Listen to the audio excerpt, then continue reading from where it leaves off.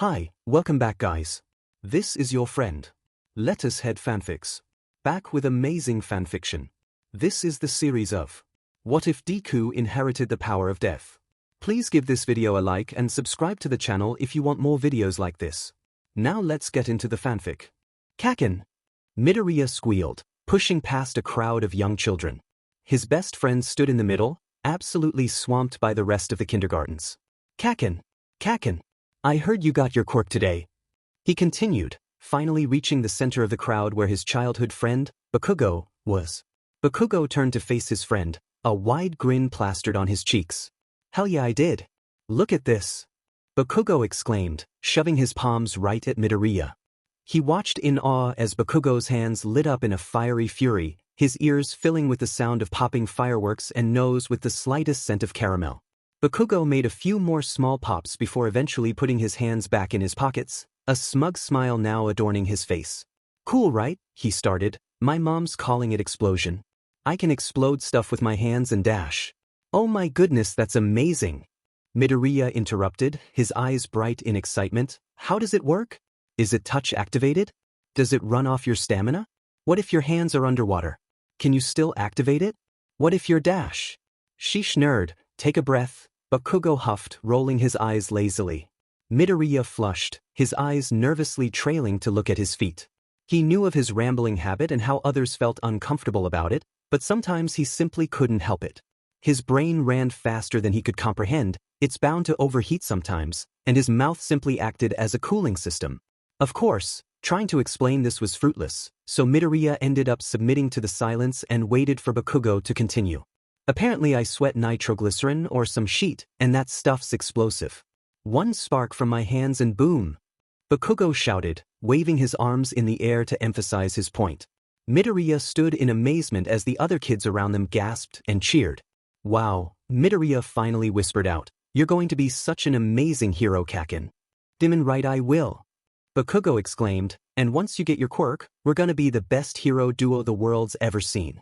With me as a pro, and you as my sidekick, nothing can stop us. Not even All Might. Midoriya nodded eagerly, brushing off the sidekick comment. Sure, he wanted to work with Bakugo, but he needed to be his own hero first. A hero that was strong enough to help even if there was no one else around. A hero that could save everybody no matter what. A hero that always smiled. Yeah. I can't wait. He responded. A hero like All Might.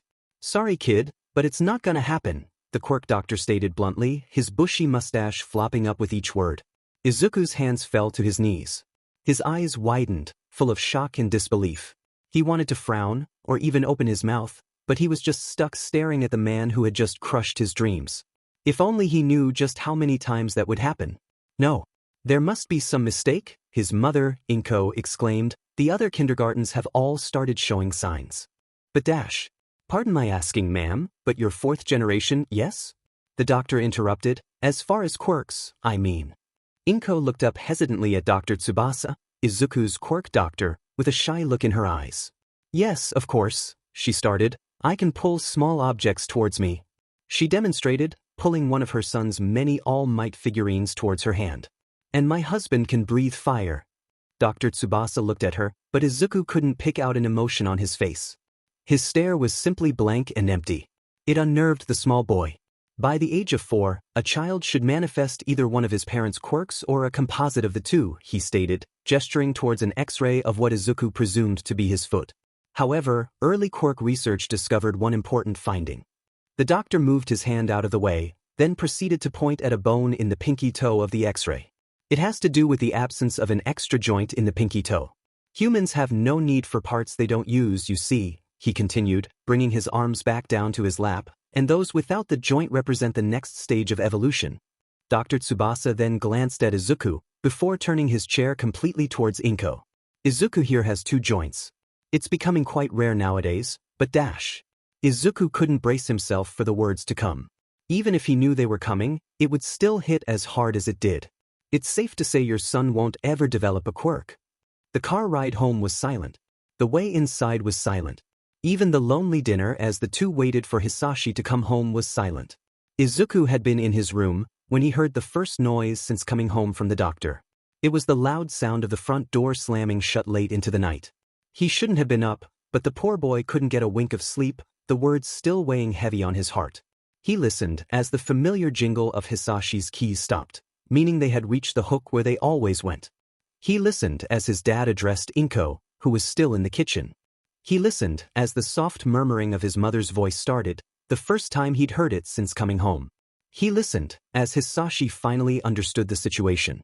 That was when he had wished he could stop listening. Hisashi's voice picked up until it was full-blown yelling. He could hear his mother crying back. Her soggy voice was a direct contrast to Hisashi's loud, violent screaming. He tried to shut their voices out as best he could, but it was really no use.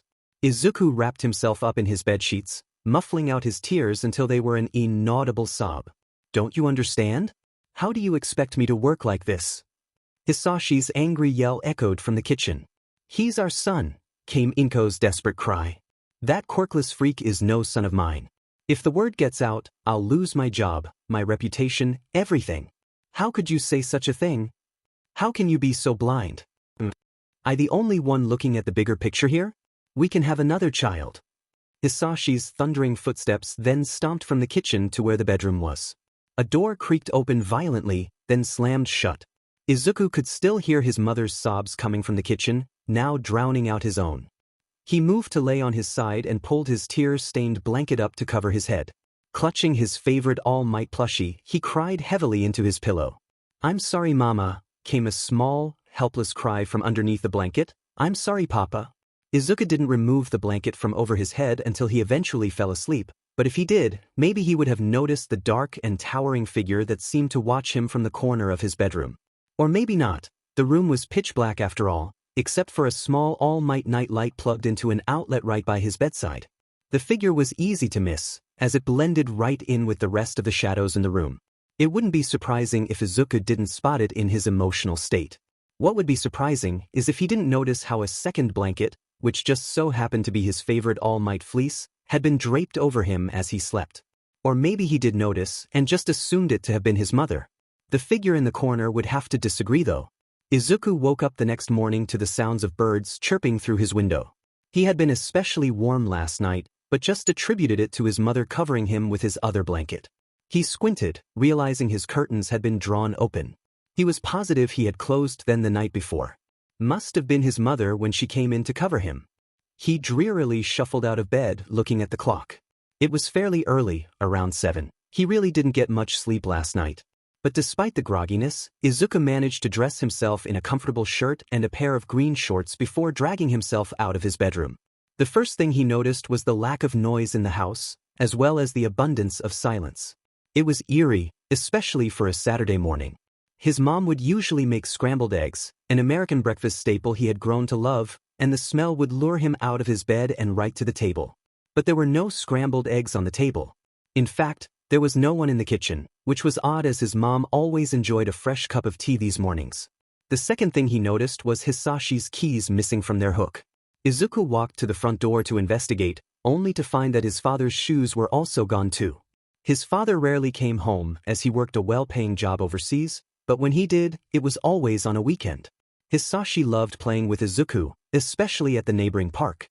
And on Sunday nights, Izuku would always wish that his dad could stay longer. But alas, on Monday mornings he would be gone again, never to return until who knew when. However, his father leaving in the middle of the weekend was simply unheard of, much less on a Saturday morning. He hadn't even stayed a full day. Izuku shook his head. His dad was probably just getting some groceries. Maybe they had run out of eggs. The third thing he noticed was a note taped to the refrigerator door. It was written in his mother's handwriting, the slight curves to her T's and I's giving it away. Izuku pulled it off the refrigerator and brought it close to his face. "Dear Izuku, just wanted to tell you that I went out to buy some eggs. I doubt you'll be up to read this, but I wrote it just in case. I'm not sure where your father is, but if he comes home before I do, please be good. Call me on the house phone if you need anything. You should remember my number. Love, Mommy." Izuku opened the fridge. There were still 9 eggs left in the crate. He sighed and closed the refrigerator door, moving over to the couch and reached for the remote. If he had his mother's quirk, he wouldn't have to reach. Flipping through the channels, he hoped he could catch some of the early morning cartoons he usually missed. Maybe he could find a new episode of Mighty Adventures, a popular All Might-themed cartoon show. He'd even be content with a rerun at this point. Anything to boost his dreary spirit. A noise came from the kitchen though, stopping his surfing in its tracks. He turned towards the sound, not really knowing what to expect. But he certainly wasn't expecting this. A tall, shadowy figure stood right between the kitchen and the living room. Izuku couldn't make out any facial features as a dark hood was draped over its head. The inside of the hood was pitch black, and despite his squinting he could not see inside. The hood was attached to a long flowing robe that hung heavily over its thin form, the sleeves and ends obviously too long. A rope dangled from its neck, with a small stone-looking object tied to it. The gray oval-shaped item looked to be painted with swirls and specks. Izuku was torn on whether to feel amazed or terrified at the thought of a stranger in his home. He knew his emotions were thoroughly out of whack from yesterday, but even through his stupor and astonishment, he still managed to do what was considerably the dumbest thing he could have done in the moment. "Are you my quirk, mister?" Izuku stammered out, though not stuttering, just simply confused by the situation in front of him. "I am much worse, dear child," the figure said, a hint of sadness underlying in his voice. This is the unorthodox way that Japan's death met his successor, where he has come to regret his retirement, wishing he would have stayed active for at least another decade or two. This is the first conversation Izuku ever had with Gami, who would go on to be one of Izuku's closest friends, and eventually a part of his new family. And this is the story of how a quirkless boy became the greatest hero that Japan had ever seen, while also becoming the first hero death in the history of existence. Izuku wasn't sure exactly how the situation in front of him had come to pass. His young, 4-year-old head was doing its best to process the words coming out of the figure. He was so immersed by the complexity of this whole thing that Izuku completely missed the fact that the figure had sat next to him on the couch. "So let me get this straight," Izuku started. "You are death." "I was death." "So you're not death anymore?" "Yes." "How does that even work?" Izuku sighed in desperation. "That doesn't even make sense." "I believe there are more pressing matters to deal with," he stated calmly, not at all annoyed by Izuku's endless questioning. Izuku looked up curiously. That was true. The figure hadn't really explained his purpose or objective to the boy yet. It made him wonder why a being like himself would reveal his existence to a mere 4-year-old child. A quirkless one at that. "As I said before, I was the embodiment of death at one point," he continued. "It was my job to collect and sort the souls of all who roamed in my territory dash." "Wait, territory?" Izuku interrupted. "There's more than one of you?" "Yes," the figure put quite bluntly, "there are billions of souls on this plane. I would get quite overwhelmed if I was alone." "Ah, that is fair," Izuku murmured softly. The man continued, "The role of death is oddly similar to an ordinary job. We are allowed to retire and pass our job to others. Though, not without serving a minimum of a century's work." "A century?" Izuku cried. "Yes, that is the minimum, but many deaths work for much longer. I personally do not remember how long I worked. I stopped counting 5 centuries in." "Wow," Izuku stammered, "that's a long time." "Yes, but that is besides the point." He paused for a moment, looking at the boy. Izuku couldn't pick up on any facial expressions obviously, but by the way his shoulders slouched, he could tell these next few words were weighing on the mysterious man. "Once a death wishes to be at peace, we are relieved from our duties. Someone else must take our place though. Our successors are not of our choosing." He stopped for a moment, before continuing with his thought. "No one knows who chooses them really, but the previous death must meet with their successor to properly teach them how to execute the role." It was at that moment that Izuku's 4-year-old brain finally put the pieces together. With wide eyes, he finally broke eye contact with the figure, staring at his hands while picking at them nervously.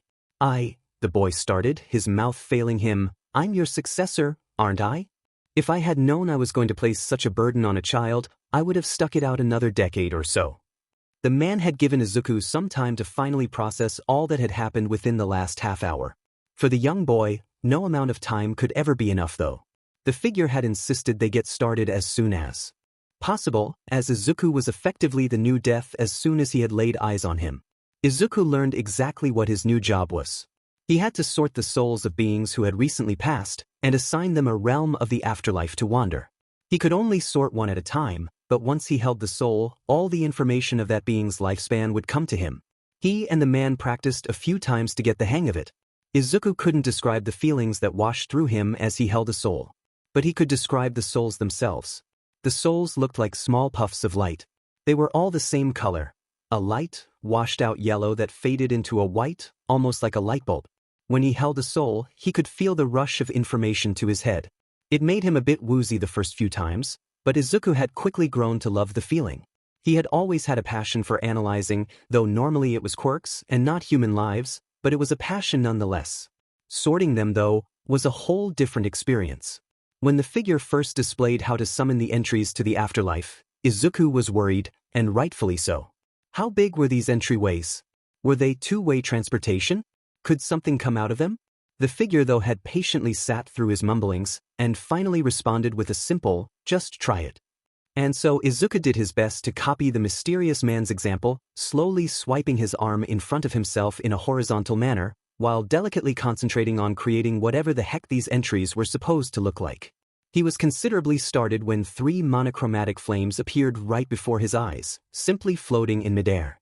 There are 3 main layers to the afterlife. The figure began suddenly, startling the poor child even more. There is paradise, he stated, gesturing towards the first flame on the left, a white one that seemed to shine happily, for those who have done good in their lifespan, or properly made up for their evils. The figure then shifted towards a dreary, black flame all the way on the right, completely skipping the one in the middle. There is the underworld, he continued, for those who have committed considerable evils in their lifespan and could not make up for them. Finally, the figure turned to face the final flame, a light gray one that seemed to sway as if there was a light breeze coming from somewhere. Then there is purgatory, he finished, for those who had unfinished business in this plane or have committed minor evils and could not make up for them. Some souls simply wander purgatory because they are confused and cannot accept their situation. Unlike the other 2 areas, souls in purgatory have a second chance to be moved to paradise or the underworld, though that decision isn't up to you. He stopped talking, giving the child time to register this new information. It was a lot for the young boy to take in, but he did his best to understand the gravity of the situation. Somehow, through the muddy thoughts of All Might and Kaken and his parents and quirks, Izuku's head realized just how important of a job he had. Something he really couldn't afford to joke around with, unlike the earlier topics. You must decide where each soul will go, that is your job. What? The boy exclaimed. But that's a huge responsibility. What if I get it wrong or I don't do good enough? What will happen to Dash? You were chosen for this, he explained. They must have faith in you. Besides, if those who run each realm do not agree, they will simply send the soul back to you. Though that is usually unlikely. I can only remember a few instances for myself each century. Izuku let out an audible sigh of relief at the figure's encouragement. Though, I must mention that each soul must be sorted and sent off within 24 hours of you receiving it, he added suddenly. This is one of the few major rules. The higher-ups do not take lightly when this rule is broken. Izuku's relief quickly turned to sheer horror. But there are hundreds of souls here, he exclaimed, swinging his arms around himself to emphasize his point. We got to get started like right now. And so Izuku began sorting his first ever batch of souls, with the figure's guidance of course. It was a lot of pressure to handle. He was really surprised the child didn't break down at the sight of this responsibility. But Izuku managed to hold it all in, and honed in on the task at hand.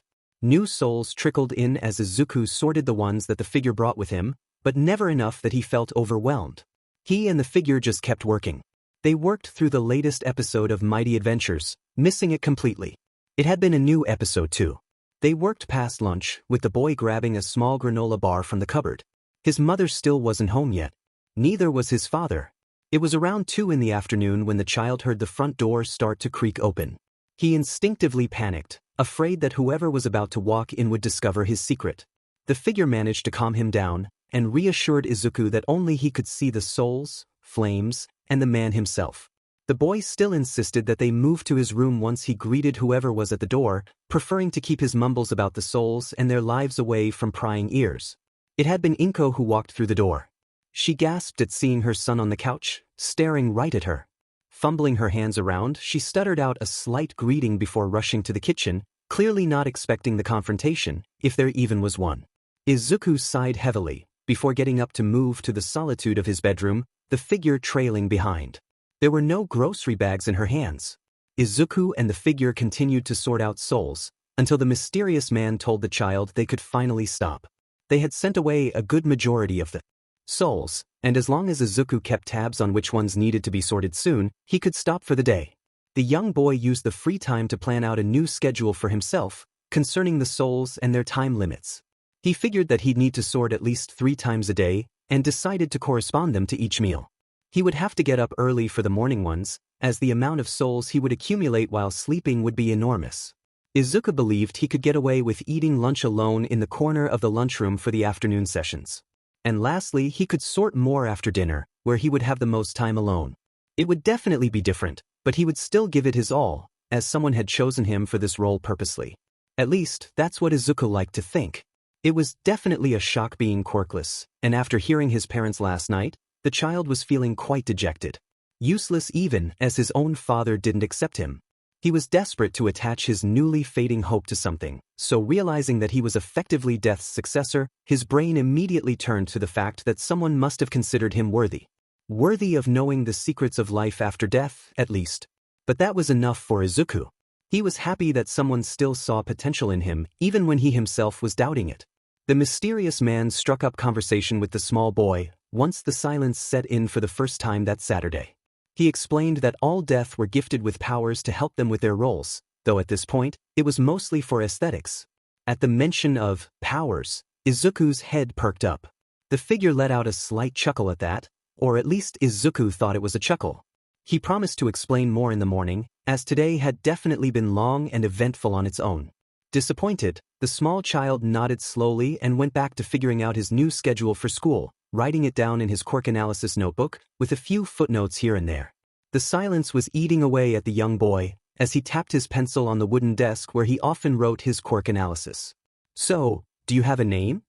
Izuku started, seemingly out of nowhere. I mean, I can't keep calling you Mr. all the time. Well, I won't be around much longer, the figure responded. What? What do you mean? Izuku cried in disbelief. The mysterious man couldn't leave him yet. They had gotten along so well.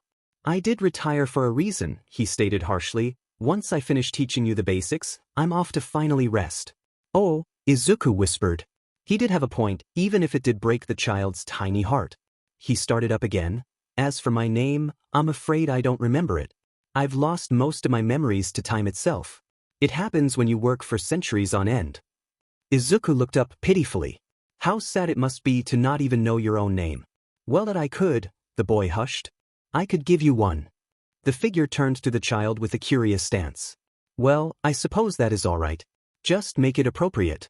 Izuku grinned widely, bouncing in his chair. His mind picked itself for a good name that the man might enjoy. Something classy? Or maybe something more unique? Izuku wasn't too sure what his preferences might be. What about Gami? Izuku murmured. The man shifted his head, but made no noise that confirmed or denied the name. Izuku became nervous and focused more on his hands. Like Shinigami, but shorter, since you were a Death at one point. It fits you, but leaves just enough mystery to grow into its own name, completely separate from its original meaning. The figure stared blankly for a few more seconds. Gami, I like it. Izuku was pleased with himself, and Gami couldn't help but relax at the sight of the cheerful, 4-year-old boy happily swaying in his chair. Ah, the sight of childhood innocence. What a wonderfully ignorant feeling. Gami felt slightly uplifted at the fact that Izuku was in his own little world right now. Hopefully he would stay that way for the night. Then maybe Izuku wouldn't have to hear the fact that 2 voices were currently screaming at each other in the kitchen. Gami really didn't like that man. Izuku woke up the next morning with a groan, squinting as he sat up from his bed. The curtains had been widely drawn and the early sunrise was seeping through his windows. This must have been Gami's way of waking him up, and while Izuku appreciated it, he sure wasn't used to waking up this early. The boy turned to the all-might clock that rested on his nightstand. It displayed a bright 5:34 a.m. in a red glow. Izuku sighed and turned off the clock so the programmed alarm wouldn't ring, then headed towards his desk. Adjusting to this new schedule might be harder than he initially thought. Quietly, Izuku pulled out the chair, before plopping himself down and scooting it back in place. Gami watched proudly as the small child waved out his hand, summoning the monochromatic flames effortlessly. He then reached a thin hand for one of the many souls surrounding the boy before picking it up and handing it to him. Here, Gami stated softly, I will bring you the ones closest to expiring. That way you can work more efficiently. Izuku managed to lift his tired face into a smile that simply lit up Gami's dull heart. He couldn't explain it, but seeing the young boy so happy filled him with such a warm and comforting feeling. It was like Izuku's positivity radiated off of him, as if it was contagious. He wanted so badly to get attached, but he reminded himself that he was only here to help Izuku learn his new role. After all, he retired so that he could finally move on. There was just no way he could let himself get attached. "Ah, thank you, Gami," Izuku whispered tiredly, grabbing the orb of light that his friend had handed him. Could he even consider Gami a friend? Izuku wanted to, but he wasn't sure the man had felt the same. Hearing him say that his stay was only temporary brought heaviness to the boy's heart. He enjoyed Gami's company so much even though they had met less than a day ago. But who was he to deny the rest of a man who had worked non-stop for over 5 centuries? Trying to keep Gami around for his own happiness just seemed too cruel. The two of them didn't say any of this out loud, of course. They just continued to work in silence, Gami passing souls to Izuku as he sorted them. They flowed together rather well, like a well-oiled machine. The silence wasn't necessarily awkward, both of them could tell the other was itching to speak, but silence was appropriate for the moment. For Gami, it was early and Izuku was still tired. He didn't want to wear the boy down more than he already was. For Izuku, it was early and his parents were still asleep. Sure, he wanted to talk with Gami, but the fear of one of his parents stumbling in on him sitting at his desk, seemingly talking to no one, early in the morning was enough to keep him silent. It was around 6:15-ish when the silence was disturbed, not by one of them, but by the sound of a door closing. Izuku froze in his tracks, completely still, and slowly turned his head towards the door. He could hear footsteps in the hallway coming towards his room. He turned to Gami, unsure of what to do as the footsteps came closer. Gami shrugged indifferently, but Izuku could tell by his posture that the man was panicked as well. Trying to get back to bed wasn't an option, as he would make way too much noise and give himself away, nor was hiding under his desk, as whoever walked in would clearly see that the room was empty and start searching for Izuku, which would only lead to more problems. So Izuku braced himself as the footsteps got even closer, rehearsing a half-baked explanation of exactly what he was doing out of bed. But the footsteps didn't stop at his door like he was expecting. Instead, they walked right past it and continued down the hallway. Izuku let out an inaudible breath he didn't know he was holding, and slowly got out of the desk chair. Ever so quietly, he creeped towards his door, and pressed his ear against the hardwood. Gami followed him silently and stood at the wall next to the door. There, the two listened. They listened as the footsteps finally stopped, reaching what Izuku assumed to be the front door. They listened as he could make out the sound of shoes being slipped on and sliding against the doormat. They listened as the familiar jingle of keys being taken off their designated hook rang out in the hallway, just soft enough that anyone asleep would completely miss it. They listened as the front door opened and then closed. Izuku managed to get back to working after the tension of almost getting caught but not really. He and Gami had no further interruptions for the rest of the morning. It was only around 2 hours later, about 8-ish, that Gami insisted that the boy could stop, clarifying that the oldest soul currently still had 8 hours left before it reached the time limit. Izuku sighed in content, leaning back in his chair to relax. It was still early and he doubted that his mother was up yet. Looking around, he figured it wouldn't be too bad if he left his room. So that's what the boy did, carefully opening his bedroom door so as to not make a sound, Gami close behind. He slinked into the kitchen, grabbing the box of Mighty Smacks cereal quietly from the countertop. It was his favorite cereal, though quite sugary. He poured himself a bowl as best he could, spilling a bit here and there. Putting the box back and cleaning up his mess, Izuku took his dry cereal to the living room, where he softly dropped himself on the couch. Gami followed him into the room but trailed behind, looking around the room itself. There were few pictures on the walls, but most of them were of Izuku and his mother. They looked happy together, with the young boy smiling brightly in each one. Inko smiled as well, but nothing could ever compare to the ball of sunshine that was his successor.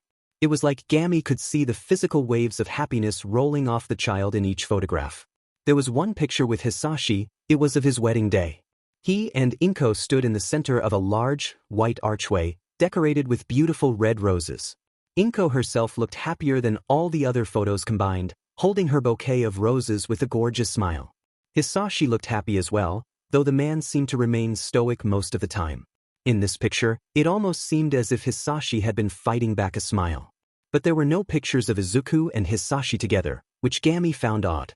Sure, he didn't like the man, but it didn't make much sense for a father to not have any photos with his son. He had only been around Izuku for a day, but judging off of that, he could see that his successor didn't have a good relationship with the man, at least not anymore.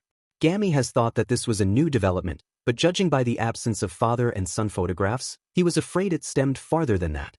Of course, he wouldn't dare ask. The boy was probably still overwhelmed with all the responsibility he'd had to tackle in the last day. Gami didn't want to burden him more with bad memories. "Hey Gami, are you going to sit?" Izuku piped up, patting his small hand on the empty spot of the couch. The man didn't realize he had been staring at the wall for so long, but he nodded his head and moved over to the couch. The child smirked as he turned on the TV, immediately beelining for a specific channel. Izuku inwardly cheered as he saw that the channel was playing the new Mighty Adventures episode he had missed the other day. Putting down the remote, he happily smacked away at his cereal, content in the moment. Gami didn't understand the appeal of the show. He for one thought the main character, Mighty Man, was foolish and reckless, overall a bad example for young children to be looking up to. But seeing the smile on his successor's face, Gami pushed those thoughts away. If Izuku liked it, then Gami would give it a chance. Inko definitely was startled seeing her son up so early, watching Mighty Adventures while eating cereal. She really hadn't expected him to be up, so she fumbled out a "good morning" before rushing to the kitchen. She kept telling herself that her son must have some crazy new schedule, but in reality, she knew exactly what it was. It was the same thing eating at her as well. The part 2 nights had been stressful for the mom. She felt torn in 2 directions. She could understand where her husband was coming from, but at the same time, Izuku was her son. She couldn't just leave him. He was 4, for goodness sake. She shook her head sadly, pouring herself a warm cup of tea. She just needed more time to think, that was all. Seeing Izuku up so early didn't really help with her guilt either. In the rush of the moment, Inko made a poor decision, the first of many to come. "Izuku," she started, suddenly pouring her cup of tea into a thermos, "I'm going out to buy some groceries." Her son turned to her, pausing his cartoon, looking as if he wanted to say something. His eyes were big, watery, and sad. Inko jerked her head away from him quickly, not wanting to see his expression or feel the guilt after. Unbeknownst to her at her actions, Izuku grew even more depressed, feeling more unwanted than ever. "Okay mama," he whimpered. Goodness, his voice sounded so pathetic. Inko cringed, desperate to leave the situation. "You know the rules. No leaving the house for any reason. If you need me call," she repeated monotonously, quickly adding on, "if your father comes home, be good." The child just nodded his head, not trusting his voice to respond without crying. Inko left in a rush, not even bothering to grab a jacket or her purse. Gami could feel the sadness coming off his successor, and honestly, he couldn't blame him. What his mother had just done was harsh and ignorant, and frankly, he was starting to believe all the adults in this household were complete idiots. Gami had never been good with kids, but seeing the boy look so dejected left a sour taste in his mouth, so he did his best. "I did promise you that I would explain about those powers," he piped up, remembering Izuku's bright face when he first mentioned them yesterday. "Though, I will alert you that they are not easy to control." Izuku's head shot up, wide-eyed and curious. "But I suppose that will not stop you." The child shook his head, eager to know where Gami was going. The episode of Mighty Adventures was still paused. The man put his hands forth, gesturing for the boy to meet them. Izuku hesitantly raised his arms to touch Gami's. He was expecting that man to be ice cold, and he was. Gami's skeletal hands that peeked out from under his sleeves were so freezing, he almost flinched away from the touch. But the figure didn't seem to notice, now grasping Izuku's small wrists in each hand. "The first ability I will educate you on is named Death's Touch," he pressed on, "and we are starting with it first because it is the most dangerous." The child grew doe-eyed at the name of this power. Death's Touch, did that mean he could kill what he touched? Izuku shivered at the fact, or it could have been Gami's ice-cold hands, he wasn't too sure at this point. Death's Touch works similarly to a decay quirk. He tried to put it in the best way for his successor to understand. It begins to decay anything you touch, regardless of the amount of fingers. That is why I grabbed your hands. It is known to escalate with one's emotional state. Well, that's fair, Izuku thought. He probably would have grabbed the couch in terror if Gami wasn't holding on to him. Your subconscious controls this ability. However, with the proper training, you can learn to control certain aspects of this power. We cannot practice now, unfortunately, as you would likely destroy many things in this house. However, we can tomorrow as you will be outside for recess. The boy nodded at that. The woods during recess was probably the best place to practice. He just had to make sure Kakin or the others didn't go with him. For now, just be wary of what you touch. You may accidentally activate it. Izuku gulped nervously. How hard could that be? A few spoons and a cabinet handle were missing by the time Inko came home. Izuku had been sorting his nightly batch of souls when his father came home. He had tried to drown out the yelling, but nothing could do much against his father's harsh and violent voice. Gami was trying his best to distract him, but there was only so much the poor man could do. The boy just took a deep breath and intensified his gaze on the soul in his hands. He hummed quietly to himself, just a last-ditch attempt to fill his mind with anything but yelling. Izuku was sure it would pass, as it did for the nights before. He just needed to wait. Then, a slap echoed from the kitchen. His mother's voice stopped. Izuku froze in his tracks for the second time that day. All he could hear was his father's yelling, not his own humming, not Gami's desperate cries to grab his attention, not even his mother. The child didn't realize he had gotten up from his chair. He didn't realize he had left the safety of his bedroom. He didn't realize that he was now standing in the kitchen, shielding his mother's fallen body with his own. "Papa, please stop," Izuku cried, not knowing what else to do. He raised his hands out at his sides, trying to take the target off his mother. "You quirkless misfit," Hisashi yelled, "get out of my way." He cried harder, "Please, Papa, please." "I said get out of my way." Izuku didn't really remember much after that. Just that he was hot. So hot. His chest felt the worst though. It was hot and itchy and the boy just wanted to scratch it. Although he did remember his mother's screams, hopefully she didn't get hurt. If only he was stronger. If only he had a quirk. Then maybe he could have protected his mama better. Her scream will forever haunt him. He also remembered Hisashi saying something to him, but not exactly what. What he did remember was the laughing. His father's laughter, bouncing around in his head, taunting him, like hyena cackling, but with a slight cough to it. Almost like his father's throat was filled with smoke. His eyes were screwed shut, so all he could hear was the laughing. What was so funny, especially when Izuku was hurting? He wished he could have asked. Maybe next weekend, maybe next visit. The next visit never comes. Izuku woke up for school the next day with bandages wrapped around his chest and shoulder. It still burns. Gami is at his bedside, asking if he is all right. Izuku really isn't sure. On his way out, the boy sneaks a glance at his mother in her bedroom. She doesn't have any bandages. School itself had really been awful. Word had somehow gotten around that Midoriya was quirkless. He hadn't even said anything yet. The children were just about as accepting as his father. They surrounded him like they did when Kakin got his quirk, but it clearly wasn't the same. He wished that they would at least stop hitting the spot where his bandages are. But surprisingly, it wasn't one of the punches that hurt the most. It was what Kakin, his bestest friend in the whole wide world, said to him. "What a disappointment," he started. "I can't have a worthless Deku as my sidekick." But Kakin," Midoriya cried, "I can still be a hero. We can still save people together." "You really don't get it," Bakugo continued. "How the hell can a quirkless, useless Deku like you ever be a hero?" Midoriya had never wanted to cry harder than in that moment. He felt so lost, so alone. The only thing reminding him that he still existed was Gami's hand ruffling his hair. The only thing he was looking forward to at this point was Gami's company. Recess can't come fast enough. So Death's touch works like a decay quirk. It affects both living and non-living things. Midoriya did his best to pay attention. Right now, this power is extremely volatile. You could end up accidentally decaying something you didn't mean to. But with the right practice, you can learn to control it better. Gami pointed one of his thin fingers towards a leaf lying on the ground. "Pick up that leaf over there, and then decay it." Midoriya went to grab the leaf, but just as he touched it, it shriveled up completely and wilted away. Gami looked a bit confused, but the child couldn't really tell. "Try that other leaf," he said, gesturing towards another fallen leaf. The boy went to pick up the other leaf, but the exact same thing happened. Gami didn't really know what to do. "Maybe try that rock over there." Midoriya hesitantly grabbed the rock, but nothing happened.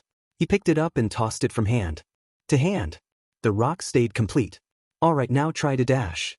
But before Gami could finish, the rock started to crack. His successor dropped the rock in something of shock and horror. The rock landed with a soft thud on the dusty ground, but continued to crack. Chunks of the stone started to flake off, before eventually the whole rock was lost to the breeze. Gami sighed. This might be harder than he thought.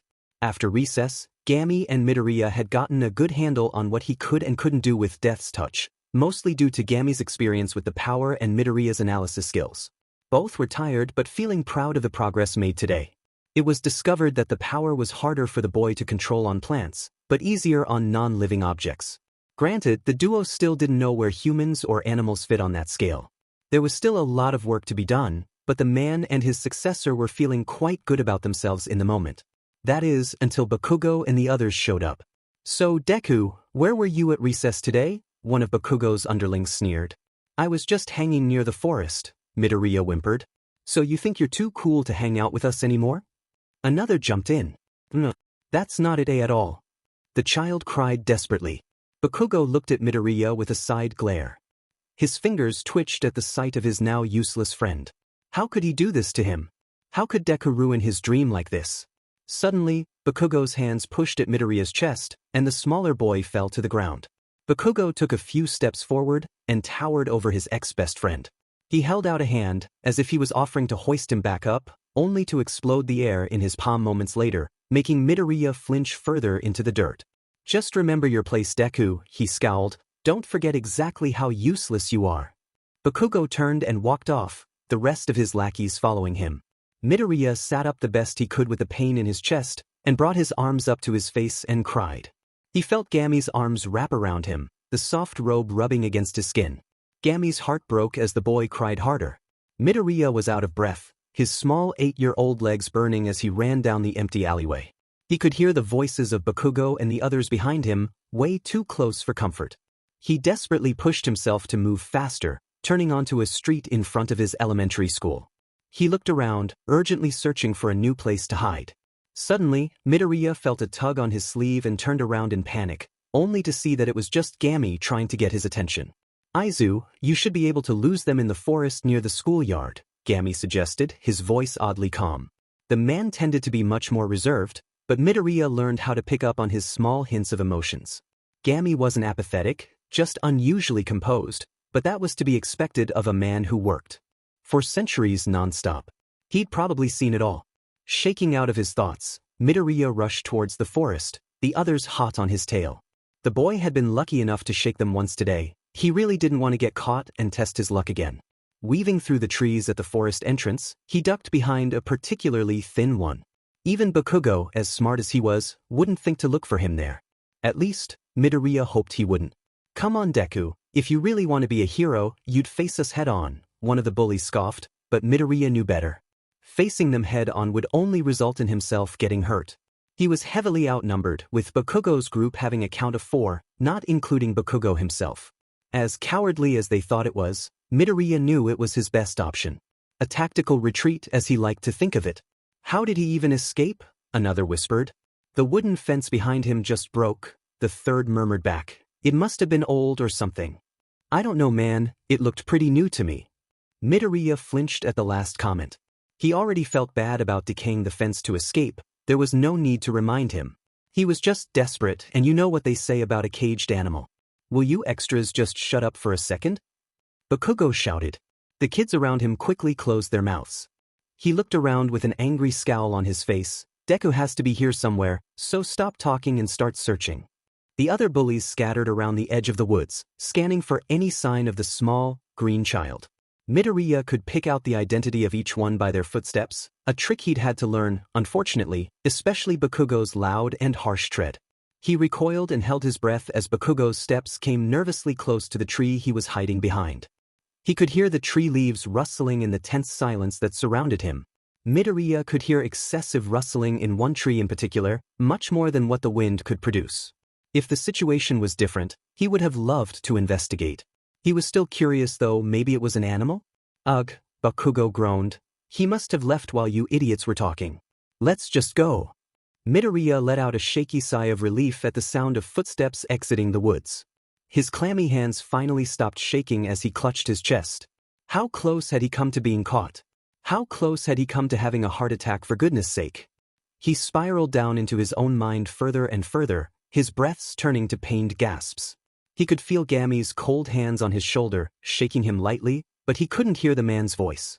All he could hear was the relentless taunting he endured each day at school. Over and over and over and over and…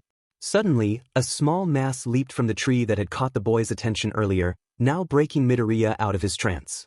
He could now hear Gami's voice, but was more focused on the meager creature strutting towards him. "Is that a cat?" Midoriya blurted out. "I believe it is," Gami responded nonchalantly. The boy looked at it with interest. It was a small, black cat, with what Midoriya assumed to be white paws. However, they were no longer white, more like a faded shade of brown from the forest dirt. Its wide, yellow eyes stared up at the child, now having arrived at his feet. He never had a cat before, much less been this close to one. Actually, Midoriya had never been this close to any animal since he gained Death's touch. The cat rubbed up against the boy's thin legs, making him flinch further into the tree he was hiding behind. He reminded himself why he could never own a pet, as much as he wanted one. "The cat seems to have taken a liking to you," the man stated. "Why don't you bring him home?" "You know I can't do that," he answered somberly. "I wouldn't even be able to touch him." He looked down at his hands in anguish. "But you have progressed so well with Death's touch in the past 4 years. "Yeah, but I don't have any control over it with animals. I've never dared to try. For what I know, the second I touch this cat, he would start to disintegrate. He's better off here." Midoriya turned away from the cat sorrowfully, ignoring the creature's meowing. He slowly made his way out of the forest, but the cat wouldn't relent, simply sticking to the boy's trail. He continued walking down the street towards his house pitifully, doing his best to avoid listening to the cat's cries. Gami stared at his successor with guilt. He wished he had waited a decade or so longer. Izuku arrived at home a bit later than usual, but wasn't too concerned. He opened the front door to find no one inside, like normal. His mother was off working her late nursing shifts, the job she picked up once Hisashi left. Hisashi never came back after that night. He actually stopped contacting the family in general. He and Inko were still legally married, but he simply stopped coming home or sending money, forcing Inko to get a job. She took up her old nursing practices and found work at a local hospital, but she always took the later shifts. Izuku hoped that she didn't have a reason behind it, but inside he knew it was to avoid seeing him. Their relationship had gotten pretty rocky since Hisashi left. He'd like to believe that she didn't blame him, but he knew better. He hated how his brain was always right. Izuku threw his tattered bag onto the couch and searched the refrigerator for leftovers. The young boy really didn't feel like cooking for himself tonight after the whole mess with Bakugo. Luckily, he found some old katsudon he made from a few nights before, so he took that out and started up the microwave to reheat it. Gami plopped himself down on the couch right next to Izuku's bag and patiently waited for his successor to turn on the TV. It wasn't long before Izuku returned with a plate of hot katsudon, setting it down on the small coffee table before grabbing the remote. He turned on the TV, immediately switching it to the channel with all the kids' cartoons.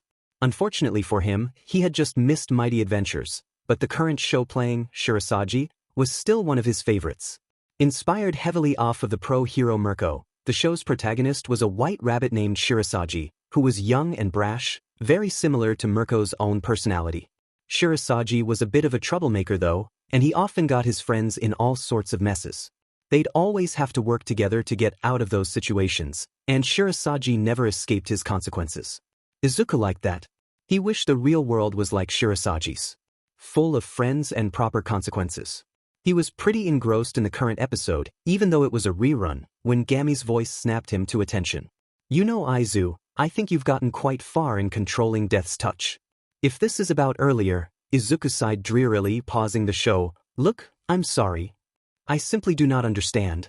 I know you cannot control it yet on plant life, but you have come so far with Death's touch in other aspects. Why are you still afraid?" The boy stared at his hands. "I'm just afraid that I'll mess up and hurt someone really bad." "What do you mean? You have learned to control it on humans. You can even start and stop the decay at will on them, as well as non-living objects.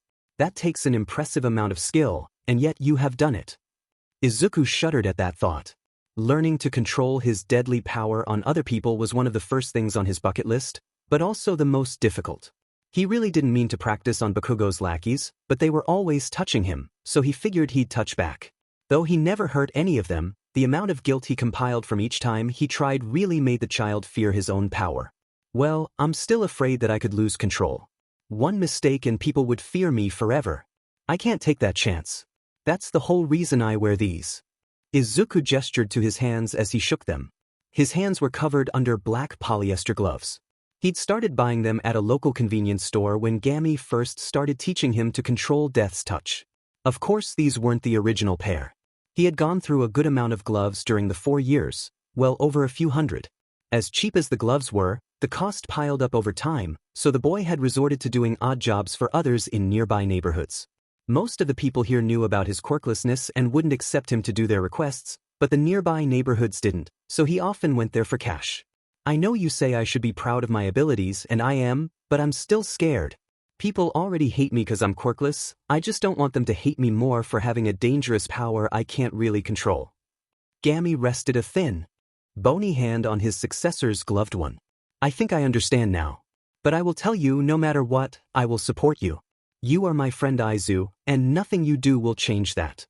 Izuku smiled at Gami's words. It was reassuring to hear them from the normally quiet man. He didn't have to respond, but Gami knew exactly what the boy was trying to say. The two of them had grown to understand each other, even without verbal communication. Gami patted the couch a few times, and Izuku chuckled before unpausing the episode of Shirasagi. Izuku and Gami had lost track of time, something they almost never did. It was too dangerous to do, kind of like forgetting to send a soul away before its limit. You just didn't forget those kinds of things. And so Izuku and Gami always remembered to file away into the former's room before Inko got home. But today was a different day.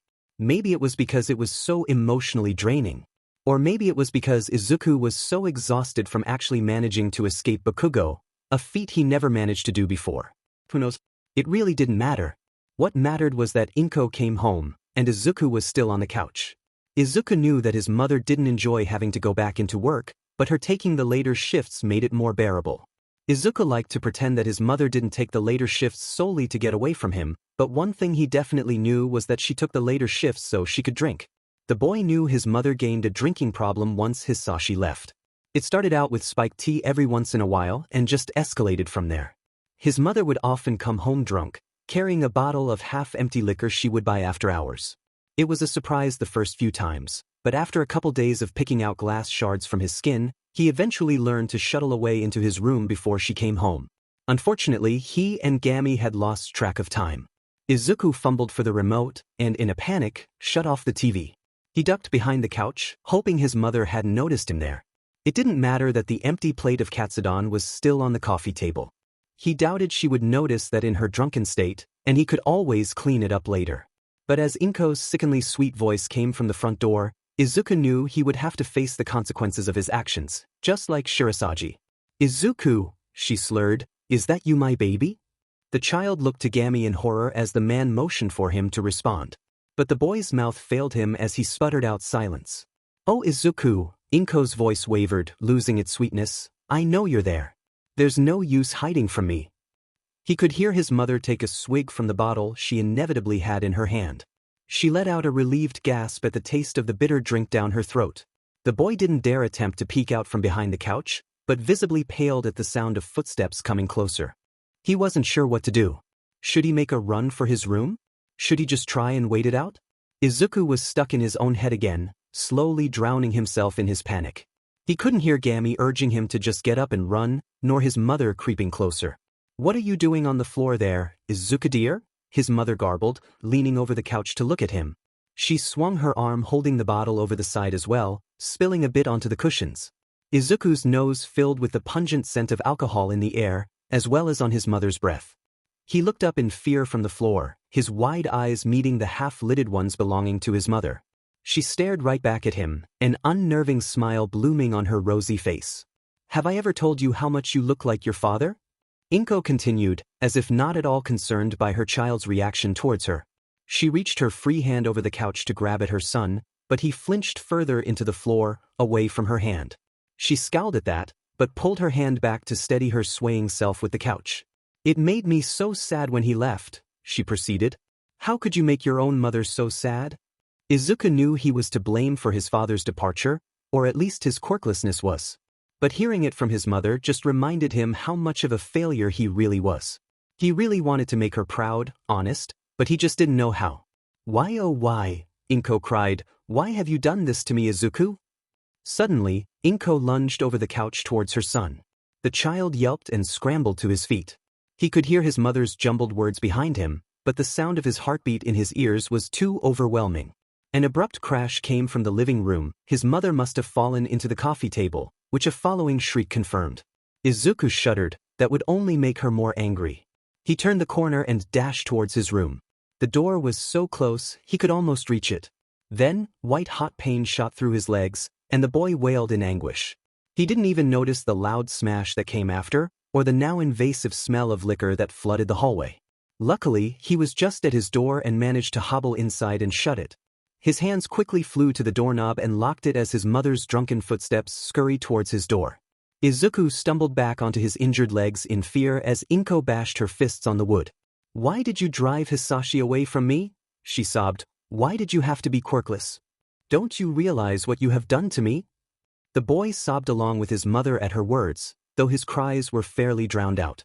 He could feel Gami's sleeved hand ruffling through his unruly hair, which made him smile a bit. He sniffled and rubbed his puffy eyes, taking the time to try and get his breathing under control. Izuku eventually managed to tune his mother's grieving out of his head until it inevitably stopped.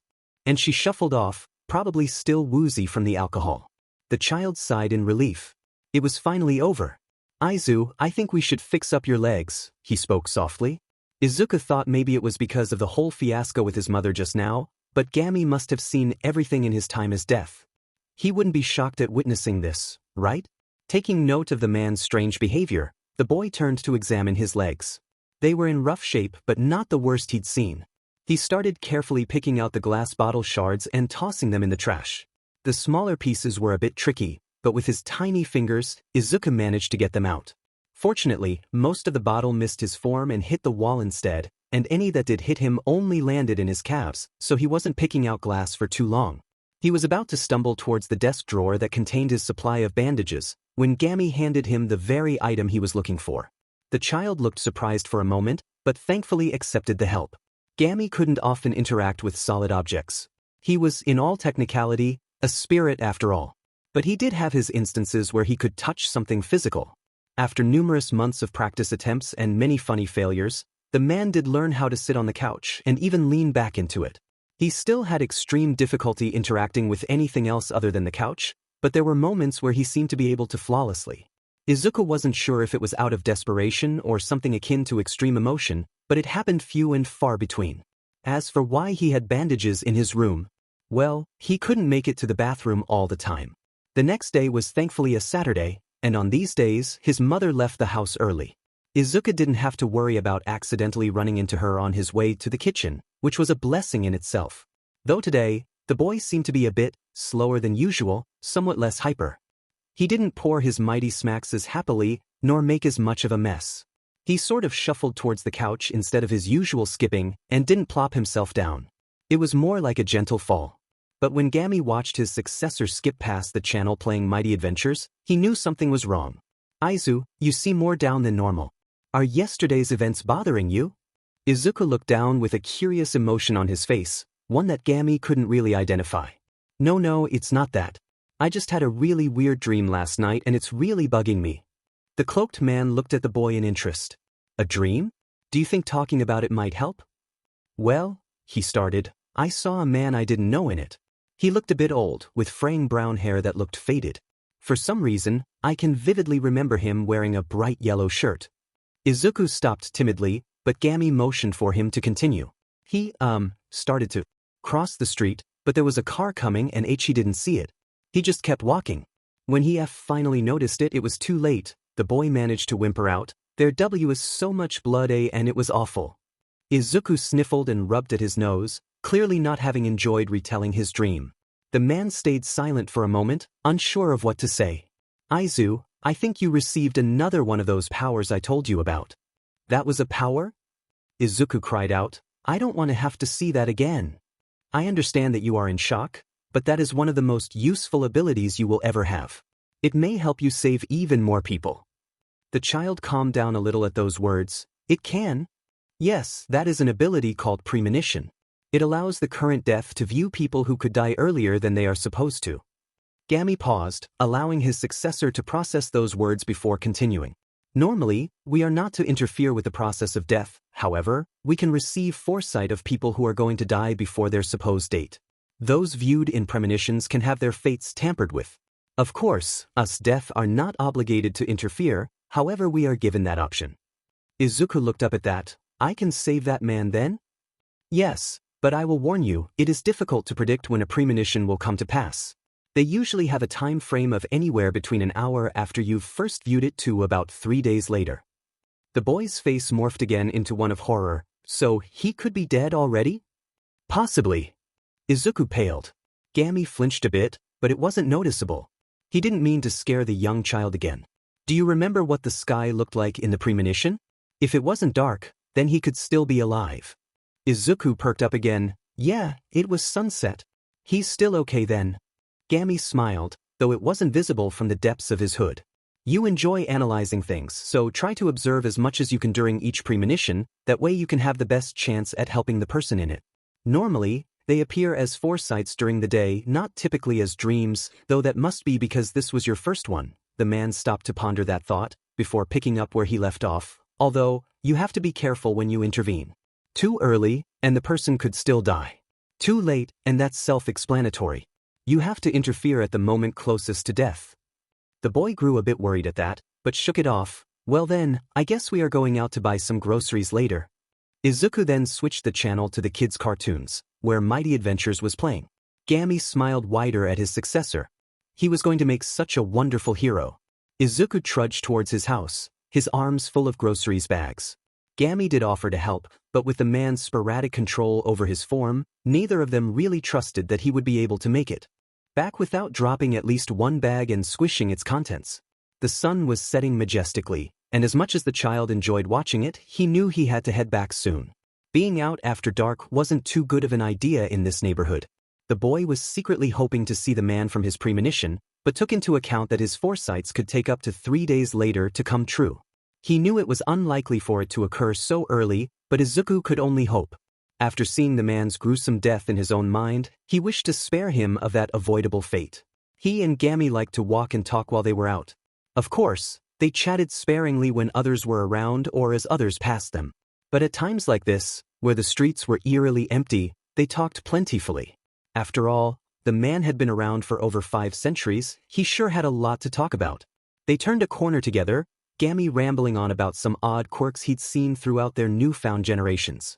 The man knew his successor enjoyed that kind of conversation, and also knew he had somehow picked up the child's rambling habit.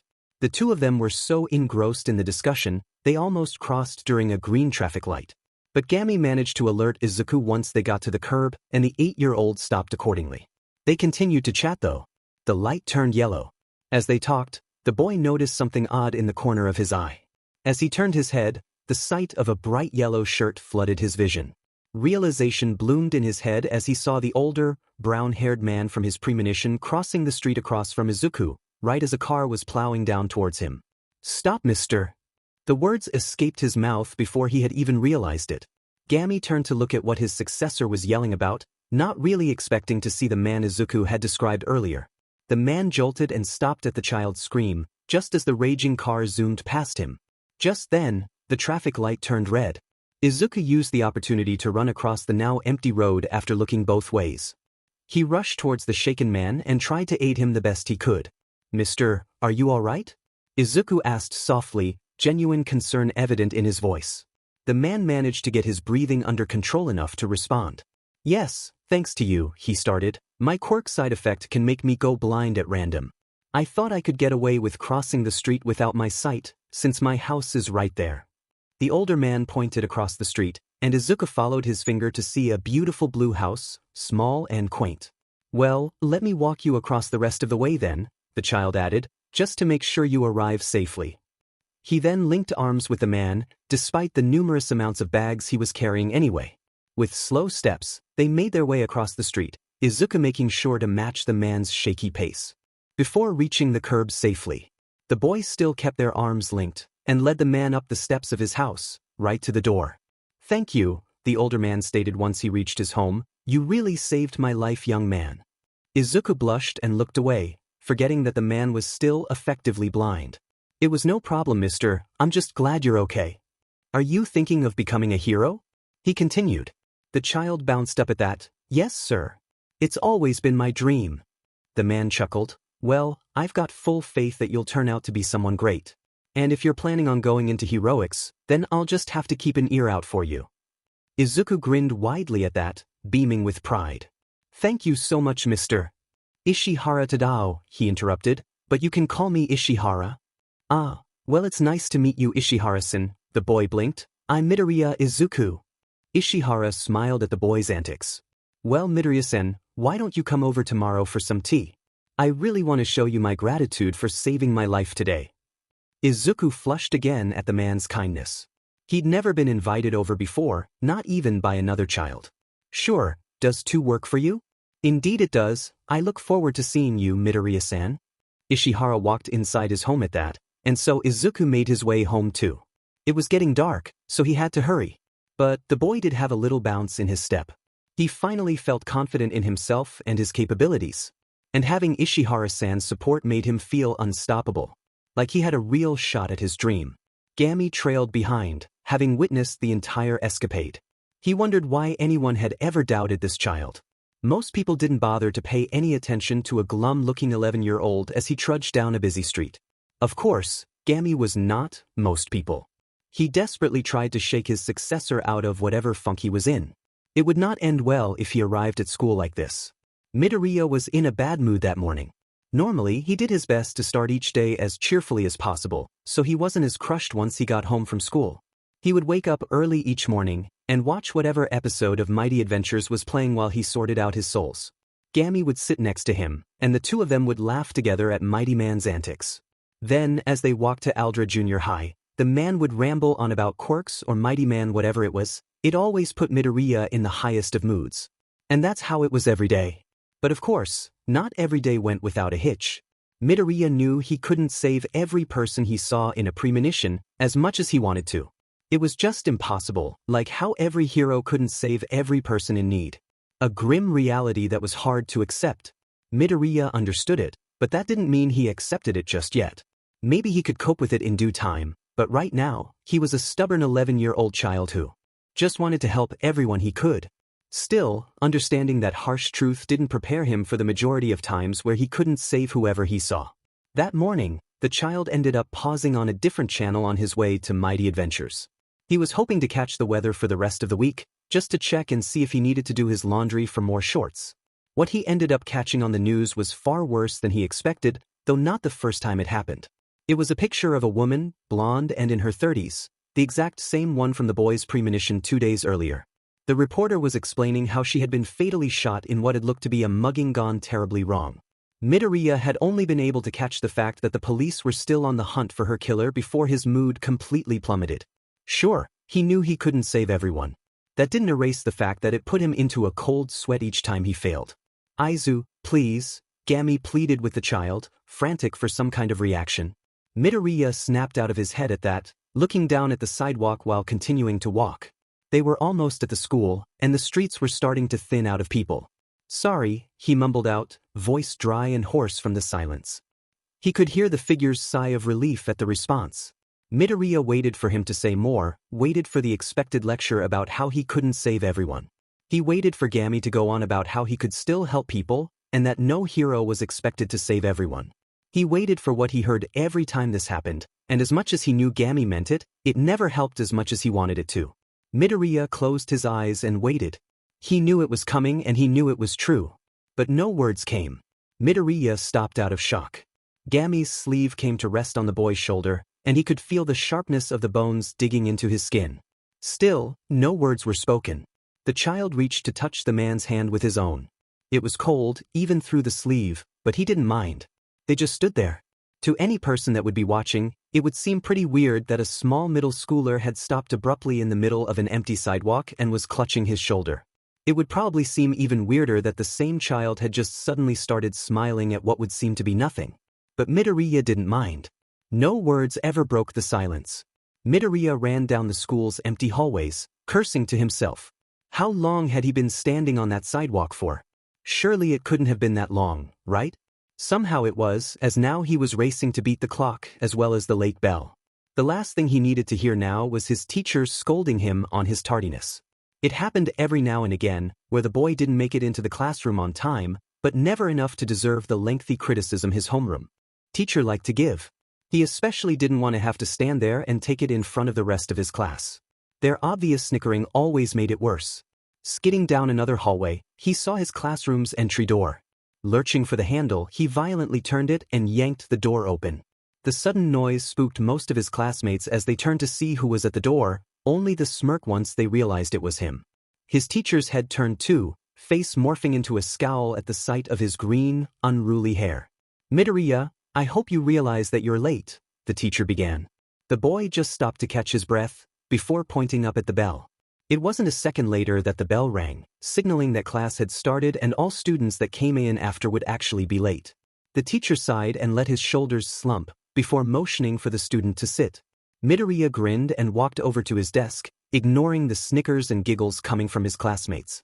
He outwitted his teacher for once, and that left him in a decent enough mood to not be bothered by his peers. That was, until one of Bakugo's crew stuck his foot right into Midoriya's path. He flailed before inevitably falling face first onto the cold tile. All the kids in the classroom, regardless if they witnessed the scene or not, immediately began to laugh.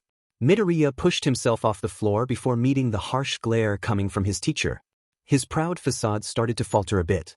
"Midoriya, get to your seat now and stop distracting the class," he berated, "before I find a reason to give you detention." The child faltered even more. He never had been to detention before. That kind of thing stayed on your school record, and if he wanted to have a shot at UA, he couldn't afford to start now.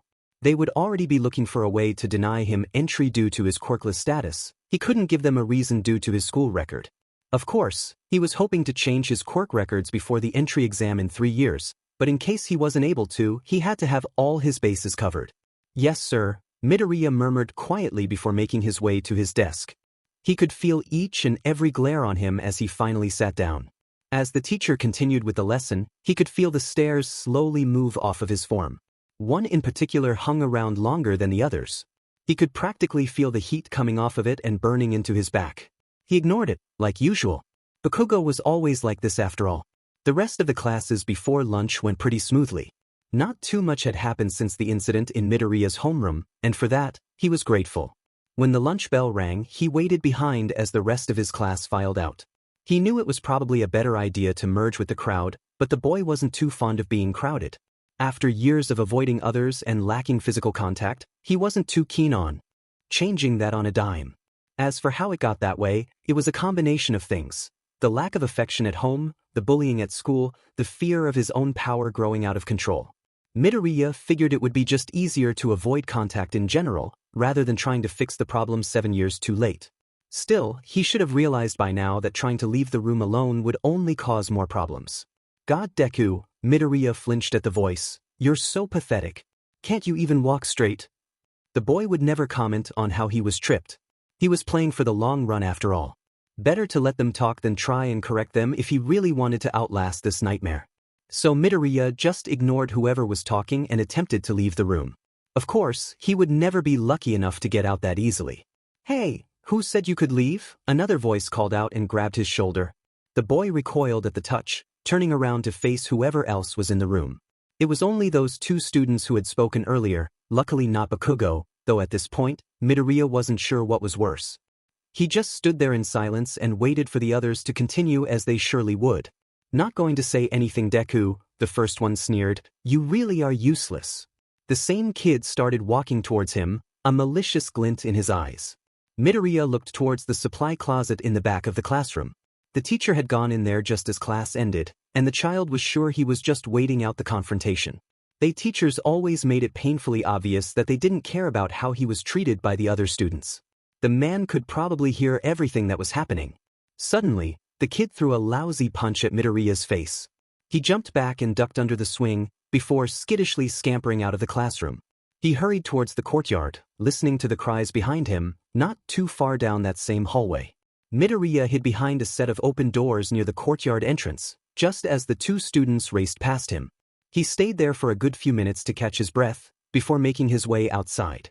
This was a natural occurrence and the boy was always prepared for those. It wasn't the first time he used this same set of double doors to hide behind either. He finally reached the courtyard of Aldra Junior High, and to his relief, it was empty like always. None of the other students really enjoyed eating away from the refreshing, air-conditioned sanctuary of the cafeteria, especially on hot days like today. This made the courtyard the perfect place to get away from it all, at least for a half hour. He could talk to Gami here and sort souls in peace. It was like a win-win.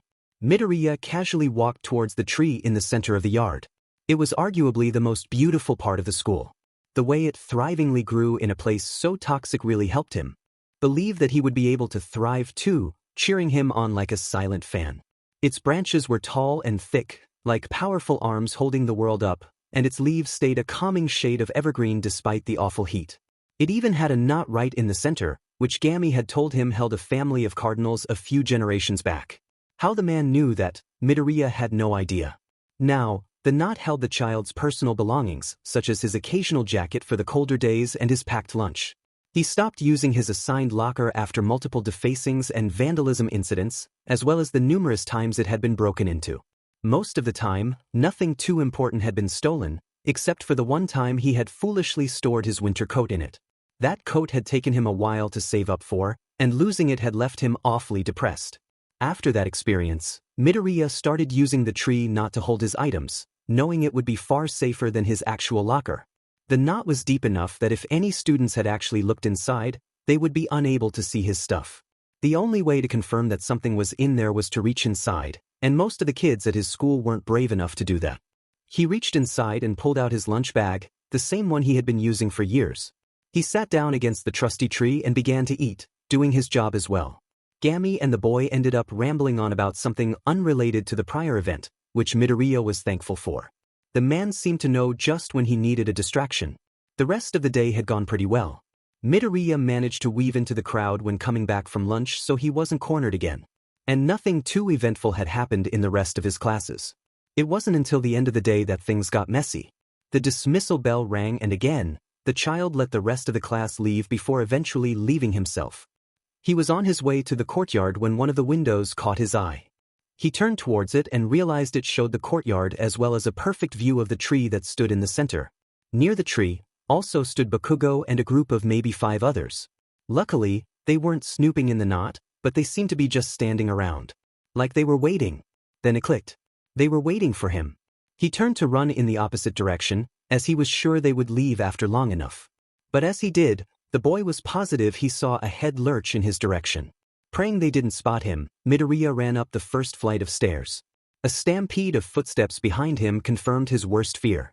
He raced down one of the hallways, listening as Bakugo's loud voice commanded the others to split up and corner him. He skidded down another hallway, the stairs to the 3rd floor in sight. His signature red sneakers squeaked loudly against the polished tile, alerting everyone of his location. He almost reached the door to the 2nd flight of stairs when one of the bullies jumped out in front of him from another hall. Midoriya dove under his outspread arms and rammed the door where the stairwell hid behind. He scrambled on all 4s up the stairs, desperately trying to regain his balance. He went up the stairs. The kid who tried to catch him bellowed. Midoriya frantically tried to think of a new place to hide. He immediately ruled out anywhere on the 3rd floor, as some kids would likely be waiting for him there. He considered the 4th floor, but decided against it for that same reason. But what else was there? The child gasped. The roof. The janitors were supposed to lock it once school ended, but they rarely ever did their job. Midoriya would just have to bank on the fact that it would be open. Otherwise, he'd be trapped in a dead end with 6 feral kids hellbent on kicking his butt. He picked up his pace and dashed further up the stairs. He could hear the shocked cries of the kids on the 3rd and 4th floors as he passed them completely. Good, he'd made the right choice. Now he had extra time to figure out what exactly he was going to do once he got to the roof. After all, it's not like he could really go anywhere else after that. Midoriya collided with the rooftop door and gave it a desperate push. To his outstanding relief, it swung open effortlessly and he almost fell right onto the ground. He could hear the voices coming up faster now. He stumbled but recovered fast enough to look around. There wasn't anywhere to hide. He was trapped. The voices had reached the roof where he was. So had the footsteps. He turned around in a panic and watched as 5 kids that liked to hang around Bakugo emerged from the stairwell. They snickered at his panicked form and started to approach him. Midoriya began to back away as they did, but eventually ran into the railing that lined the rooftop. He looked back in shock, and two of the approaching kids quickly ran to his sides to seize his arms. The boy thrashed wildly at the touch, his mind spiraling in absolute agony. He hated this. The touches released something feral in his head. He hated being touched, especially out of his control. They needed to stop. Midoriya couldn't think, his mind was spinning. Let me go. Let me go. Let me go. Let me go. A sudden sock to the face snapped him out of it. He could feel the warm blood trickle down his face. He didn't think his nose was broken, but the thick trail of red was really starting to make him doubt it. The kid that had punched him laughed and then gave him another sock to the gut. Midoriya gasped at that, choking on his own spit. The force of the blow knocked his head back and sent a few specks of blood flying off his face. His head lurched forward again and hung limply on his neck. The last two kids stayed by the rooftop door, watching everything play out. Then, a last set of loud and harsh footsteps made their way up the stairs. Midoriya lifted his head up to meet Bakugo's stare, his eyes fluttering and desperately trying to stay open. He yanked frantically on the two kids holding his arms, not sure if it was because of the touch or just to escape the current situation, but they didn't budge. Bakugo walked closer, shoving the kid that punched Midoriya out of the way. The other two kids followed close behind. Deku, he growled. The boy grimaced at the name, but kept eye contact with Bakugo. Kaken please, I haven't even done anything today. The angry blonde scowled some more. You think you're all that, don't you? What are you even talking about? The grip around his arms tightened painfully, and Midoriya yelped. Watch it, Deku, one of the boys holding his arms said. Bakugo stepped even closer, until he was right at the child's face. But even then, the timid boy never broke eye contact, and that really set Bakugo off. What was he trying for?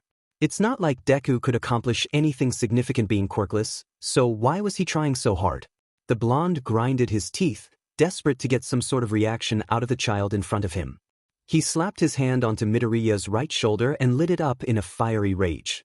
He could see the sparks leaking out from underneath his hand, now staining Midoriya's uniform. That did it. The boy's eyes tore away from Bakugo's own in unrestrained terror. The blonde had noticed that Midoriya seemed to have some sort of weak spot at his right shoulder, though he could never figure out what it was. But he was finally getting the reaction he wanted. He wanted Deku to know exactly where his place was. Midoriya howled at the spark on his shoulder. It reminded him so much of his father. Too much. He was barely keeping it together, the memories from that night spilling into the current moment. He could feel the tears threatening to breach his eyes, but did his best to hold them in. He couldn't cry now. He couldn't give them the satisfaction of knowing that they won. Then, Bakugo's hand lifted off after what seemed like forever. He could feel himself calm down at that, not realizing he had been thrashing crazily before, and that the two other students behind the blonde had to step in to keep him restrained. He opened his eyes to look at his former friend, but found no sympathy on his face, only hate. Midoriya could feel a hand in his hair, but recognized its cold feeling as Gami's. He tended to forget the man was there in situations similar to this. He tried to focus his mind on the way he softly ruffled his green locks, just as if the man was trying to tell him it would be okay. That it would be over soon. Bakugo kneed him in the gut violently. At that, the boy lunged over weakly, and the four kids holding his arms suddenly let go. He fell right to the floor face first as he had done earlier. Only this time, he didn't have the strength to hoist himself up. He stayed limp on the rooftop, barely able to lift his head to see. Bakugo and the other 5 students make their way to the door. The kids stopped, clearly waiting for the blonde to lead them, but he also stopped at the doorway. He turned around to look at the prone Midoriya. Remember your place, Deku, he stated, something he never failed to remind the boy. A quirkless loser like yourself can't ever be a hero. And with those parting words, all of them left the rooftop. Midoriya pushed himself to his knees and slowly made his way to the railing where he had been cornered just before. The railing wasn't too high, only reaching to about his waist, but the bars holding it up were spread pretty widely apart.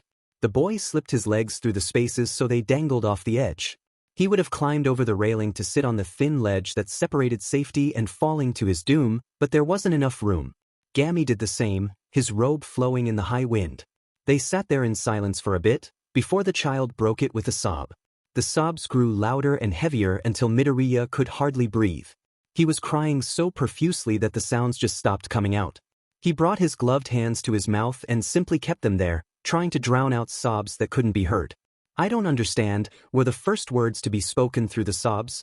though they were muddy and almost inaudible. Why do they hate me so much? He could feel Gami's hand move from his head to his back, rubbing circles into it. The man didn't say anything though, opting to let the child continue ranting. I can't do this anymore. Why can't I be free? Why can't this just be over?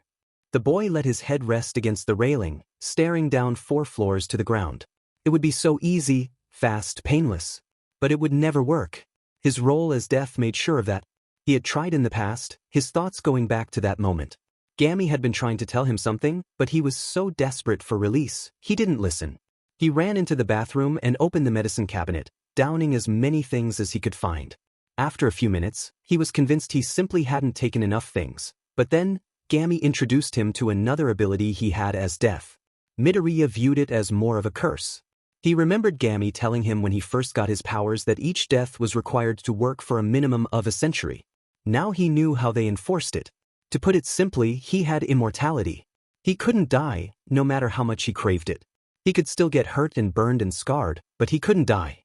Gami had told him it was so death could work without any distractions, but Midoriya figured it was just a way to keep each death stuck in this invisible contract. So they really couldn't get out of their duties. It was cruel and he hated it. Of course, after finding that out, he desperately didn't want to believe it.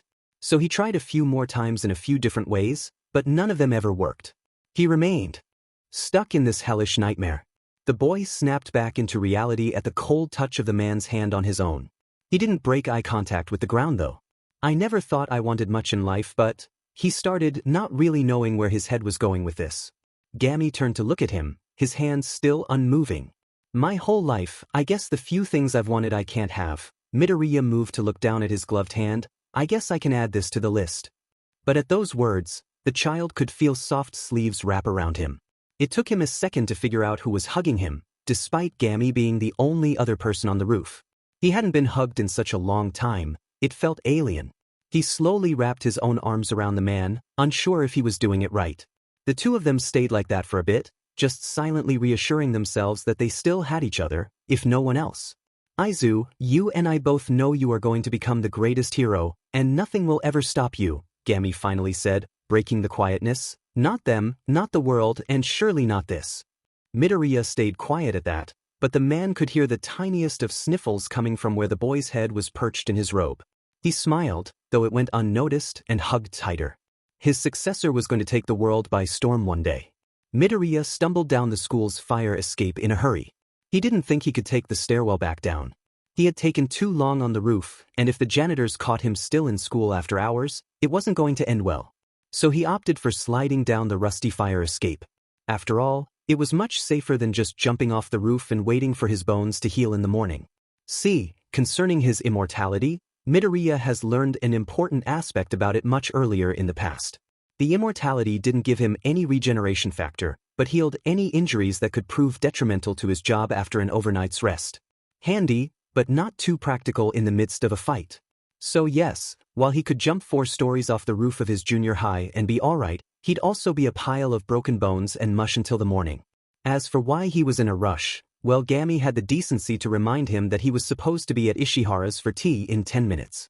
Ever since saving the man from his unsightly demise, he would be invited over for tea and snacks around 1 or 2 times a week.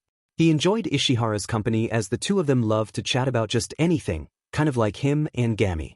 Plus there were times where Ishihara would pull out his old chessboard, and while the older man would usually win, Midoriya loved it nonetheless. The boy learned a lot about Ishihara during their tea chats. The man apparently had a super neat tracking quirk he got to name under the radar.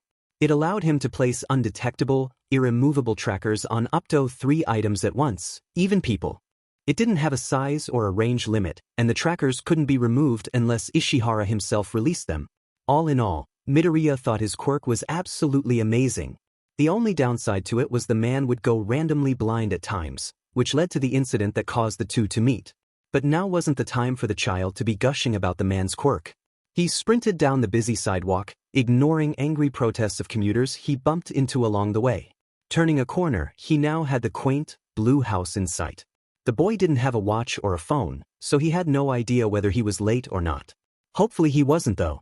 Midoriya really didn't want Ishihara to start asking questions. He ran up the stairs and rang the doorbell.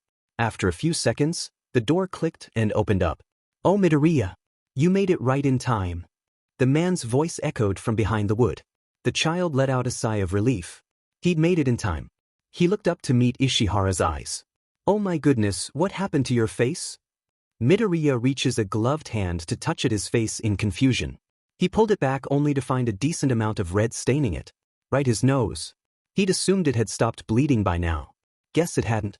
The older man ushered him inside and shut the door behind his smaller form.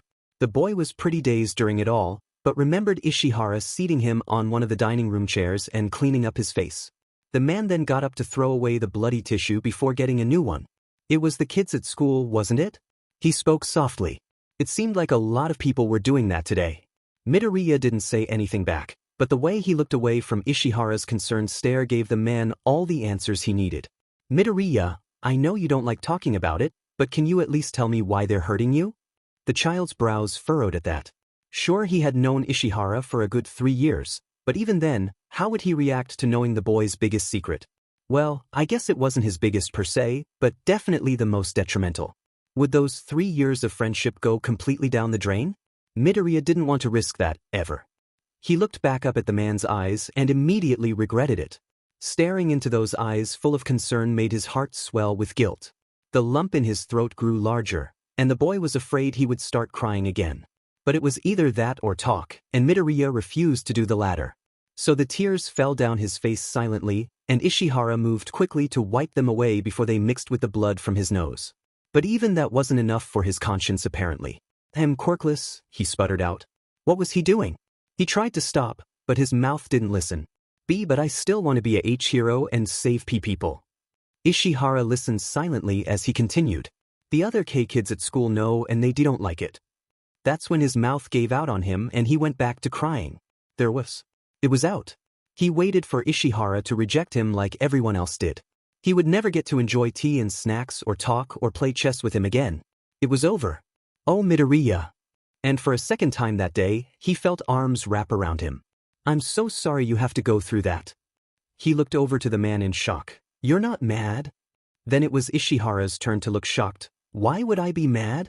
It's just cause, he murmured. Most people are when they find out. Well then, I guess I'm not most people, the older man reassured. Besides, you've already saved my life. You're a whole step ahead of those other kids. The child's face changed to one of confusion. You really don't care that I'm quirkless? Ishihara smiled. I meant what I said when we first met. Quirk or not, you are going to be a great hero one day, Midoriya. And that finally broke the dam as the boy bawled his eyes out.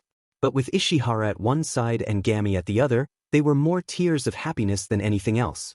Midoriya fiddled on the couch while Ishihara handed him a plate of chocolate chip cookies covered in plastic wrap.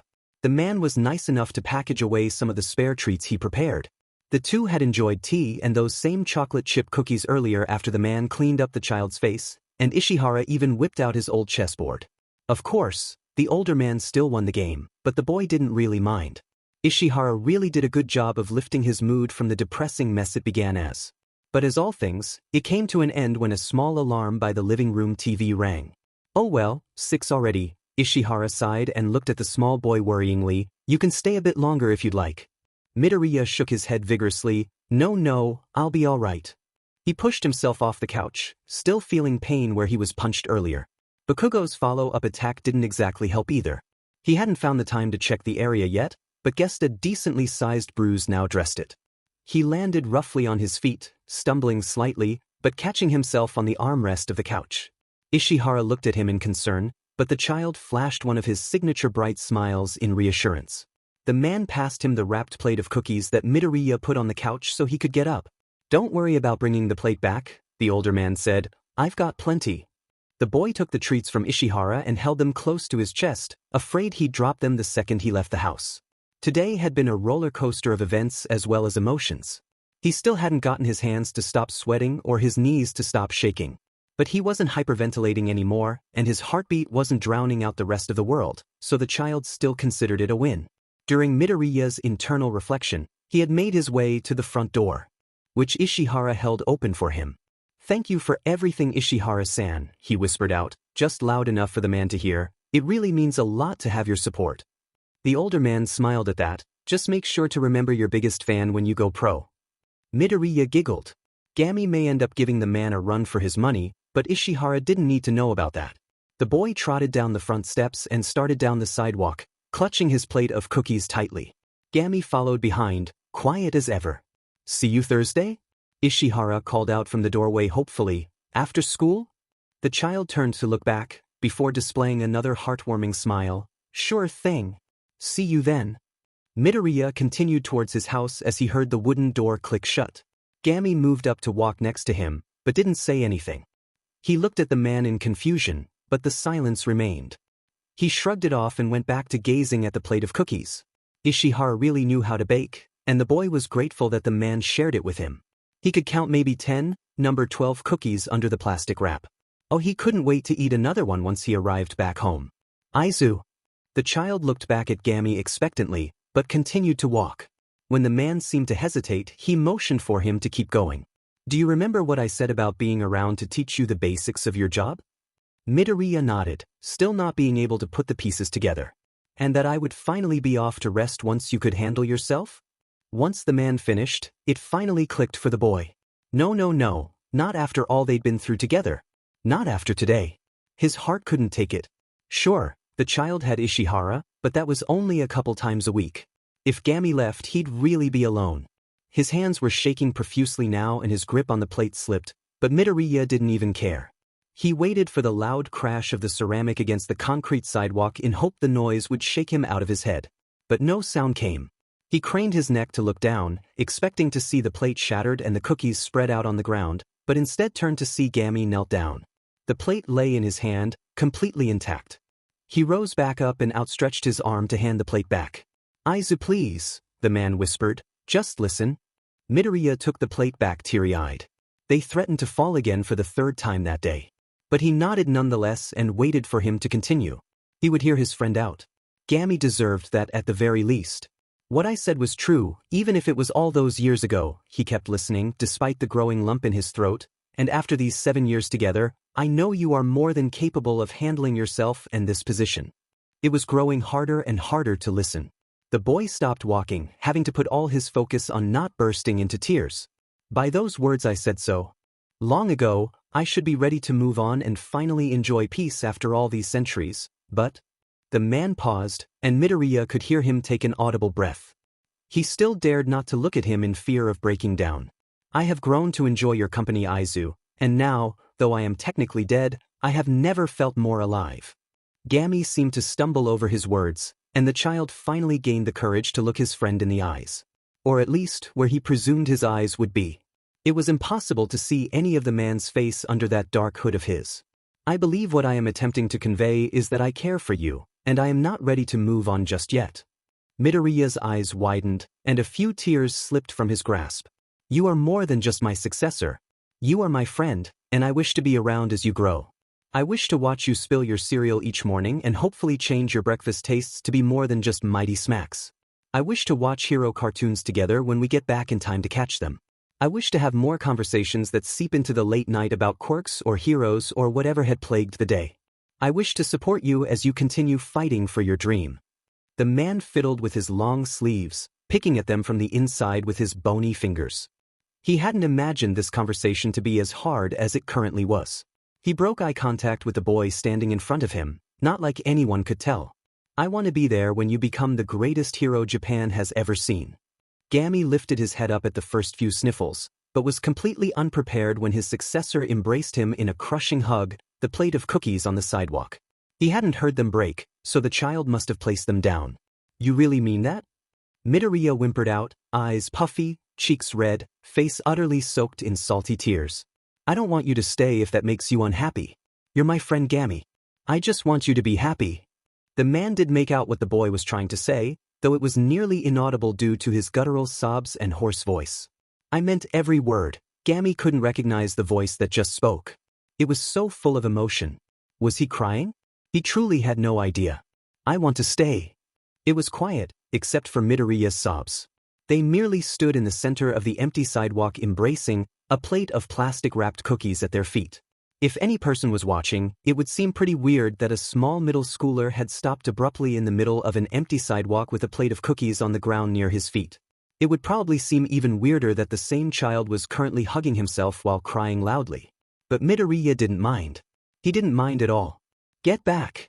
Midoriya rushed over to the crowd of curious bystanders, watching in awe as a giant, rampaging villain tore apart a shopping district. The 14-year-old looked back quickly to check on his friend, who was weaving between people despite being able to pass through them. The boy tried his best to push through the crowd as politely as he could, finally reaching the front.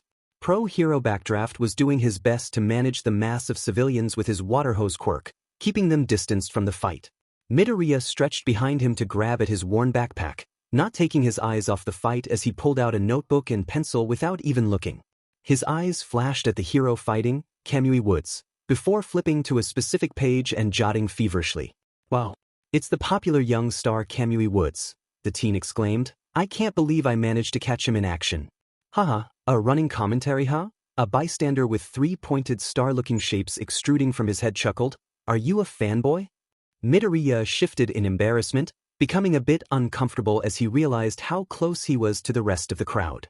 But at Gami's sudden touch to his shoulder, he relaxed more and went back to writing. No, he tried to explain, I just really enjoy taking notes on quirks. He then started murmuring quietly about the hero's quirk, Arbor.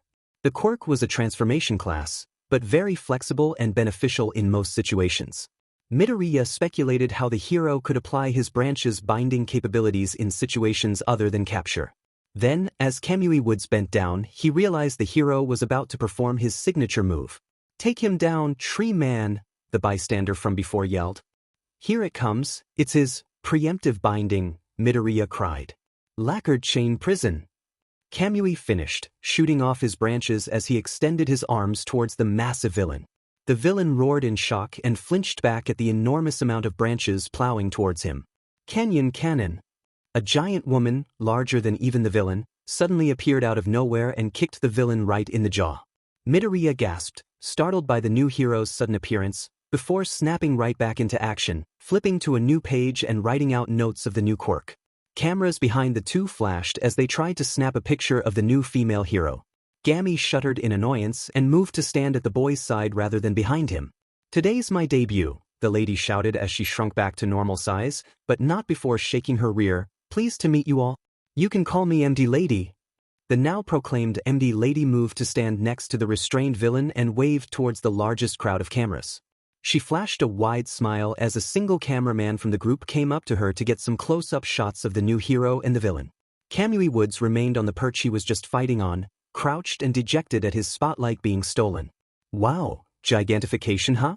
Midoriya muttered under his breath as he scribbled into his notebook. It's a common and quite powerful quirk, but could the threat of public property destruction limit its use? Maybe if, well, it would depend on whether or not she can manipulate her size at will, Gami added after staying quiet for most of the fight. Ah yes, the teen whispered even quieter than before. He didn't want to seem like a crazy person at responding to seemingly nothing. Taking notes huh?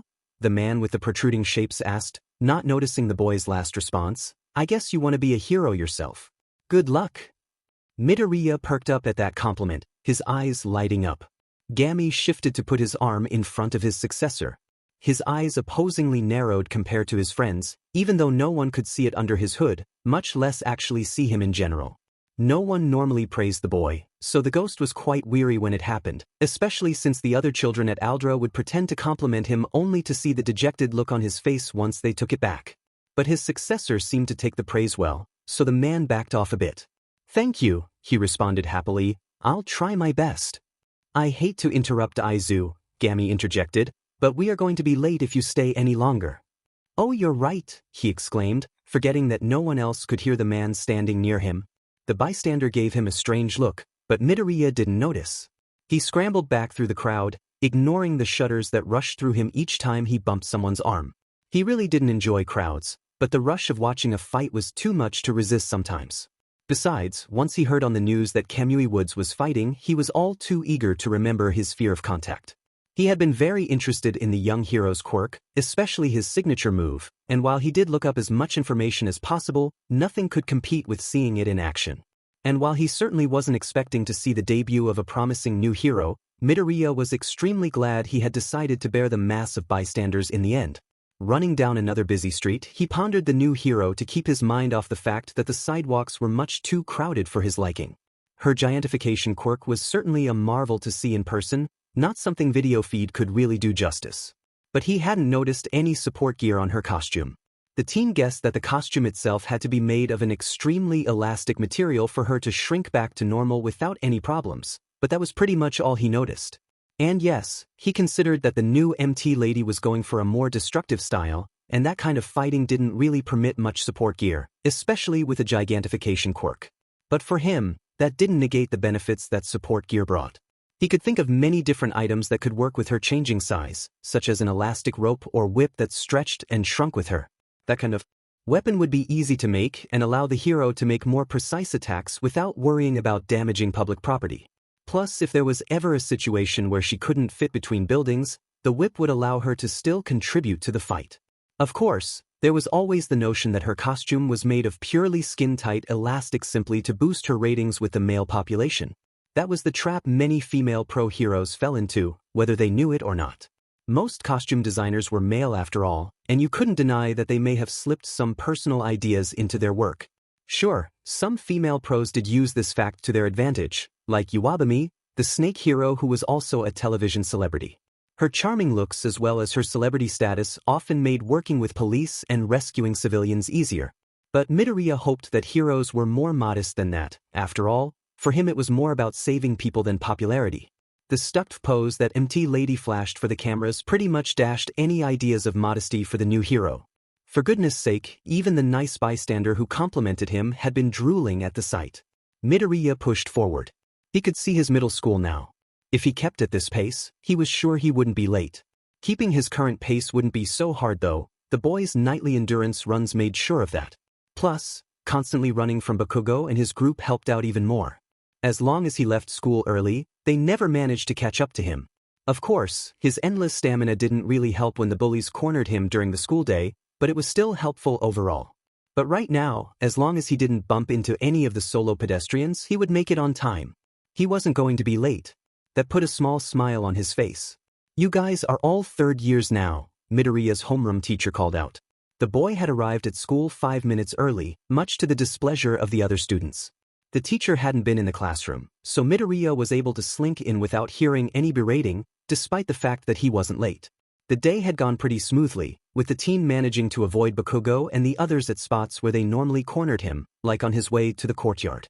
He was in a cheerful mood and was hoping to end the day with it. This last class of the day wasn't too bad either. The teacher was trying to go over plans for the future. "It's time to start thinking seriously about your futures," the teacher continued, grabbing a stack of papers lying on his desk. Midoriya knew exactly where he wanted to go with his future, but he also knew that his classmates, even the school itself, didn't support him. He didn't want to attract any unnecessary attention to himself though, so the boy sank into his chair in an attempt to make himself smaller. He was still writing in the notebook from earlier. Him and Gami had been talking about the fight at lunch, and the man brought up some great points concerning the new hero, as well as the teen explaining his ideas for potential support gear. Gami hadn't been able to finish his thoughts before the bell rang, so the man was talking to the boy now, despite the fact that the teacher was also talking. Midoriya wasn't too concerned with whatever the teacher was rambling on about now, taking the time to scribble each idea the spirit was giving him. This was one of the times he was thankful that no one else could hear Gami, even though it was pretty awkward when the teen responded to him out loud and someone else heard. "I would hand out these future career forms, but..." He shook the stack of paper he had picked up in the air. He then slammed both his hands onto the face of his desk, along with the papers, startling Midoriya out of his personal conversation. Thankfully, the boy didn't make any significant noise or catch anyone's attention, but now was focused on what exactly the teacher was doing. "I assume you all want to be heroes," the teacher exclaimed and swung his hand back towards the chalkboard, scattering the career forms everywhere. His class cheered out and all started showing off their quirks. Midoriya liked looking at his peers' quirks. He thought each one was unique and could be used for hero work in their own way. Gami, too, stopped talking and looked around at the variety of quirks being shown. He wasn't as impressed as his successor, however, having seen quirks similar to these over his centuries of work. At first, he was surprised that Bakugo didn't join in on the fun and glanced over to see the blonde-looking smug with his feet on his desk. He was going to do something brash. Midoriya just knew it. Yes, you all have wonderful quirks," the man sighed, trying to get his class to calm down, but you know that it's against the rules to use them at school. The teen glanced over to look at Gami, who was now standing beside his desk rather than behind him as he usually stood. The man seemed to be staring right at Bakugo, however, almost taking a defensive stance. The boy turned to follow Gami's stare. The blonde was now grinning widely compared to his small smirk before. Oh, now he knew Kaken was going to do something. "Sensei," the angry blonde yelled, "don't lump me in with these losers." The class shut up at that. "As if I had anything like their awful quirks?" He sneered and leaned back into his chair. The class erupted into chaos again. Midoriya and the spirit watched as the students booed and shouted, desperate to prove themselves and heal their damaged pride. They reminded the small teen of a pack of hyenas trying to jump a lion. Bakugo then bursted into laughter. "Shut up, extras." "Ah yes, Bakugo, you of course," the teacher announced over the loud wailing of his students. "Must be aiming for UA High School." The room grew even louder, comments flying overhead like runaway kites. Midoriya shrunk further into his seat. He was sure the teacher knew he was also aiming for UA and hoped that the man didn't use that information to embarrass him, as easy as it would be. Gami stepped closer to his successor's desk, fearing something bad to come and ready to offer support. "I aced the mock exam," the blonde continued, jumping up out of his chair and landing on top of his desk. "I'm the only one here with the stuff for you." The boy would never comment that he also aced the mock exam. The class wouldn't care about that, only the fact that a quirkless kid was trying to get into the best hero school in the country. Besides, he had gotten all the praise he needed from Gami and Ishihara concerning the mock exam. "I'll even surpass All Might and become the best hero out there." Midoriya scoffed at that, though it was unlike him. Leave it to Kaken to challenge the #1 pro hero in all of Japan. Not to mention, I'll be one of the richest people in the world. At that, Midoriya and Gami rolled their eyes, though one was completely invisible. Both went unnoticed, however. Bakugo's yelling and the chaos of the rest of the class thoroughly took the attention off of them. And that's just how the teen preferred it. He really didn't want all of his peers' eyes on him, especially when it would end up being more than just eyes. "Aren't you also going for UA, Midoriya?" The teacher's words swept over the room like a plague. Bakugo stopped shouting immediately, standing atop his desk completely still, as if someone had broken him. The smile on his face fell almost instantly. The class had gone completely silent, all turning to look at him in shock. Their stares burned into him like hot coal. Gami pushed his hand onto his successor's desk, eyes leering at the rest of the people in the room. He wished he was alive in that one moment, just so he could trample across the room and smack the smirk right of the teacher's face, and throw every single desk that got in his way. No one messed with his successor, his friend. No one. Midoriya wanted to curl up and die in that moment. He could see his teacher's smug grin, just as if he wanted this to happen. His hands started shaking underneath his desk, but he faced the class head-on. He would not give in to them today. The class exploded with laughter, all directed at him. It startled the young teen, but he didn't show it. He just shifted his eyes to look at his desk instead of the disapproving glares of his classmates. Bakugo jumped from his desk suddenly, hands starting to spark. "Come on, Deku," he screamed, his anger fueling his quirk, causing a decent-sized explosion to burst from his palms. The blast knocked over Midoriya's desk and sent the boy flying into the back wall. He let out a gasp at hitting the wall roughly and slumped down. Bakugo followed the boy and scowled, while the teacher and students did absolutely nothing but watch. "Forget those extras quirks," he berated. "You're quirkless and you think you can rub shoulders with me?" Midoriya flinched at how close Bakugo got to his limp form. "No, Kaken? You really think a school like UA would let a quirkless wannabe like you even try?" The boy looked down at that. He already knew UA wouldn't even consider him as a hero student once they saw his records read quirkless. Midoriya had gone through a lot of trouble to get his official records changed just to avoid that. If anyone looked into his official records, his quirk was Reaper, and it allowed him to decay things at a touch and summon a scythe. That's it, he kept it as minimal as possible to avoid suspicion. Besides, his other abilities, like premonition and the soul stuff, wasn't something that could be easily picked out in a fight. Midoriya didn't answer, and Bakugo was starting to get angry. The students continued to stare, and some of the blonde's group got out of their seats and moved to stand behind him. Gami stood protectively in front of the fallen boy, trying to shield him from whatever the angry teen might do, even though no one could see him. Midoriya smiled softly at his friend's actions, hoping no one saw, but he wasn't lucky enough for that. "What are you smiling at, Deku?" Bakugo growled. A chorus of "s" and "d" followed suit. What can you even do? The boy looked down at the floor and he swore he heard the spirit growl back at the children surrounding them. But as much as he appreciated the gesture, his mood was spoiled. He could only sit there as they laughed and laughed and laughed, struggling to hold his tears in. Midoriya had always been a natural crier, but he wouldn't give them the satisfaction they wanted. Not now. Not ever. The incident promptly ended after a few moments, the bell ringing and the teacher letting the class out. Midoriya lifted himself off the ground and hobbled over to his desk, ignoring any wandering stares in his direction. His phone buzzed in his back pocket and he excitedly reached to pull it out, happy it didn't break on his rough impact with the wall. Midoriya could finally say that he owned a phone after about 9 months of saving up for one. That was also with taking up extra jobs that neighboring communities would offer him, more than he usually did to survive. He didn't mind the extra work, and Gami suggested that investing in a phone wouldn't be a bad idea. The teen put off the idea of buying one for a while, as they were reasonably expensive and he didn't really need to get in contact with anyone on a daily basis. But now that he was going into high school, he figured he might need one, especially if he got into UA. Oh wow, he whispered, half to avoid the attention of his peers, half so Gami would realize he was talking to him. The incident this morning is blowing up all over the news. Indeed. I assume MT Lady's new appearance is really taking the spotlight. Yeah, let me just grab my notebook and we can go. Midoriya smiled and reached for the thin book with it. Big number 13, written on the cover in thick marker. It was the same book he had been writing in earlier this morning at the fight. It held plentiful notes on various quirks that the boy found interesting. He enjoyed scouring the news or the internet for heroes with marvelous quirks, occasionally picking out some underground heroes to research. They had some of the most amazing powers he'd ever heard of, and he was often bummed that no one praised them as much as they deserved. And true to the title, he had 12 more notebooks at home. Suddenly, the notebook was snatched from his hand. Midoriya wasn't expecting the intervention and shrieked, his hand flinching back into his chest. We're not done here, Deku, Bakugo snarled as the classroom emptied out, waving the notebook in the air by his thumb and pointer finger.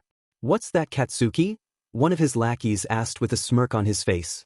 Another turned his head to read what was on the cover. For the future? Seriously? What future? See, come on, Midoriya cried, lunging slightly at Bakugo's outstretched hand. Give it back. The blonde, being decently taller than the green-haired teen, easily kept the book out of his reach. Then, Bakugo brought the notebook between both his hands and in a flash, lit it up. Midoriya let out a loud wail at the sight of his work being exploded, not even being able to see it through the smoke and fire. The light was so blinding he had to look away for a moment to regain his focus, and glancing back, saw Gami flinching away from the light as well. The man, despite being a spirit, severely disliked bright lights. The boy didn't really know if it was a personal thing or a ghost thing, but noticed it nonetheless. Now, despite that fact, Gami still adorned what the teen thought was a scowl. For the first time in a while, Midoriya could clearly see the thin, bony hands that normally hid in the man's long sleeves, reaching out in a threatening manner at Bakugo. And while Gami was certainly channeling the anger he felt as well, the boy felt more despair than anything else. "Why?" he whimpered in anguish, his cries going unheard. The angry blonde spared him a slight glance, before letting out a short breath, then tossing the burnt book out of the open window. The boy let out an even louder cry, scrambling to the window in an attempt to catch it before it landed. Sadly, his efforts were fruitless as he watched his work land into a man-made fish pond. Gami watched as his successor visibly crumbled, still trying to hold in his waterworks. The man swiped at Bakugo's head, though it just went right through the blonde. "I'll be the first and only hero from this crappy middle school," he continued as if nothing had happened. So in other words, Bakugo made his way over to Midoriya, the pair snickering in the background. He placed his hand onto the teen's right shoulder, right where the scar from his father laid. He let out a shaky breath at the contact, especially at by who and where was. He watched as the blonde's hand started to smoke, and fought off the urge to rip the hand off him. He hated when Bakugo did this. "I hate it. I hate it. I hate it. I hate it. Don't even try for you understand?" Midoriya's lip quivered, his mind racing. He looked up to see Gami behind the blonde, directing him to control his breathing. He followed the man, taking an unstable breath in and letting out a wobbly sigh. Then, Bakugo's hand was gone, and him and the other two kids were on their way out of the classroom.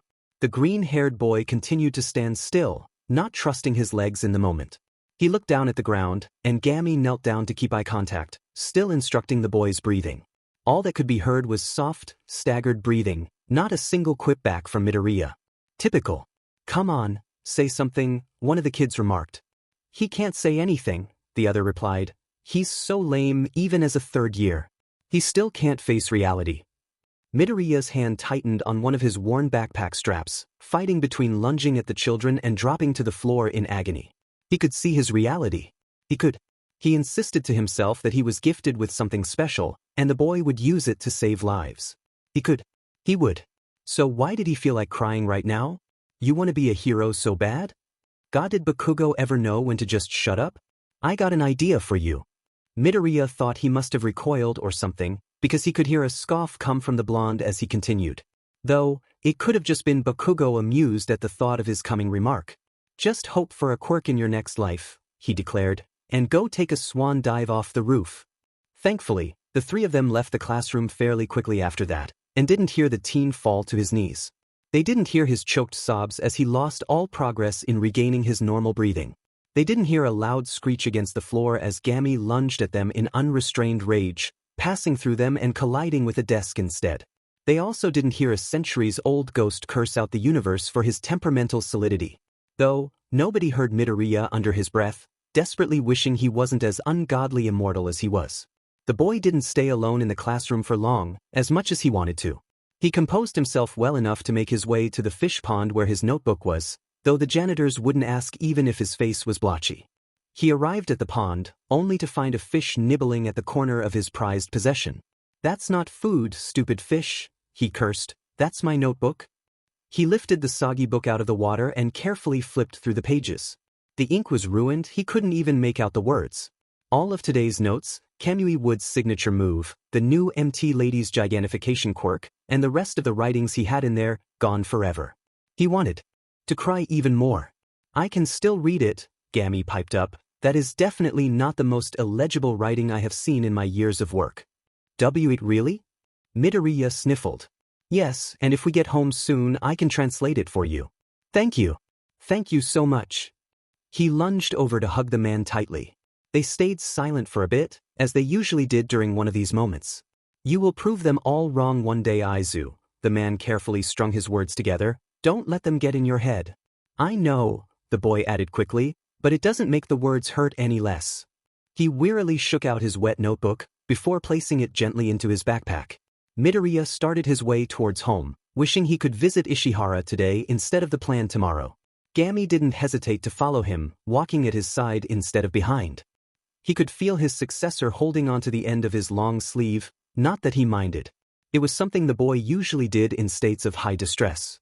I'm just going to keep my chin up, Midoriya spoke after a while, in a determined voice that didn't match his body language, and keep moving forward, no matter what they say. The spirit walking beside him smiled warmly at that, though no one could see. They approached what looked to be the tunnel underneath a small bridge. It was dark and eerie, and gave both the boy and his mentor a dangerous vibe. Be careful, Aizu, something is not right here. I picked up on it too, but I will. Midoriya took a slow step inside, hands ready to defend himself. After a few moments of silence, he took another, landing on a manhole cover leading to the city sewers. He paused again, looking all around him for an attack. He didn't notice the sewer cover start to leak. Suddenly, a massive amount of sludge bursted from the holes in the cover, completely enveloping the boy's small form. Perfect, the sludge panted, a medium-sized body to hide in. The teen cried out in shock, but the sludge quickly silenced him by stuffing itself down his throat. A villain. Midoriya used his one free hand to grab at the sludge in his mouth, but it was no use. The fluid was just slipping through his fingers. Gami tried clawing at the villain as well, but his spiritual form proved detrimental. Tugging at his successor didn't help either, the boy was completely stuck. Thanks, kid, the villain monologued. You're a real hero. I never thought he'd show up in this. What do I do? Midoriya thought.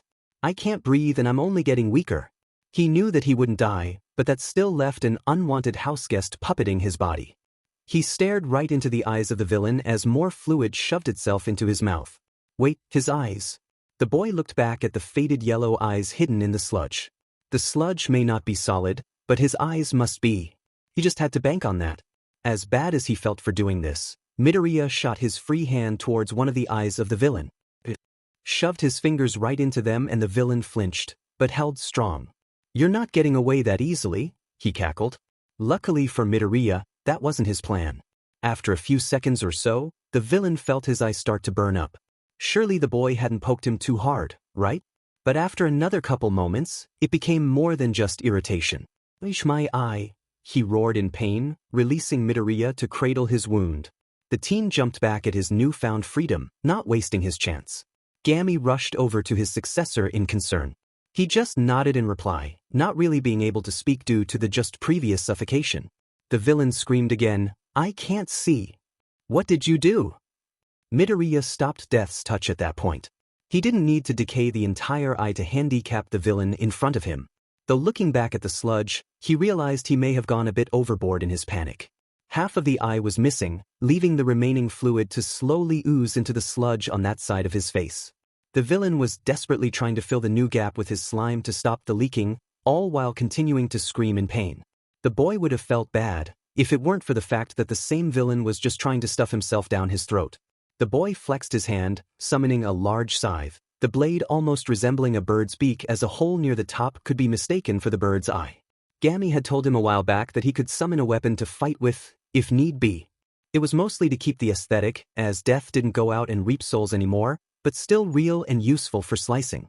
Midoriya hadn't had too many chances to whip it out in practice, but he found it came naturally to him. He gripped the weapon confidently with both hands, and swung it at the villain's midsection. The blade cut cleanly through the sludge and flung a good portion of the goo onto the tunnel wall, having the villain's size. The villain didn't seem to be in any more pain because of it, so Midoriya figured the best way to incapacitate him would be aiming for the solid parts, which he could now see were his eyes and mouth. In a desperate attempt to retaliate, the villain lurched out a tentacle of slime at the teen. He flexed his hand again, and the scythe disappeared so he could roll roughly out of the way. He quickly summoned the weapon again and slashed at the appendage that had attacked him, slicing it clean off.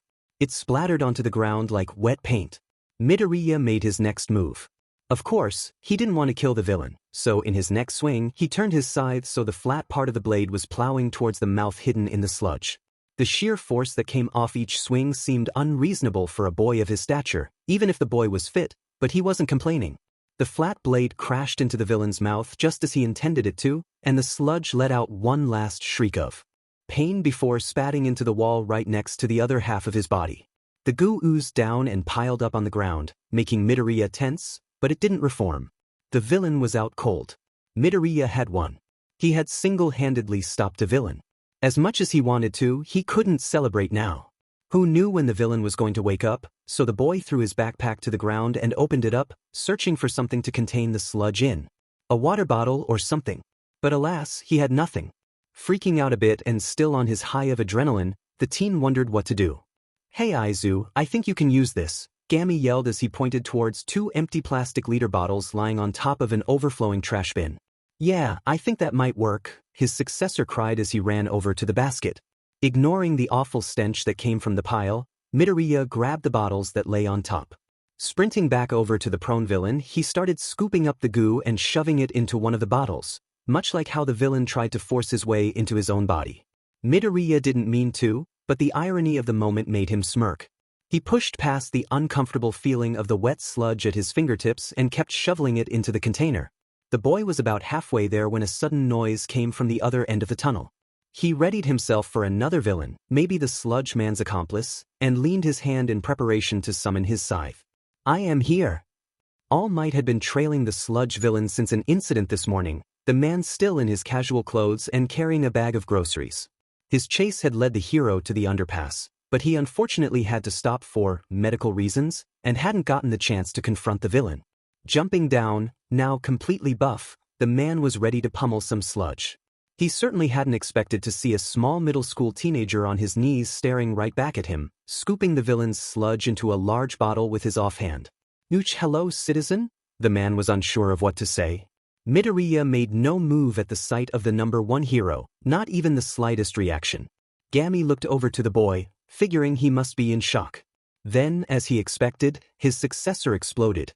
"Oh my goodness," the teen exclaimed, not bothering to get off his knees or stop collecting slime. "All Might." "Yes, that is me," The hero replied awkwardly, turning the conversation elsewhere and finally speaking at a normal volume. Did you take out this villain by yourself? At that, Midoriya shuffled, looking bashful. Well, he attacked me on my way from school. I just did what I had to do. All Might didn't respond right away, instead taking a moment to observe the situation in front of him. There was still sludge on the wall and ground, as well as in the boy's hands. The bottle the teen was holding was nearly filled with sludge, and the hero winced slightly at the sight of the student trying to force one of the villain's eyes into the mouth of the bottle. Here, let me assist you, civilian, the man cried as he lowered himself and picked up the second empty bottle. Thank you, All Might. The two spent a few minutes cleaning up the gooey mess, with Gami watching comically in the background. Midoriya finished much faster than the hero, since he had started well before All Might arrived, so he capped the bottle tightly and left it near the man before making his way towards his backpack lying on the ground. He opened up the worn zipper and scoured through it. The teen searched for something for his idol to sign, but all he really had of worth was his ruined notebook. Sighing in discontent, he pulled out that item and closed the bag, slinging it over his shoulder. Out of the corner of his eye, he saw the spirit, who had been watching in the background, finally approach him. Midoriya smiled as he felt Gami give him a sincere pat on the back. A silent "good job" hung in the air. The boy snapped back to attention at the sight of All Might rising, now with both filled bottles in his hand. "Oh, you are All Might," he stuttered out, hoping to catch the hero before he left. "I was hoping you could sign this for me?" The pro turned to face the young man who had so valiantly taken down this troublesome villain, a large smile adorning his face. Of course.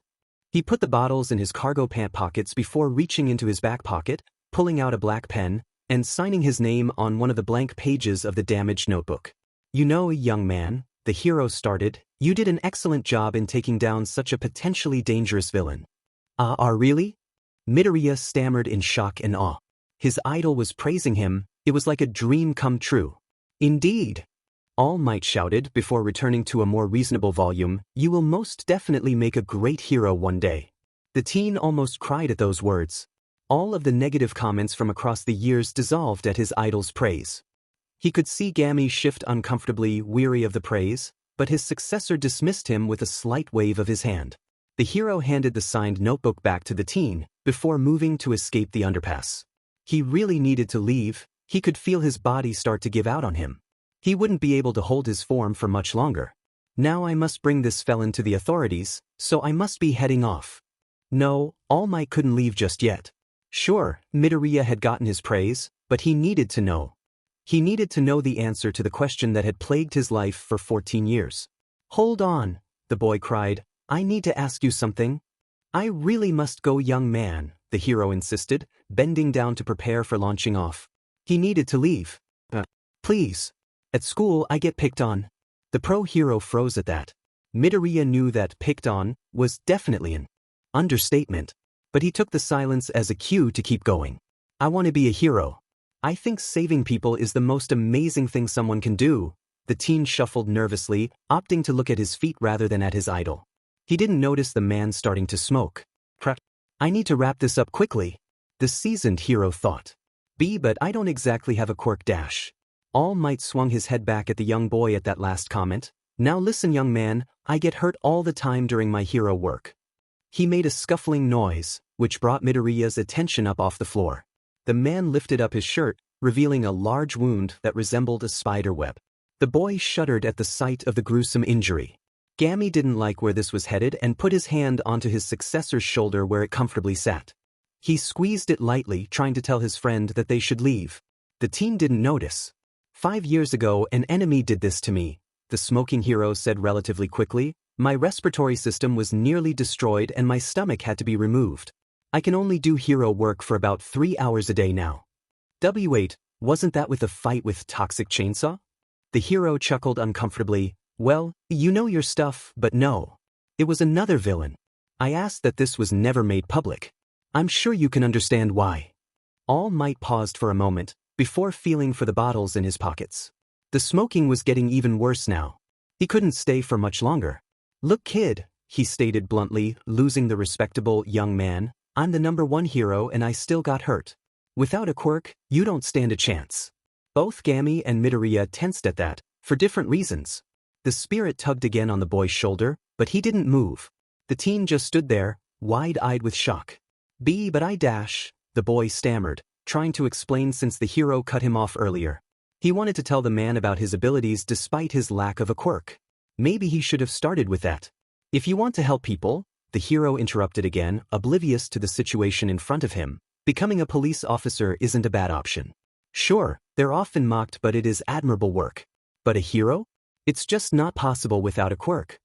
All Might turned away from the student in front of him, crouching down for a second time.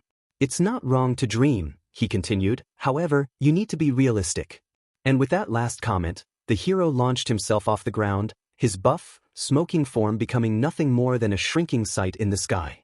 Midoriya just stood and watched as his idol flew off into the day, completely silent as the shock of the situation finally set in.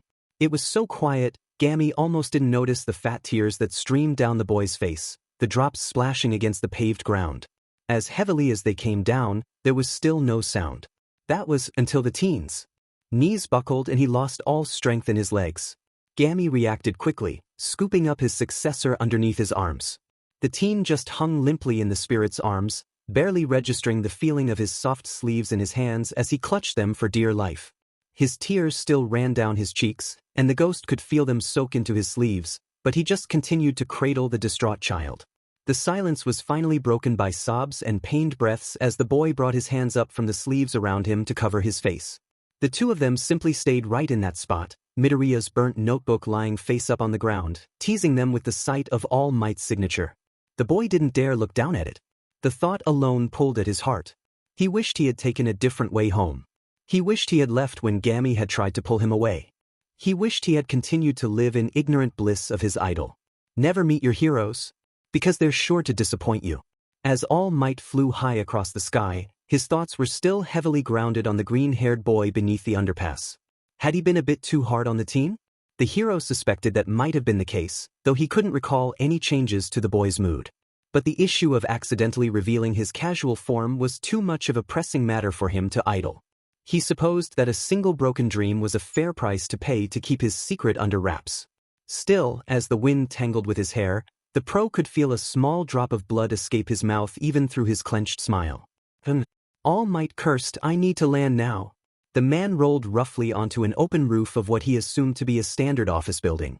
The fencing surrounding the ledge wasn't too high or covering, but the building itself was tall enough that he was sure no one could see him. The smoke started plowing off his body not seconds later, all mixed with his sigh of relief. All Might hoped that no one mistook the heavy exhaust for a fire and alerted the police. He really didn't want any more close calls today. As the last of the smoke rolled, the hero could feel his muscles relax. That's usually how he could tell he had reverted back to his debuff form, besides the obvious smoke of course. It surprisingly felt nice to release his hero form. He often compared it to holding in his gut at the pool. Sure, it looked good, but it was uncomfortable to hold for long periods of time. All Might slumped down against the railing, shoulders slouching as the man let himself go in the moment. His hand brushed against his side, wound on its way to his forehead, and stopped there instead. He clutched his shirt, feeling the fabric gather in his fist, all while pressing his knuckles against the scar. The ugly wound haunted him every day, even when the hero didn't directly touch it. Every time he felt the smoke seep off of him or strained to hold his buff form, he had to resist. The urge to curse out his greatest enemy for doing him dirty. He eventually let go of his shirt and brought his hand up to his forehead as he intended. His mind kept wandering to the young student from under the bridge. The boy said he took out the villain on his own, despite his claim of not having a quirk, but the hero was just having a hard time believing it. The villain was definitely sneaky and certainly a slippery foe to apprehend. He even gave the pro himself a run for his money considering his unstable hold of his hero form. So the man just couldn't fathom how a quirkless teen of such a small stature managed to subdue the sludge villain. It simply puzzled him. Maybe he'd take a look at the unconscious villain in the bottles for a better clue. He reached down for the bottles in his cargo pockets, only to find himself patting down empty fabric. Confusion flashed onto All Might's face for a split second before utter panic took over. He stood up quickly, patting himself down, but only feeling the black pen in his back pocket he had signed the boy's notebook with. His head lurched on his neck, searching the roof around him for any sign of the bottles or the villain, but he found nothing. The bottles must have fallen out when he was worrying about holding his form while soaring over the public eye. Had he really been so preoccupied with keeping his secret that he had lost the villain in the process? How had he, All Might for goodness sake, made such a rookie mistake? The frail man hurried over to the roof door and made his way down the staircase as fast as he could. And even if he did find the bottles, what if the villain had managed to escape? Who knew what damage the villain could cause after escaping his grasp, or how many innocent civilians would be put into danger because of him? He could feel his throat run dry at the thought, his eyes being completely overshadowed by his guilt. And yet, all his mind could do was leech back to the boy who had supposedly captured the villain alone. Regardless of if he had actually done it or not, he told the boy he couldn't become a hero. And All Might was not about to let a quirkless teenager show him up when it came to doing his job. Bakugo and the 2 other students that had stayed behind with him to talk, with Deku now walked casually down an empty alleyway. The blonde could smell the others smoking behind him and clenched his fist angrily. Those extras were going to cost him his perfect record for you. Didn't those dumbass ever learn? Hey Katsuki, one of the kids called from behind him, haven't you known Deku since you were kids? Yeah, the other chimed in, still with the cigarette in his mouth. Don't you think you might have got a bit far today? Bakugo scoffed, kicking a soda bottle violently with his foot. He could hear the cap pop off as it hit the wall. It's his own fault for messing with me. He crushed his own soda can with a small explosion before chucking it into the trash. Scene.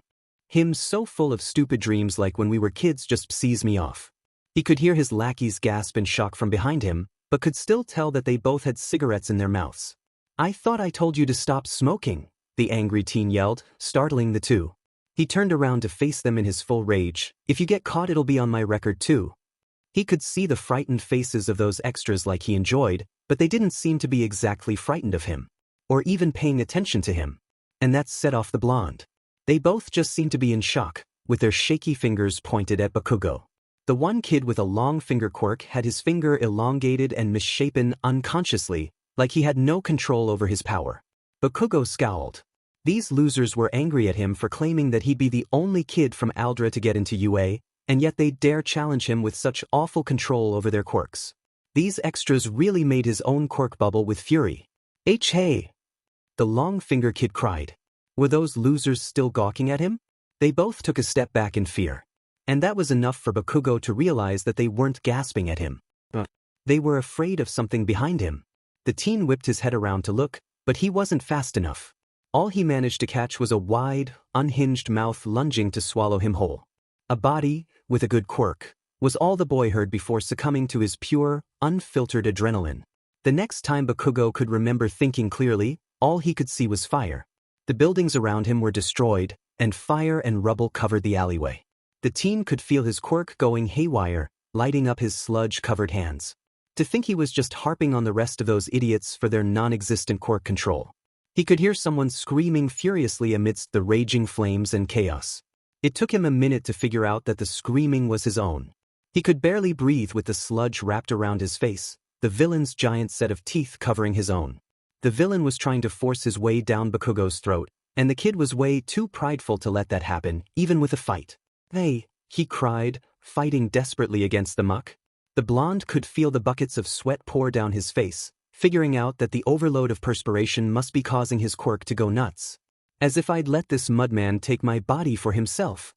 Despite the chaos, the villain was reveling at the sheer power this kid had. What strength! I've hit the jackpot. With this quirk and this much power, I can finally have my revenge on him. Bakugo felt the nasty set of large teeth curl into a hideous smile. What was this lunatic even thinking about? His eyes darted around the scene, but his vision was too hazy for him to see much. Blackness dotted his sight near the corners, and he wasn't sure if it was from his panicked adrenaline or the strain he was undoubtedly putting on his worn body. He tried to focus on his surroundings, but the fire just engulfed everything. Buildings, signs, banners, everything was just in flames. Was that because of his quirk? Did his explosive power really cause the massive destruction he was seeing? He tried to turn off his quirk, but his endless sweat and anger just fueled the fire, literally. He felt awfully helpless in the moment as he struggled against the sludge, but the villain's cackling dampened out his fight. He jutted out his head as he felt more goo wrap around his face, his angry scowl still stuck upon his cheeks. His eyes bounced around again, trying to take in a new angle of his surroundings. He saw something fuzzy lying on the broken pavement, but wasn't sure if it was actually something or just another blurry spot. But as his vision cleared, he gagged, though it could have been due to the stuff down his throat. He would have thrown up if it weren't for the invasive sludge flooding his mouth. The blurry spot was a man, lying unconscious on the fiery pavement. His head was propped up by a broken piece of rubble, his mouth wide open and eyes clenched in pain. The blonde couldn't tell if the civilian was breathing, but he certainly wasn't moving. Oh God, had his quirk done this? He couldn't live with himself if that man died because of him. Where were the heroes? Said heroes were scrambling to handle the situation. Empty Lady stood by the alley entrance, leaning over a crowd of civilians being blocked off by police. She reached out a single foot over the bystanders, holding onto some buildings for support, but the street was simply too narrow. There was no way that she would be able to fit between the buildings. She could hear the shudders of camera flashes from underneath her over the roaring flames and screams, and it was starting to annoy her. A single-lane street. My only weakness, she cried out, someone else needs to handle this. Kamui Woods weaved through the debris and dodged pillars of fire that erupted from the broken concrete. He was considerably slowed down by the two squirming middle schoolers his branches had picked up, but that was his job. He dropped them off by the entrance where the police picked them up and stopped to take a breather. He could see the fight with the sludge villain and the kid he had trapped even from behind the crowd. But the heat had taken its toll on his quirk, as his branches were much thinner and more fragile than usual. If he even got near the center of the fight, he was sure he would be too useless to help. The civilian's dangerous explosion quirk was really causing problems. Explosive fires are my weakness. Kamui yelled over the chaos, someone else has to take this one. The hero let out another sigh. The kid would just have to wait a bit longer until someone with a better quirk came to help. Backdraft could hear Kamui's cry, but the hero was currently fighting the raging fire that consumed the alleyway. The firefighters hadn't arrived yet, so right now he was the only one keeping the flames from spreading uncontrollably. He knew how crucial his water hose quirk was to the situation, so he really couldn't just abandon his post. The heat from the fire was severely drying the hero out though. He was regretting his costume design in the moment. The many layers of thick fabric was not only making him hot, but weighing him down as well. Backdraft resisted the urge to jump away from the flames and rip off his helmet. He was starting to taste the thick smoke through his mouthguard and felt the sweat run down every inch of his skin. He wasn't sure how much longer he could last before he would have to leave for a safer spot, much less be of help to the sludge villain fight or the hostage situation. I've got my hands full. Where are these firefighters? He bellowed. How's it looking over there? Death Arms grimaced, his sidekicks right beside him scouring for civilians. He had tried attacking the sludge villain, but his massive fists simply sank into the goo. He needed one of his sidekicks to help yank his arm out, but retreated after that failed attempt. He tried regrouping with the heroes present, but only Kamui Woods was really available, and even then, Death Arms wasn't sure his quirk would be of much help. He's too slippery to get a hold of. And the hostage with the explosion quirk is resisting. The hero called back to Backdraft. It's like a minefield out here. We can't do anything against him. Suddenly, every hero was brought out of their thoughts by an anguished yell. Everyone, including the bystanders, turned to look at the blonde teen being held hostage by the sludge. But only Death Arms, Kamui Woods, and a few sidekicks could see the winced expression on the boy's face as he tried to fight back. One of his arms, which was covered in the goo, was attempting to move closer to his face. But the sludge was pulling it in another direction. None of the heroes noticed the strain on that specific limb, until the blonde's strength gave out and the slime came crashing towards the heroes. Look out! A sidekick yelled and the heroes all jumped back to safety. Death Arms raised his hands to his face to block the debris that flew into the air at the strike. When the smoke cleared and the appendage moved, the group paled at the sight. A large crater now decorated the ground where the villain attacked. It had to be at least a foot deep and was charred black from the scorching of the civilian's explosion quirk. He noticed a few of his sidekicks shudder at the realization of what would be their condition if they had been hit, and honestly the pro didn't blame them.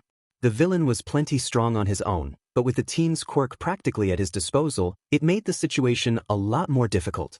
It's no good. There's no one here who can stop him. Death Arms yelled, watching the sludge reform after the attack. We have to wait for someone with the right quirk to show up. He gestured behind him for Kamui and his sidekicks to retreat. Until then, keep the damage to a minimum, Backdraft replied, witnessing his glove melt due to the heat. Someone will come eventually. We just need that kid to hold on a bit longer, one of the sidekicks cried. Death Arms clenched his fist. If only I had the strength to blow that villain away. All Might rushed over to the crowd only to find his worst fears confirmed. The sludge villain he once had in his pockets was now causing chaos in that alleyway and holding a kid hostage.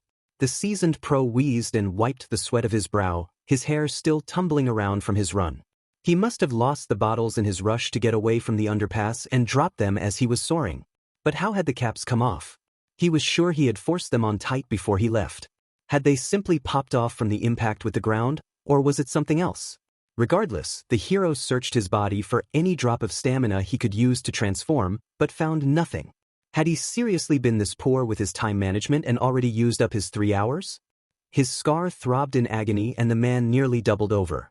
His hand shot from his forehead to clutch at it through his shirt. He looked out from behind the crowd.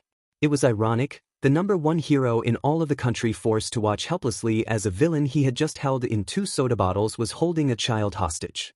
It made him sick to think that the teen in the midst of this mess would likely not come out alive if a hero didn't come soon. And still, his mind kept coming back to the green-haired boy whose dreams he had crushed. How much of a hypocrite would that boy think he was if he could see the hero now? Pathetic. He really was pathetic. Midoriya trudged down with his ruined notebook in his hands, his eyes just as empty as the street was, which was odd. The streets were normally packed at this time, but it wasn't like he was complaining. Gami was saying something, but the boy really couldn't make out what it was over his mind's own turmoil. It's time to start seriously thinking about your futures. Midoriya was sure of his future up until today. And now, he was really starting to doubt if he could ever do anything worthwhile in his life, despite being immortal. What would he even do, if he wasn't going to be a hero? He really hadn't thought in that direction. Was he really that blinded by his dreams? What would his future even amount to? Would it even be worth anything to try? He still can't face reality. The teen was well aware of the twisted reality he lived in, where the powerful were praised and the weak dejected. Quirkless individuals were placed at the very bottom of the hierarchy, worse than even villains themselves. Gami would always coach him through these situations, telling him that he could make a difference, that he could be a hero. He had the abilities, the skill, and the intelligence to be a far better hero than most students trying to be one. But society would never let him get that far. He was hoping that going to high school would leave him with a fresh start, but he wasn't expecting much. Was it him that couldn't face reality, or society itself? He really didn't know at this point. You need to be realistic. He was being realistic, right? He had abilities. Sure, they weren't quirk-related, but that shouldn't matter.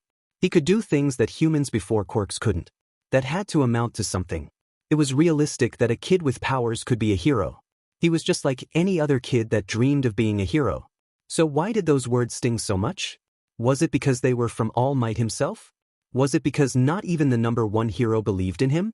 The man had shut down so fast once the quirkless part was spoken. How realistic could he be if no one would give him a chance? Izuku!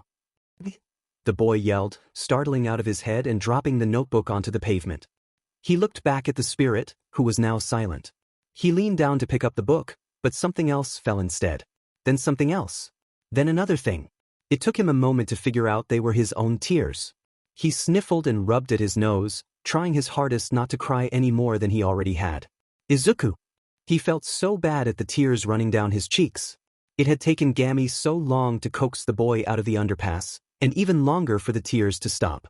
It was like all of the spirit's efforts from over the years were unraveling. He really didn't mean to disappoint his mentor, his friend, but that's all that he ever felt he was doing.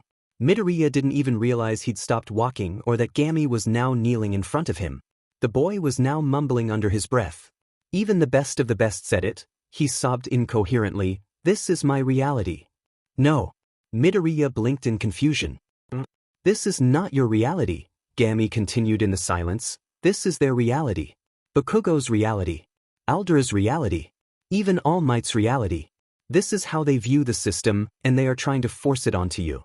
The teen couldn't deny that he found truth in the ghost's words, but his mind held onto this bad habit of spiraling deeper and deeper into his own darkness. It had been like this for years. Gami's support just barely lifted him out of the pit of despair he fell into each day. But he couldn't go on like this forever. They do not like what you represent. What could a useless, quirkless kid like him ever represent? Failure? Worthlessness? Surely nothing good. You represent change, Izuku. You are a quirkless child attempting to be a pro hero. Your existence alone is threatening everything they stand for. Wow, he hadn't realized he'd been messing things up so much. You are change and they are afraid of that. They want you to simply stay quiet and live how they believe you should. They want to discourage you from breaking the mold, simply because that is what they are used to. That is their reality. But it is most certainly not yours. They were afraid of him? That didn't seem right. After all, he was quirkless. What could he even do? You are your own person, Izuku, regardless of if you have a quirk or not. You cannot stop them from trying to force their beliefs onto you, but you do not have to listen. You are capable of doing anything you set your focus on, despite what they try to tell you. And if you want to be a hero, then you can. You are not bound by anyone's rules, because you are not underneath anyone. That is your reality. His own person? What did that even mean? He'd been hearing the same things all his life, from his mother, his classmates, his hero, and now Gami was telling him that they didn't matter. He was so confused and so used to just being yanked around by everyone. He was supposed to be below the villains. That's just where he belonged. Enough. It felt like his head just exploded, like he'd been hit right to the temple with Kaken's quirk. He grabbed at his ears and wailed, dropping to the ground right next to his book. He could feel his mind trying to spiral down again like he was used to, but the teen wouldn't let it this time. He was done listening to them, done needing their validation. Gami was right, he didn't need to be bound by anyone to feel accepted. He was done letting them break him. Did you say something wrong? Oh yeah, he still hadn't said a word in response. The spirit was probably a bit freaked out that he'd been crying again for the third time today. Oh no, you've probably said the most right I've ever heard. He watched the man tilt his head in confusion. Maybe he should elaborate. I've been relying on others' opinions my whole life. I've been worrying about making my mother like me again, about proving to my classmates that they're wrong, even needing the validation of all might simply to give me the motivation to keep going. But I need to stop worrying about them. I need to live for myself. Gami nodded. I believe you are correct. I am sorry for making you believe that you needed to prove them wrong to be happy. No. Midoriya cried, before realizing his outburst and continuing, you don't need to be sorry. You've supported me for so long and even helped me understand where I'm going wrong. If anything, I thank you for sticking with me all these years. The spirit didn't respond, but ruffled the boy's hair, his way of acknowledging that he was listening. He watched his successor pick himself up off the ground, both literally and figuratively, as well as his notebook. The teen brushed off his uniform and swung his bag off his shoulder, before opening it up to put the book away. Now with his hands free, he confidently held his backpack straps with a small smile. How about we go get some ice cream, Izuku? We always pass by that one stand on our way back home. Midoriya wiped his eyes before sniffling again. That was the 5th time Gami had called him by his actual name. The boy wasn't really used to it. Yeah, that sounds nice. Midoriya and Gami arrived at the ice cream stand, but to their dismay, it was closed. Actually, closed was an understatement. The shop was practically boarded up and abandoned, like the owner just fled. That didn't make too much sense. The shop was open and running yesterday, and he didn't remember seeing any signs that said they'd be closed today. It was a pretty weird mystery, but not one Midoriya spent too much time contemplating. He had already cheered up on the way to the stand, and didn't really need the sweet treat anymore. They had just begun walking away from it before the teen almost collapsed to the ground. This wasn't an unfamiliar situation, and it actually had nothing to do with the previous breakdown the boy had a few minutes ago. Gami immediately flung into action, slamming his hands down onto the boy's shoulders and squeezing them tightly. Midoriya winced in discomfort, but acknowledged it as his anchor. His way to remind himself that the coming premonition was just that, completely separate from reality. His head spiraled similarly to how it usually did when he lost control of his thoughts, but it wasn't exactly the same. Every time he had a premonition, he could hear a sort of buzzing in the back of his mind, nothing too crazy though. The teen watched as his view of the boarded-up ice cream store morphed into something else entirely. The first thing he noticed was a mass of light blonde hair. It wasn't anything that stood out, but he filed it away for further analysis. He was having a hard time clearly seeing the person in this premonition, almost like they were covered in something as they died. He was sure it wasn't water, as he had visions before of people drowning and he could see them just fine. The second thing he picked out was the suffocating feeling of being, well, suffocated. It was so hard to breathe, like he had something stuck in his throat. Did this person choke to death? Midoriya wasn't sure, but it didn't feel like this person was choking on food or an object. It was a weird feeling, seemingly choking on air, But then the boy realized exactly what it was. This person was choking on sludge. It was the exact same feeling he felt when the sludge was forced down his throat. Oh my god, did this person go through the same thing? He wouldn't wish this even on Bakugo, for goodness sake. The third thing he saw were the eyes of the individual.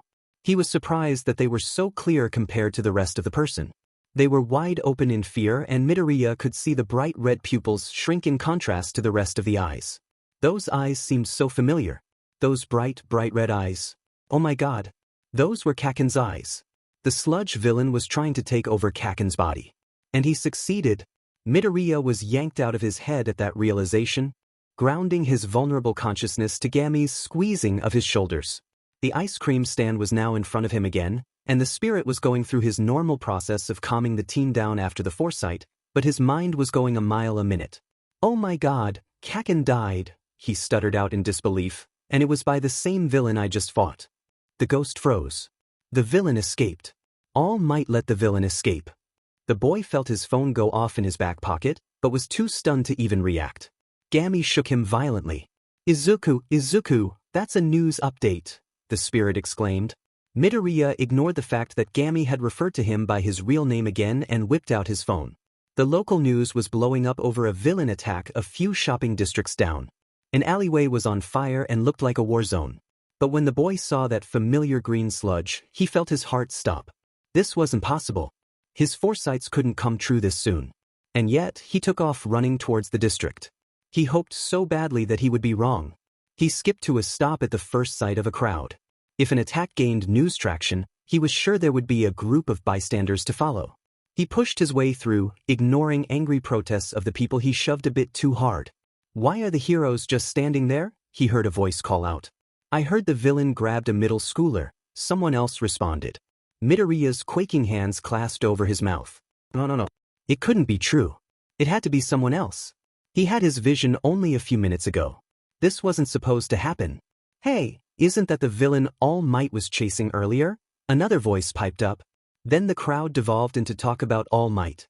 Sure, the boy had left the pro with the villain restrained, but obviously the villain was free now, so where was All Might? I can only do hero work for about 3 hours a day now. Oh no. Had All Might exhausted his time limit? Was that why he wasn't here yet? He finally reached the front of the crowd, and only a line of sparse policemen separated the civilians from the fight in front of him. There was fire practically everywhere, and rubble covered the pavement so thickly he couldn't even see the sidewalk anymore. He could pick out pro heroes Death Arms and Kamui Wood standing next to the police. Why weren't they trying to fight the swirling slime that morphed and grew in the center of the alleyway? The slime had grown much larger and thicker than what had originally attacked the teen beneath the underpass. He could tell someone was struggling underneath all that goo, but couldn't see if it was Kaken or not. His mind flashed back to the feeling of when he was being suffocated by the slime. The feeling of being alone and helpless as this villain tried to take over his body practically invaded Midoriya as violently as the sludge had. He could see explosions come from the sludge. He tried to convince himself that some other middle schooler could also have an explosion quirk. He could see blonde hair peek out from the sludge. He tried to convince himself that some other middle schooler could also have an explosion quirk and blonde hair. He could see wide, red eyes turn to stare fearfully at the crowd from the sludge. Red eyes. Red eyes. Red eyes. Red eyes. Midoriya couldn't convince himself anymore. He raced out towards the villain, completely ignoring the cries of the police and the heroes from the sidelines. He didn't even notice All Might watch him in shock from the same crowd he was just in, nor Gami's cry for him to wait as he passed through the crowd, literally. Death Arms and Kamui Woods gasped in complete horror, but didn't say anything right away. A million things ran through Midoriya's head. How could his premonition come true so soon? He would have to press Gami about it later. Where was All Might? This villain was supposed to be his responsibility, so where was the pro hero? Why weren't the other heroes doing anything? They were just standing there, doing absolutely nothing. They were just watching Kaken die. But the team didn't focus on any of the spiraling thoughts going through his mind. He wouldn't freeze up now, especially while he was running towards the villain that had tried to steal his body earlier. Get back here, you fool! He could hear Death Arms howl, but paid no attention to the hero. Stop! Midoriya expertly dodged the debris all over the ground, but kept a steady pace towards the chaos. His eyes darted to each pile of rubble, looking for something to defend himself for when he got to the villain. He really didn't want to use his scythe, but if it came down to it, he would do anything to spare Kakin of the fate he'd been forced to watch. The sludge turned in his direction, eyes bulging out when he realized who was running at him. "You!" the slime screamed. "I'll kill you!" Bakugo followed the villain's gaze only to see a blurry figure with a mop of green hair running towards him. "Is it Deku?" But Midoriya ignored it all, his pressing thoughts, the screams of the useless heroes from behind him, even the threats from the villain in front of him. He passed a relatively large pile of debris and noticed something long and shiny sticking out. He stopped for the quickest moment to pull out the object, only to feel it break in two.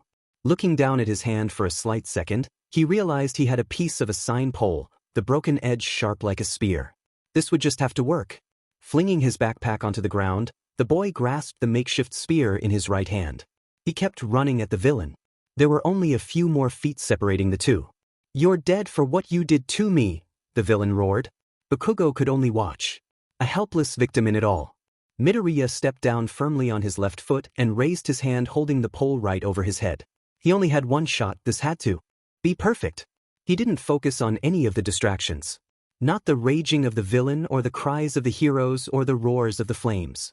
He cleared his mind of everything except for one thing. A single thought that echoed over and over and over in his head. "I will save people." The pole flew out of his hand with speed that could rival ingenium. It sailed into the air as everyone watched with stunned breaths. Even the villain himself watched right as it sank into the eye that the boy had decayed earlier. The scream that left those enormous set of teeth stained the ears of everyone who watched. The green-haired teen didn't stop though. The attack had given him his only opportunity to save Bakugo. He sidestepped and met the blonde's terrified eyes with his own. The sludge had recoiled just enough to reveal the teen's hand, and Midoriya didn't think twice before grabbing it with both of his. With all of his strength, he tugged as hard as he could. He was afraid that his strength alone wouldn't be enough to free his bully from the goo. He was afraid that he would end up needing Gami's help and that the man wouldn't be able to reach them in time. But his fears were quelled as Bakugo came flying out of the slime. The two boys tumbled down onto the rough pavement, but Midoriya didn't waste a second. He got up on his feet and yanked Bakugo up with him. He shoved the blonde back as a large hand of slime plowed towards him.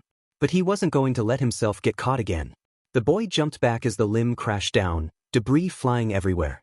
He picked up one of the smaller pieces of concrete that had been sent airborne and chucked it right at the villain's mouth. It nailed him right in the teeth. "Stop getting in my way," the villain cried and unhinged his jaw, ready to swallow the teen whole. The hero standing on the sidelines suddenly dashed towards the two boys. "Does he have a death wish or something?" "Death?" Arms bellowed. Midoriya almost laughed at that, but managed to dodge the first chomp the villain made at him. Bakugo could only watch in shock from the ground, still trying to catch his breath. In the crowd's panic, All Might still watched from the back in his debuff form. He was pathetic. He really was pathetic. The boy whose dream he crushed, who had been on his mind all day, was now risking his life to save the hostage. And he, the #1 hero, could only watch. The sight alone filled him with the urge to step in, but it wasn't until the feeling of uselessness set in that he really got the power to fight. The green-haired teen was worried. He couldn't dodge forever, but the only way to switch to the offensive would be to reveal his scythe. And he really didn't want to do that. Not only could he get into big trouble with the law for using his quirk illegally, but the boy could only imagine how Kakin would react.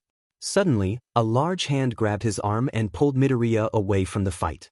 He could only see the two signature tufts of blonde hair, but that's all the teen needed to recognize who it was.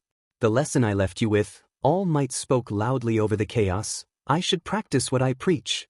The hero lifted his right fist back behind him as the crowd went wild at his sight.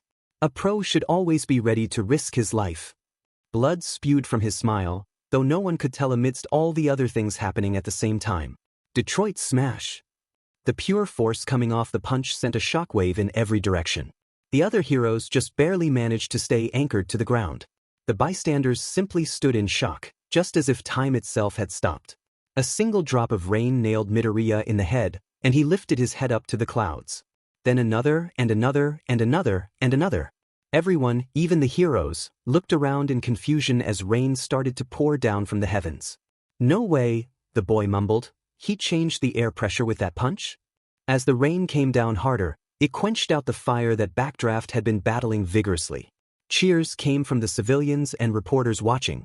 All Might had beaten the villain and changed the weather with a single punch. The fight was finally over. And Kakin was alive. All Might had left the scene just as quickly as he arrived, leaving the rest of the heroes to pick up the villain's scattered body. Midoriya and Bakugo sat by the entrance to the alleyway, a team of paramedics scrambling to check them for injuries. Thankfully, none had anything more than some minor scratches, but the medics made a thorough search just in case. The news reporters had been roped off away from the middle schoolers, so they couldn't get any statements from the two boys. But they kept their cameras rolling on the kids. "What were you thinking?" Death Arms lectured, but Midoriya didn't bother to pay much attention. The heroes had berated him non-stop since All Might left, and the team could partially understand why. He had run right into a villain fight. Of course the pros thought it was foolish. They obviously didn't know that he was immortal, but that was a given. They thought he was just a normal civilian child who had almost gotten himself killed. He didn't have to turn around to realize that Gami was now standing behind him. The spirit had a sort of air around him that gave his presence away to the boy. It made the teen feel much calmer, knowing his friend was right behind him. He had lost focus of the man's whereabouts in all the chaos. But even still, he had managed to save the blonde, subduing the villain long enough to pull him out of the sludge. But none of the heroes even commented on that, much less praised him. He wasn't asking to be praised, but all the heroes seemed to remember him doing was run idiotically into the fight and nothing else. Bakugo, on the other hand, got plenty of praise. They admired him for his powerful quirk and simply fueled his ego. Not a single hero commented on how his so-called powerful quirk had restricted them from actually helping him or stopping the villain, or that his quirk had caused the majority of the damage to the district in the first place. Midoriya paled when he realized that Gami had been right all along. Society was definitely a hierarchy. Bakugo was at the top, and he was at the bottom. At one point, Midoriya phased back into reality long enough to realize Bakugo was yelling at him. "You stupid quirkless Deku." No, not that infectious word. "What? You're quirkless?" the heroes practically yelled. Luckily, the boy didn't think the reporters had caught the comments. They had started lecturing him again, turning away from praising the blonde. "How could you even think about running in like that when you can't do anything?" one of the heroes yelled. Midoriya wasn't sure which one it was, but he wasn't about to let them berate him for being quirkless. He had already heard enough before the toxic word entered the fray. He wasn't going to just sit and take it like he would have in the past. The teen stood up, startling the heroes and the cameras on him. The heroes tried to get him to sit back down so they could continue yelling at him, but the boy wouldn't let them. He fought the urge to call the heroes out on their bullshit right then and there, not caring if the cameras caught his words. But Midoriya had enough for today, and honestly, the boy was pretty much done with the world at the moment. So he turned to exit the alleyway in silence, ignoring the words from behind him. Then, Death Arms grabbed him by his right shoulder. Gami could feel the air temperature drop by at least 10 degrees. "Don't you dare touch me," the green-haired teen growled and ripped off the hero's hand. He was so close to going off on the man, but considering that the reporters might have caught his first comment already, he reluctantly bit his tongue. He left the scene without saying any more than that, despite the other heroes still trying to make him stay. Bakugo could only watch in shock. Did Deku just growl at a hero of all people? What the actual F was going on? Midoriya escaped the wave of reporters that tried to corner him after he left without much difficulty. He shuffled home on an empty suburban street, his mood a complete hurricane. He wasn't sure what to think honestly. Gami's voice broke the silence. "I am really proud of you, Aizu. What you did today, while it did terrify me, was very brave." He looked up at the spirit, unsure of how to react. You think so? You saved the life of your bully and did it quite well, if I must say." Most wouldn't understand why the boy had chosen to save his childhood bully, but to Midoriya, it made perfect sense. "I just did what any real hero would do." He put a bit more emphasis on the real part of his statement. Gami seemed to understand exactly what he was trying to say. Both were pretty angry at the heroes on the scene. They simply stood on the sidelines and watched as Bakugo struggled for his life, each and every one of them. They apparently felt as if they didn't have the right quirks for the job, so instead of trying to improvise, trying to do something, they just stood there, ready to sacrifice the life of a child because their plan didn't work. And there was no argument that could ever convince the green-haired boy that Bakugo would have survived without his intervention. No argument could ever persuade him that a hero would have arrived if he had simply waited. After all, he had watched the blonde suffocate to death just minutes before in his own head. Speaking of that, Midoriya did ask the spirit what was up with his premonition today, but not even he could explain it. Gami had insisted that he never had a vision come to pass until at least an hour after viewing it, so the premonition even surprised him. The best the ghost could do was suggest that maybe the foresight was supposed to happen earlier, but got pushed back due to his emotional breakdown. The explanation was shaky at best, but it was also the best either of them had. The teen hoped that for someone else's sake, this premonition incident never happened again. "Hey Deku!" Bakugo yelled, running down the street and startling the boy out of his thoughts. He really didn't want to deal with the blonde right now. He turned to face his bully. It looked like he was shaking with rage, his fists clenched at his sides. "I never asked you to save me," he called out with a scowl on his face. "I could have beaten him myself." The angry teen's eye twitched. Midoriya made no effort to reply, letting the blonde continue as he indubitably would. "How dare a quirkless failure like you pity me? Trying to win me over? Don't you dare mock me." After that, Bakugo spun around and stormed off while grumbling under his breath. Neither Gami nor Midoriya made a move to stop him. Whispers in the back of the teen's mind kept insisting that he was right, that he should focus on a more realistic future. But the boy was done listening to that part of his conscience. Today was a turning point for him. He didn't need Bakugo to accept him or his dream. He never did. It felt good to finally realize that. But just when he thought the day was done giving him surprises, it threw one last curveball at him. "I am here." Midoriya flinched at the voice and the spirit whipped around protectively, but the boy dismissed him. Gami relaxed but stayed on guard as the pro-hero flew out from one of the empty alleyways. "All Might? Why are you here?" he wondered. "Wouldn't you have been surrounded by reporters?" "They were everywhere." The hero struck a comical pose, shaking them. "Olaf is nothing to me. After all, I'm all me dash." The man couldn't keep up his form and slumped over, losing his muscles instantly. Blood spewed from his mouth. The teen looked around in confusion, unsure of what to make of the man's other form. What just happened? All Might nearly slapped himself. That's right, he'd forgotten that this child didn't know about his true form. "Remember how I said that I could only work 3 hours a day? Yeah, but dash. Well, this is how I look the other 21 hours. The boy just blinked. I guess this explained how the man wasn't caught in public more often. "Look, kid," he tried to get back on track. "I've come to thank you and revise what I said earlier. I also have a proposal." Midoriya just blinked again. His tired brain was struggling to take this all in. "Without watching you in action, I would have been just another helpless bystander in that mess, so thank you." The teen took a second to process what the hero just told him. Helpless bystander. Did that mean All Might was in the crowd? That the hero watched too as Bakugo was dying? Of all the people at that scene, it was only you, timid and quirkless you, who acted. You spurred me to action. There it was again. That awful, toxic word that society had stained him with. Why did it keep coming back? Most of the top heroes show greatness even as children.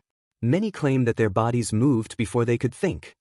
The boy could hear how hyped the man was getting and it just made him more and more uncomfortable. Gami was definitely feeling the same thing, but neither of them moved. They really hadn't learned their lesson from beneath the underpass. "That's what happened to you back there, yes?" Not really. What spurred the child to action wasn't some unknown force that simply pushed him along. Not at all. What made him act was knowing that Bakugo would die if he didn't intervene. That Bakugo would die a painful, agonizing death by the villain who would have stayed successfully detained if it wasn't for All Might. That Bakugo would die at the hands of such a monster, while no one did anything to try and save him. Bakugo would have died. All Might mistook the boy's silence as confirmation. "Well, I'm here to tell you that with my power, you can be a hero." Midoriya didn't make a single sound or move a single muscle. What did this man think he was saying? Could he even hear the words coming out of his own mouth? "I know," the teen finally replied. The seasoned hero did a double take. "What?" "I already realized that I can be a hero," Midoriya continued, "and I don't need anyone else's approval." Gami was about to jump the man for a second time, but decided to let his successor finish first. He was glad his friend finally decided to grow a backbone, plus it was pretty entertaining to watch. "But without my power, without a quirk dash." "Are you serious?" he cried. "I really thought you were here to apologize, but you've only made it worse." "Kakid, listen dash. Are you even listening to yourself?" Midoriya almost slumped down at that point, but used all his willpower to remain standing. "Did you come here to tell me I can only be a hero with your power? There just isn't any other way, you dash. Didn't anybody actually see me fight the villain? I subdued the villain long enough to rescue Kakin, and kept him and myself from getting hit by any of his attacks. The boy could feel the steam pouring out of his ears. That was more than any of those other heroes did. And I didn't need a quirk during any of it. With every word, the boy lost his will to fight. He knew he didn't need the validation of anyone to be a hero, but it hurt him to have to deal with his former idol like this. I just can't believe this. Midoriya couldn't bear to look the man in the eyes anymore. If you really were in that crowd, then you should have seen firsthand what I can do. I bet you don't even believe that I took out the sludge villain on my own in the underpass. All Might didn't answer, but he didn't have to for his thoughts to clearly come through. Look, I'm just going to go home, he said dejectedly. I won't tell anyone about the nature of your quirk, since you've made it obvious that it can be passed down or something. The green-haired child turned around, but lifted his head up high. He was ready to leave and end this awful day. So was Gami. Look kid, I think you should reconsider. All Might was scarily like Kakin. They both just didn't know when to quit. You're not going to be able to get anywhere when your records say quirkless. You'll just be spinning in circles until you've lost all the energy to keep going. I can see your potential, and that's why I'm offering you my quirk. Hell, just the fact that it's my quirk should have you excited. Midoriya's head whipped back towards the frail man so fast, he was afraid it'd just snap off his neck. How dare you? You can't see any of my potential if you're so stuck on the fact that I don't have a quirk. You can keep your crappy quirk for all I care, even if it guarantees me a spot at UA's hero course. The teen was so angry he didn't even have to fight back any tears. How could the #1 hero, the man who inspired so many people in, and even out of the country, have such flawed logic? He was ready to leave and then the man just pulled him back with something even more stupid. It baffled him, but he was too furious in the moment to contemplate it. I'd rather rely on my own skill and fail, he ranted, than need a pity handout to succeed. Because even if I fail, I'll just get back up and try again. No one will be able to keep me down, not UA, not the Hero Association, not even society itself. And that's exactly how I'll become a hero. He turned his head back forward, and unfortunately missed the #1 hero gape like a fish out of water. Gami didn't though, and reveled in the sight. I could go on and on about how utterly wrong you are or how utterly wrong you're going to be. He clutched one of his backpack straps tightly in one hand, shaking with rage so badly, he knew All Might could see it, but I don't have to. He took a confident step forward, away from the pro and towards his house. He still didn't face the man, wanting to lose his morale at realizing he was practically backtalking the #1 hero in the country. He still heard no word from All Might, not that he wanted to. The man had disappointed him enough, and each comment that escaped his mouth only fueled the boy's fury. Not even Gami broke the silence, eager to see where his successor was going with this. The silence simply infected the air, so thick that he could cut it cleanly with his scythe. And then, Midoriya walked away. He turned down a deal that, in another universe, would bring him to UA with a completely different mindset. Somewhere else, he had accepted his idol's offer and received a quirk that could only be described in legends. But this wasn't that universe, and Midoriya wouldn't take the infamous one for all. He would simply walk away, but not without finishing his comment. A statement that would plague the pro-hero's mind for far longer than the boy did earlier in the day. A declaration that would become the backbone for everything the teen stood for and the change he represented. Just watch me. The first few nights after the sludge villain incident were difficult for Midoriya. The school had given the students a couple days off, considering that 2 of their students were so directly involved in the attack. Of course, the boy knew they were more worried about Bakugo, but it didn't bother him as much as it would have in the past. He definitely could admit, it was hard getting adjusted to the fact that those outside opinions didn't matter anymore. Before, the teen would have been upset, and rightfully so, that the school wasn't concerned about his well-being. Or I guess, more concerned about Bakugo than him. But now, he wasn't as focused on what Aldra was saying or what they did. If they didn't care about him, that was all right. That was okay. Tonight was a late night for the duo, and as tiring as they were, Midoriya favored them over the nights he got his sorting done early. These first nights after the attack were emotionally draining on the boy, but he enjoyed the conversation Gami eased him into. It helped him forget the amount of trauma he went through on that day. He could never remember how the conversations would start, or what they would be about. All he could really recall was just the sensation of talking, the feeling of a smile blooming on his face or a short giggle that he would have to muffle so his mother didn't wake up. He would always go to sleep feeling at peace with himself. Maybe not exactly happy, but content in the moment. He never knew what Gami did while he was asleep.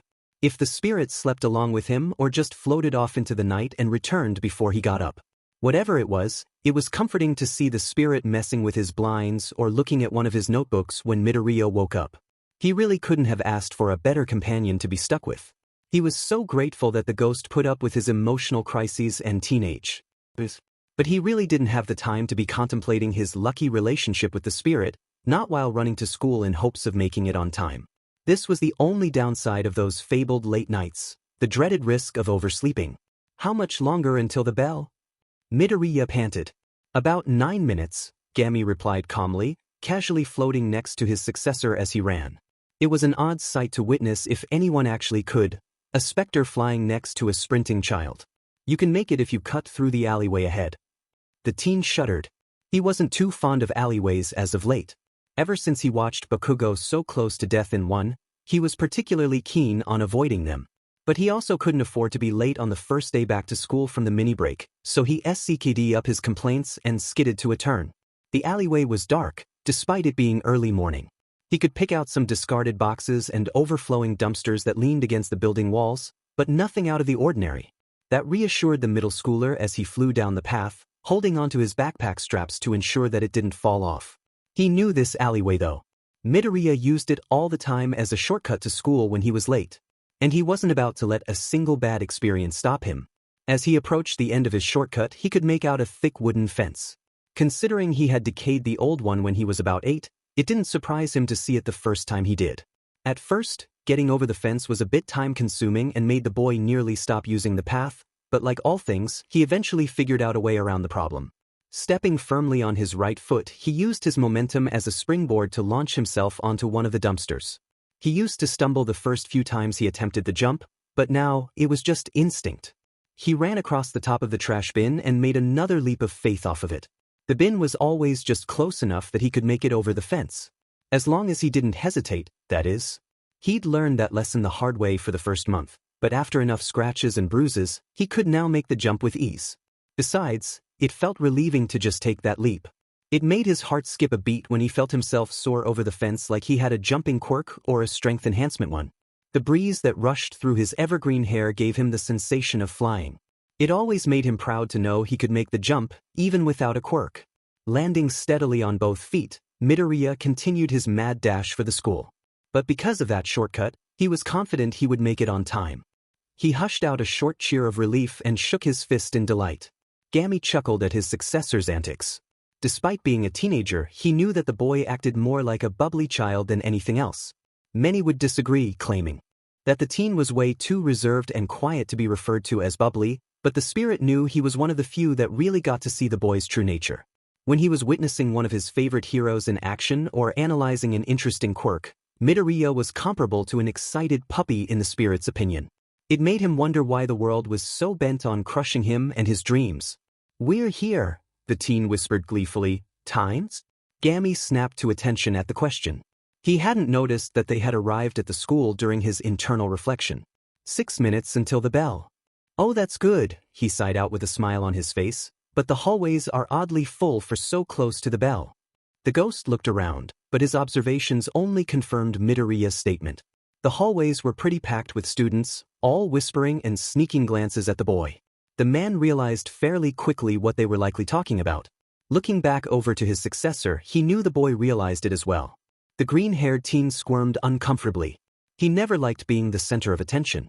And he definitely knew he was with the amount of stares on him.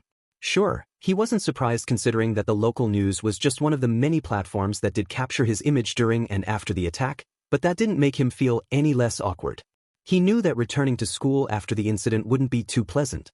He was worried what his peers might do once they realized he was the sole individual who acted to save Bakugo.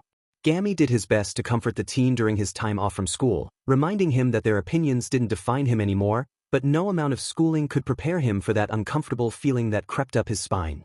Midoriya slinked himself into his homeroom class, clutching his backpack straps carefully. Despite the mass amount of students that wandered the halls so close to the bell, he could tell that all of his classmates were in the room, almost waiting on his arrival. The boy paused in the doorway, looking around at the other kids in the room. They were all acting similarly to the ones in the hallways, peering at him with hushed murmurs. But he noticed one major difference separating his classmates from the other kids he'd seen in the halls. His class was snickering. His brows furrowed at that realization and Gami tensed, alerting him that the man had spotted the same thing. What was so funny? The teen took slow steps into the room towards his desk, but his eyes were anywhere but. He turned his head to meet the stares of the kids he walked past, but the minute he looked in their direction, they lurched away and giggled harder. He knew that there would be an adverse reaction to his presence, but Midoriya was definitely not expecting laughter. He looked in the general area of the teacher's desk, but was surprised to see no one there. It wasn't odd for the teacher to come in close to or even after the bell rang, but he was certain that the teacher would want to be in the room early on the first day back. The boy just sighed and moved his gaze elsewhere. He really shouldn't be shocked at the teacher's behavior anymore. His eyes settled onto a large, spiky head of blonde hair, but his stare wasn't met by another. After looking around, Midoriya realized that Bakugo was the only student not looking at him. Actually, it seemed that the angry teen was purposely trying to avoid making eye contact. That didn't surprise him. After all, he was sure that Bakugo hadn't gotten over the whole sludge villain incident yet or the fact that he had technically saved his life. But he could definitely tell that the blonde was listening to everything going on in the classroom by the way his head was tilted. Midoriya's slow steps came to a halt once he approached his desk. Strangely, so did the snickers and whispers. Both he and the spirit gazed around again, and this time, all eyes seemed to be on him. His classmates were watching him intently, waiting for him to react to something. His gloved hands let go of his backpack straps and moved towards his desk. He figured that someone in his class had done something to his seat in an attempt to embarrass him. Maybe someone had loosened a screw or put some gum on the chair, nothing too out of the ordinary. But as his eyes finally laid on his desk to search for whatever was making the class laugh, he felt his hands go cold. On the top of his wooden desk, a vibrant red spider lily lay almost daintily across. Midoriya took a step back in horror, his throat running dry. His hands stayed raised in front of his chest, unsure of whether to go back to his straps or to his sides. But he couldn't tear his eyes away from the flower, as much as he willed himself to. He could hear the laughter pick up from all corners of the classroom. He and Gami did their best to prepare the boy for all sorts of situations regarding his return to Aldera, but both were surely not expecting this. Just hope for a quirk in your next life and go take a swan dive off the roof. Midoriya's classmates always made it painfully obvious how much they relied on the blonde for guidance, especially when it came to confronting the green-haired boy. Once Bakugo started calling the teen Deku, so did the rest of his peers. Once Bakugo started verbally bullying the teen, so did the rest of his peers. Once Bakugo started physically attacking the teen, so did the rest of his peers. But not even Bakugo had gone as far as to tell him to kill himself. His classmates always waited for Bakugo to take the first step, before rushing to follow him. So now that he had, the rest of the students figured they had free rein as well. Midoriya wasn't sure how long he had been standing there, but Gami finally snapped the boy out of his head. He refused to meet the glances of his classmates and give them any more satisfaction than they were undoubtedly receiving. You saved a life, Aizu. The man ushered him to move, to react, to do something. You are a hero, despite what they believe. The boy could only nod subtly, eyes still stuck on the flower and glazed over. He made no move to sit down at the desk. Gami turned to observe the class in secret. They were still snickering and eyeing his successor. The spirit shook in rage, just wondering who was the little brat who decided to leave a spider lily on his friend's desk.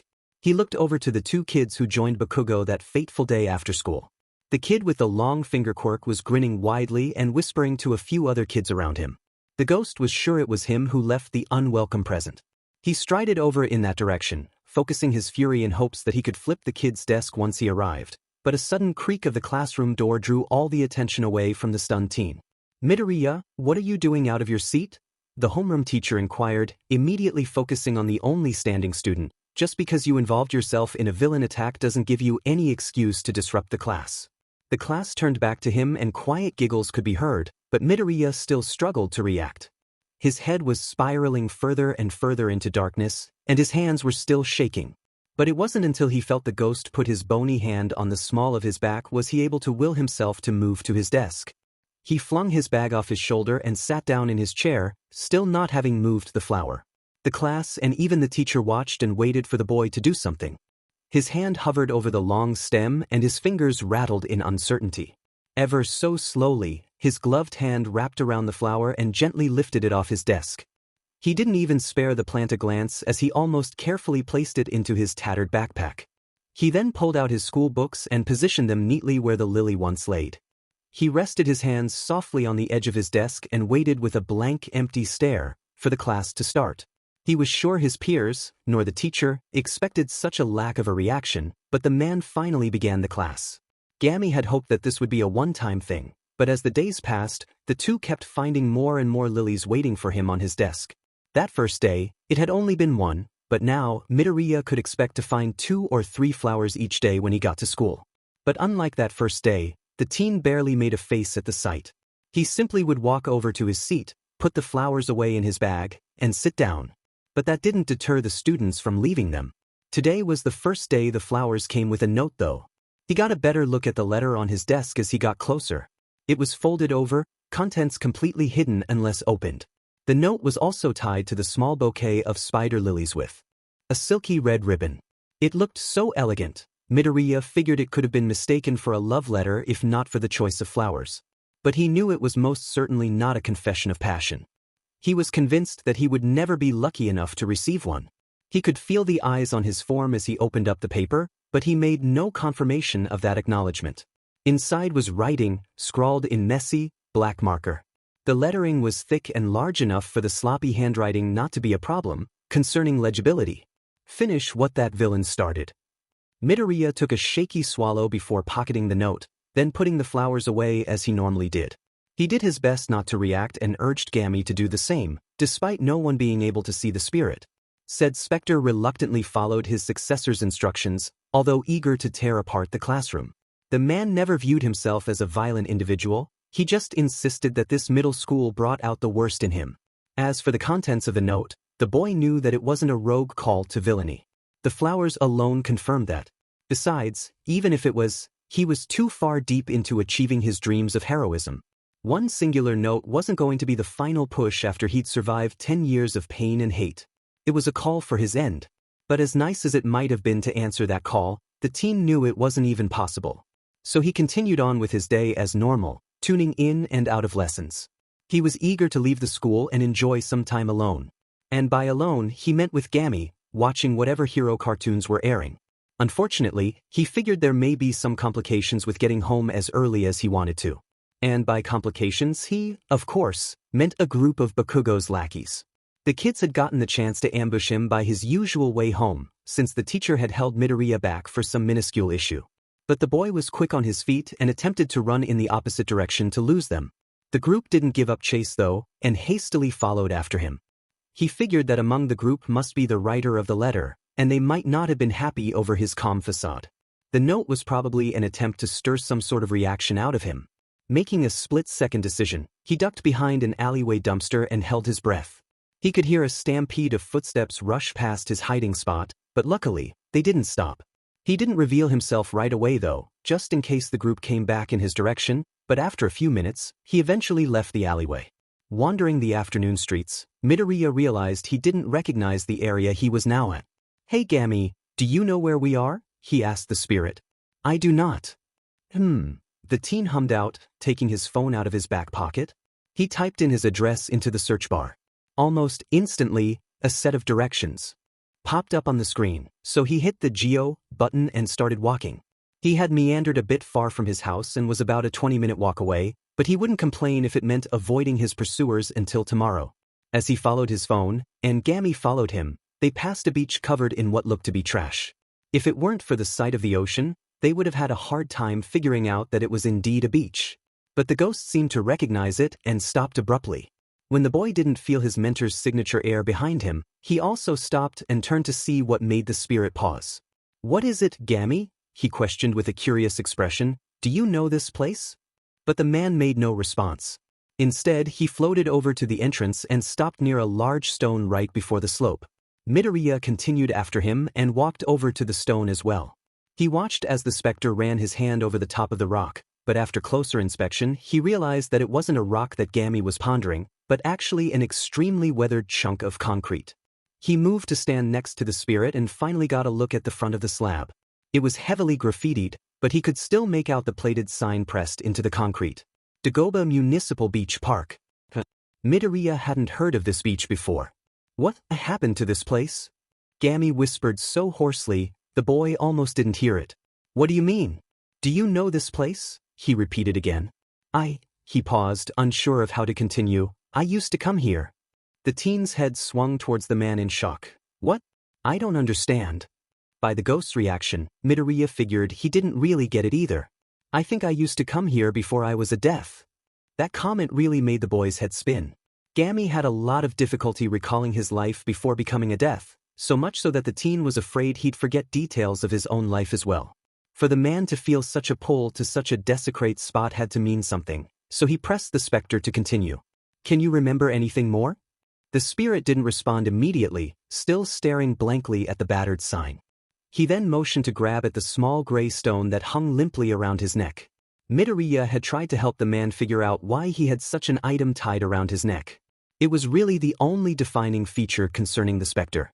Gami could never remember why he had it on himself, but couldn't shake the fact that it was important. This came from here. He gestured to the stone and then the trashed beach. And now he was sure that his brain was doing somersaults in his skull. Never had the ghost remembered so much in so little time. So he tugged on one of the man's long sleeves urgently. Well then, what are we waiting for? He cried out. Come on. The green-haired boy pulled Gami down the beach's sloped entrance onto the warm sand.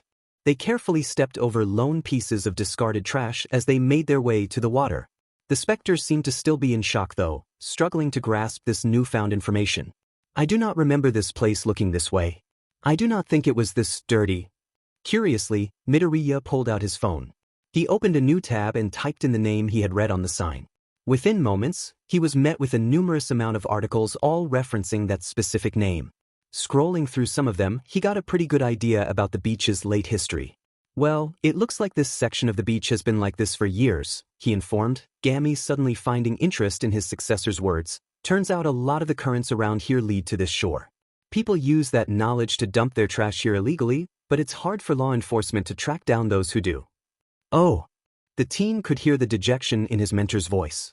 This place had obviously meant something to the man, and it saddened both of them to know it had gotten in such disrepair after who knows how long.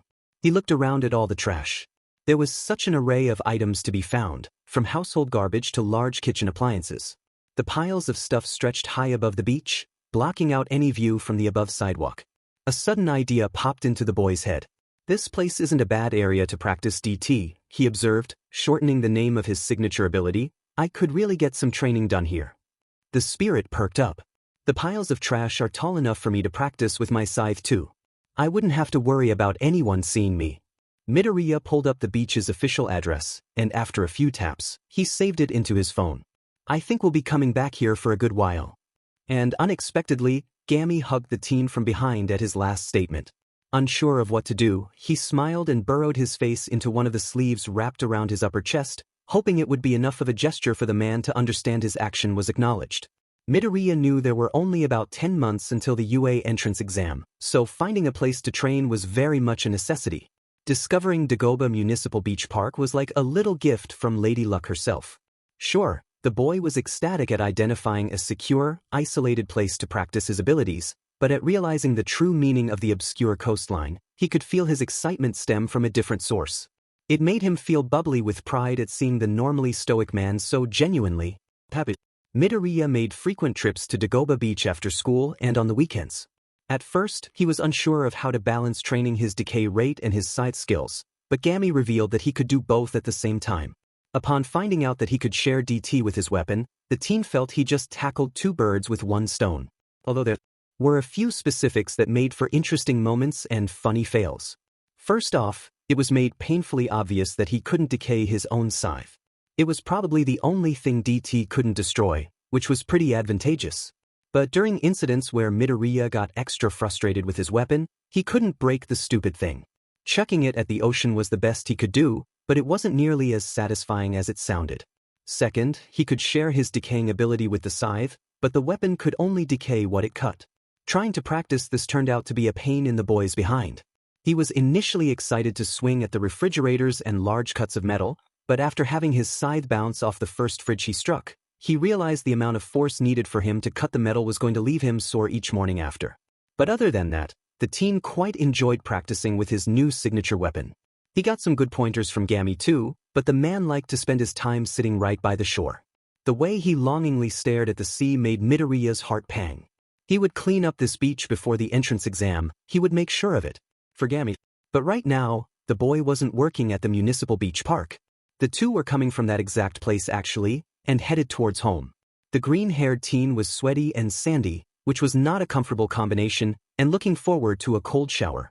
He walked inside, and as expected, there was no one inside.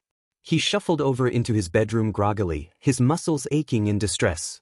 But right as he entered, he momentarily forgot all about his stiff limbs. It had been about a week and a half since the sludge villain incident, but the teen still had his face plastered all over his walls. "I still can't believe he said that to me," he stated to no one in particular. Maybe it was to himself? The spirit wasn't sure, to be honest. "It was a shock to us both," he responded in hopes to ease his successor, "but you can succeed without his approval." "Yeah, I know, but that doesn't negate the fact that the #1 hero is some quirkist bigot. I hear those things all the time, but never would I have expected to hear it from All Might of all people." The teen scowled at the sight of the hero's signature smile. That smile now churned his insides. He really couldn't stand looking at all of this crap anymore. He approached the wall where All Might smiled back at him. And despite being ungodly dirty from his workout, he ripped the poster off the wall. Well, it was more of a forceful pull as to not damage the merchandise. Sure, Midoriya was angry at the man, but he had enough common sense to realize that the amount of merch in his room would add up to a nice sum of cash. He continued taking down the posters on his wall, and once he finished with that, he moved to stripping his closet of any All Might-themed clothing he could find, which was the majority of everything in there, sadly. But pretty much all of the clothes were in good condition, as the boy had been careful to not dirty them when he did wear them in the past. Then he moved on to cleaning his bookshelves of any other miscellaneous merchandise, including figures, headbands, charms, and pens. All in all, he was able to fill the corner of his room thoroughly with stuff, and while he was disgusted that he had owned so much of the man's merch, the amount of money it was inevitably worth did make owning it somewhat worth it. Now, his room was almost completely blank, his 2 bookshelves empty except for the plentiful notebooks he had. He had written 13 analysis notebooks, but those were only on heroes. The teen had tons of other books pertaining to interesting quirks, quirk theory, and his own abilities. The vast amount of notebooks, he did have filled a good portion of one of the bookcases, but that still left one bookshelf completely empty, and another one only half full. His walls were now completely bare, having once been covered in All Might paraphernalia. Midoriya could tell where his posters had been, the walls now two-toned due to the difference in light exposure. He figured he could just get other hero merchandise to cover the blankness, but he really wasn't feeling all too hyped about heroes as of late. Maybe he'd look into some Eraserhead merch, but the man was so secretive, he doubted he'd be able to find enough to cover all the spots where his All Might posters had gone. He filed that Eraserhead idea away for later. Maybe he might not find any mainstream stuff concerning the underground hero, but there was bound to be handmade merchandise created by individuals. Sure, it might end up being expensive, but that just went to show the mass amount of time and effort that went into each product. His desk was looking pretty clean for once. Storage had always been a problem for Midoriya when he collected All Might items, but now that he was getting rid of them, the desk looked strangely organized. Maybe he could invest some of the cash he would get from selling his All Might stuff into some storage options. He would need it considering the size of his room, especially if he found an obsessive passion again. Though, the boy knew he would have to go shopping for clothes. The percentage of his clothing that was All Might themed was well over half, and now that it was finally out of his closet, he would need some new wear. All he really had now were a few pairs of shorts and some shirts that had English statements in them. He enjoyed wearing those shirts out, since most people wouldn't understand what they read. And for the people who did, they got a good laugh. Of course, they were nothing offensive or perverse, just stupidly obvious statements. Because who didn't get a kick out of a t-shirt saying, "T-shirt," on it in English? But now that he was done with his mini tantrum, Midoriya was off to take a shower. He especially needed to wash the grime and the All Might off him for good. A fresh, new start was just the thing he was looking for anyway. Midoriya walked down one of the suburban streets on his way to Ishihara's home. It had been a few days after he cleaned out his room, but the teen still hadn't found anything to redecorate with. As for the All Might merchandise, he had been able to sell a good chunk of it online successfully. At first, the boy didn't look forward to meeting up with the individuals interested in purchasing something from him. Those meetings were very short and just consisted of giving the item and taking the money. But now, Midoriya had gotten more comfortable with confronting the strangers, even going as far as to make some small talk. Gami was proud that his successor was finally stepping out of his shell, even if it wasn't by much. The merch was more valuable than he had expected. When he began selling the stuff to the highest bidder, the teen really wasn't anticipating anything to go over the initial price he posted it at, nor for mass amounts of people to fight for it. But it turned out that his stuff was worth much more than he thought, not that he was complaining. The teen put away most of his extra cash, but he did use some of it to get a new backpack. He'd had his yellow backpack for almost 8 years and it was definitely obvious. The bag was worn and torn from years of use as well as abuse by the rest of his classmates. Midoriya has grown out of the obnoxious yellow, but really didn't have the money to be spending so frivolously. At least, not until now. His new backpack was black, made of leather instead of polyester. At first, he wasn't too sure about the leather, but considering that his polyester one was barely hanging on by a thread, he decided that a change from the norm was necessary. Gami had suggested investing in a leather one, and he couldn't deny, his bag felt more sturdy and secure. He'd grown to like the feel and look of his new bag. Holding said backpack's thick straps, Midoriya walked up Ishihara's front steps and rang the doorbell. Like clockwork, the older, brown-haired man opened up the front door and let the boy inside. Midoriya, the man called, "It's so good to see you. How are you holding up?" This was the first visit since the sludge villain incident. The teen wanted to take some time away from the older man to pull himself together after the attack. Ishihara was rightfully worried about the boy, but respected his wishes. He still kept their meeting dates, but made sure that Midoriya knew he wasn't obligated to come. "I'm doing okay." "Well, that's good to hear." Ishihara motioned for him to sit on the couch, so he did. The teen shook off his bag and relaxed into the sofa as the man left for the kitchen. It wasn't long before he came back with a tray of cookies and 2 cups of tea. The man placed the food and drinks down onto his coffee table before sitting next to Midoriya on the couch. "So I only saw bits and pieces of the fight on the news," he cut right to the chase, "but I could definitely pick out your trademark green hair anywhere." Said green-haired child shuffled on the couch, not really knowing how to respond. "Yeah, that was me." There was a bit more awkward silence after that. Gami stood by another chair across from the two. He tried sitting in it, but fell right through, to which the boy stifled a giggle. He immediately felt more comfortable and made a mental note to thank the ghost later, whether the move was international or not. "Do you want to talk about it?" "Yeah, I kinda do." And so, over the course of a few cookies and the occasional breaks for tea, Midoriya spilled the events of that day in its entirety to Ishihara. Starting with the confrontation with Bakugo in the classroom, to the fight beneath the underpass, to the conversation with All Might, and finally ending with the fabled fight from the news. He obviously left out a few of the details of how he took down the sludge villain alone that first time as well as his premonition minutes before saving Bakugo. And he didn't even mention that final confrontation with All Might, much less talked about the man's quirk, keeping his promise to the #1 hero.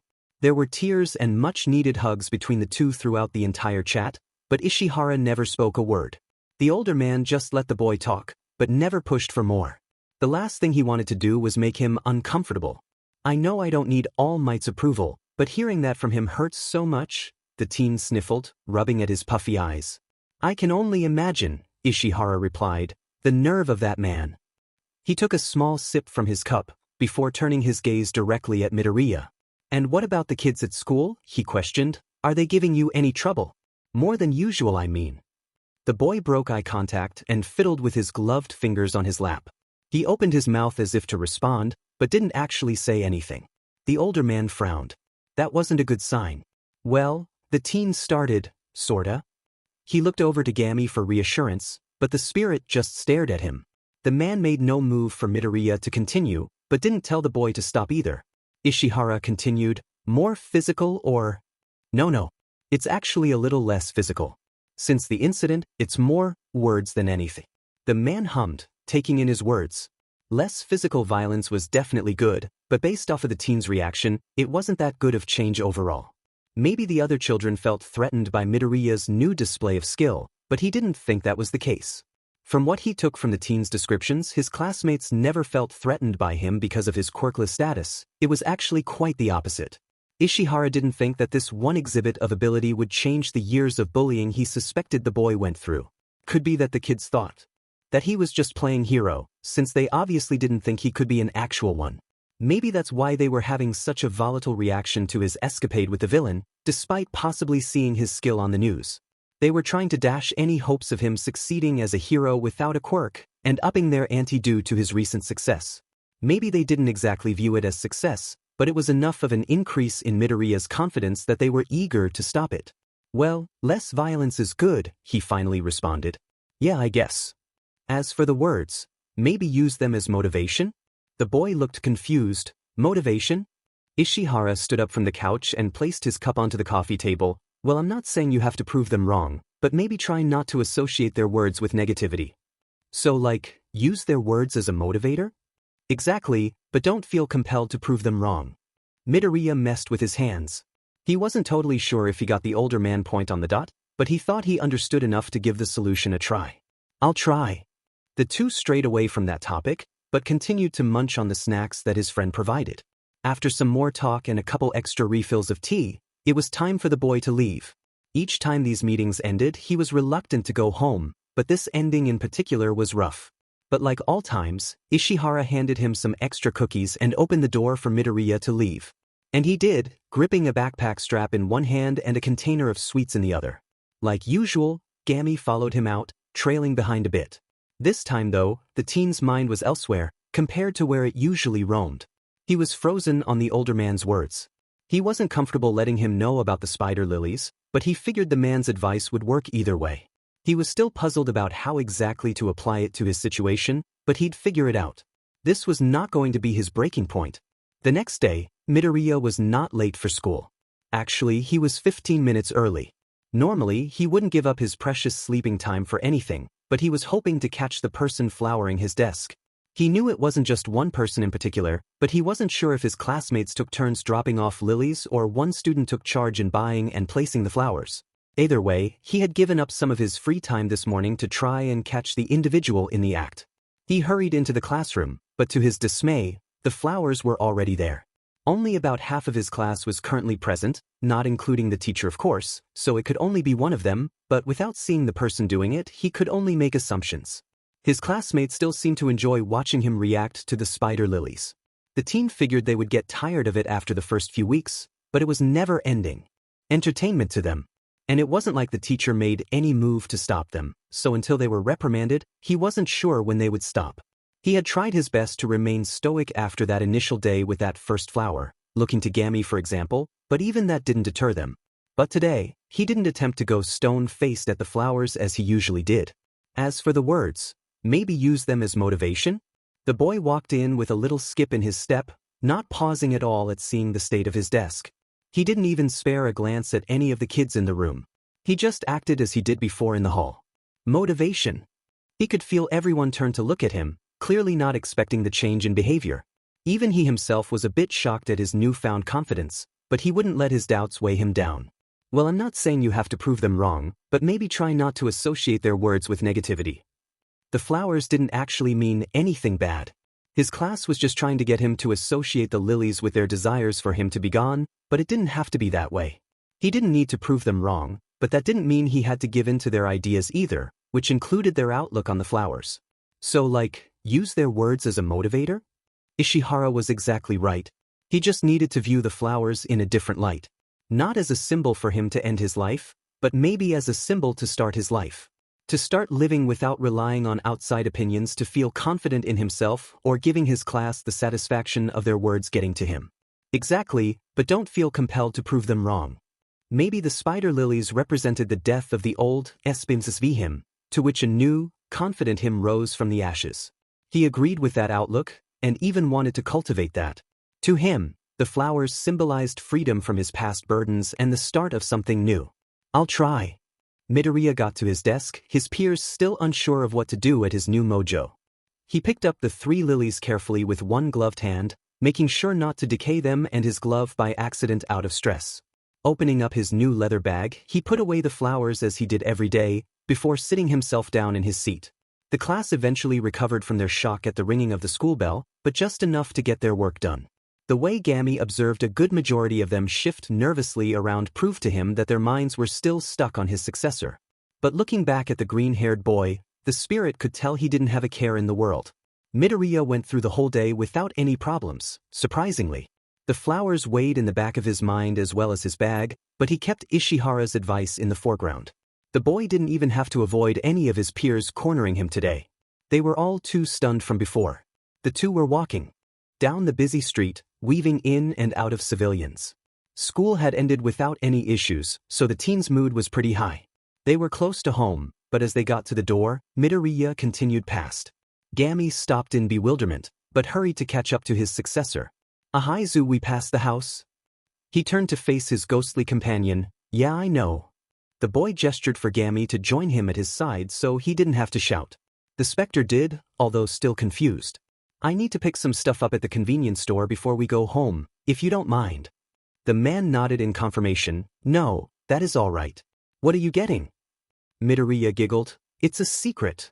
Gami huffed. "Will I understand once I see it?" "Maybe, but I don't think you will." "Is that a challenge?" "If you want it to be," he laughed quietly. Their secretive conversation carried them all the way to the local convenience store, which was only a few blocks down from his house. Midoriya opened the door, hearing the familiar jingle from the bell attached to it. He held open the door for his invisible friend, but Gami simply shook his head, so he let it go. He had to smother a chuckle at watching the spirit opt to pass through the door instead. The teen walked to the back of the store, ignoring the shop owner's piercing glare.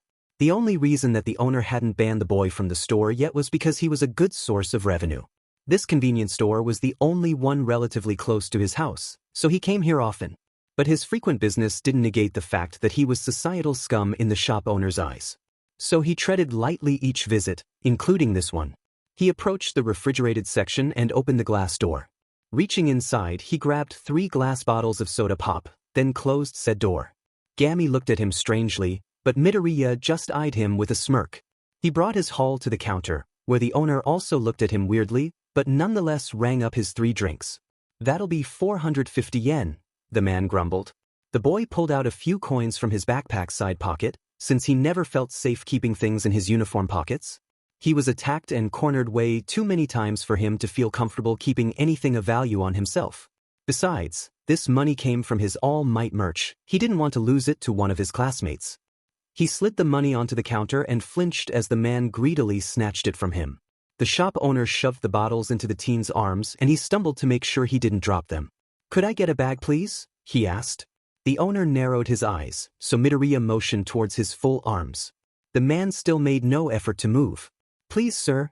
He huffed angrily, but left the comfort of his counter to get a plastic bag from the utilities closet. The closet was way into the back of the store, leaving the counter far out of sight. Midoriya looked around and noticed a camera covering the area right above the register. "Gami," he whispered under his breath, "can you see if you can grab his alleyway key?" The ghost looked at him almost in a shocked manner. "I just need to access the dumpster. I'm not going to do anything stupid." The alleyway right next to the store was always locked by a chain gate. The teen really didn't understand why the owner locked it, since all it held was the store's dumpster. But the gate and fence ran high, with barbed wire at the top, so as easy as it normally would be, there was no way he could scale this fence without getting seriously injured. The Spectre hesitated, unsure of where his successor was going with this. But on hearing the closet door creak shut, he hovered over the counter and grabbed at the key hanging on a drawer knob by the register. He was surprised at the fact he could actually touch it, but didn't waste any more time and hid the item in one of his sleeves. Returning to the teen's side, he held onto the key as the store owner came back with a crumpled plastic bag in his hands. "Here," he heaved snappily, moving the bag into the boy's arms, where the bottles also were. Midoriya took a moment to spread his stuff on the counter and shook open the bag. He then placed the 3 glass bottles carefully in before picking the plastic up by its handles. "Thank you, sir," he cheered. "Have a nice day." He swore he heard the man mumble a whatever under his breath, but didn't pay it much mind. He pulled open the entrance door, the bell at the top of the frame ringing again, and walked out, Gami in tow. Together, they walked to the alleyway entrance and towards the gate. Midoriya looked around, making sure no bystanders could see him from his spot, before gesturing for the key. "The cameras didn't catch you, right?" he wondered. He knew that the ghost couldn't be caught on film from the times he attempted to take pictures with him.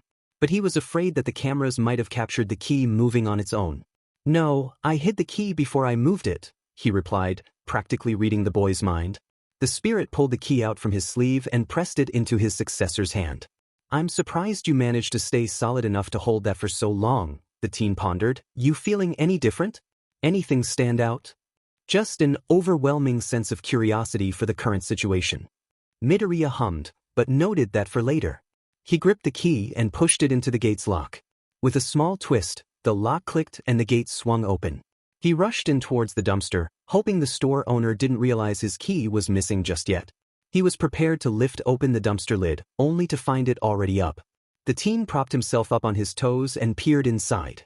Careful not to get anything on his uniform, he scoured through the bin and pulled out each and every glass mason jar he could find. He set them off to the side on the ground and noticed his mentor's puzzled look. The owner has a tendency to bring in snacks in mason jars while he works. I figured he'd throw them out here when he finished with them. But why do you need them? Well, I can explain that better when we get home. All right then, I will keep watch. Midoriya stuffed as many jars as he could into the plastic bag with his soda bottles. He wasn't too keen on putting any in his new backpack since they'd just come out of the trash. After forcing in his 11th jar, he figured he had enough. All right, I'm done, he quietly said, picking up the plastic bag again by its handles.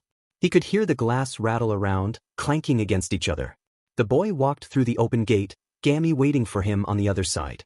He closed the gate and locked it shut with a small groan, but instead of taking the key with him, he left it in the lock. I'm sure when the store owner realizes his key is gone, he'll check the cameras. But since he won't see anyone take it, he'll come out to check the alleyway next, he explained. He'll just think he left it out here in the lock by accident. No harm, no foul. He exited the alleyway, but not before checking the store entrance to see if anyone was coming. When he confirmed no one was, he left with his true haul. Reaching into his plastic bag, he pushed past the jars on top and pulled out one of his soda bottles. Putting one of his fingers on the top, he slowly decayed away the metal bottle cap. Once it was completely gone, he brought the bottle up to his mouth and took a sip. You are getting really good at that. His successor moved the soda away from his face. What? You mean the whole bottle cap thing? Indeed, that was very precise. Well, I guess my work at Dagoba is really paying off, he shrugged. Gami made a small noise, and Midoriya swore it was a chuckle. He hadn't really noticed how good he was getting with DT. Looking down at the bottle, he realized how exact the decay was.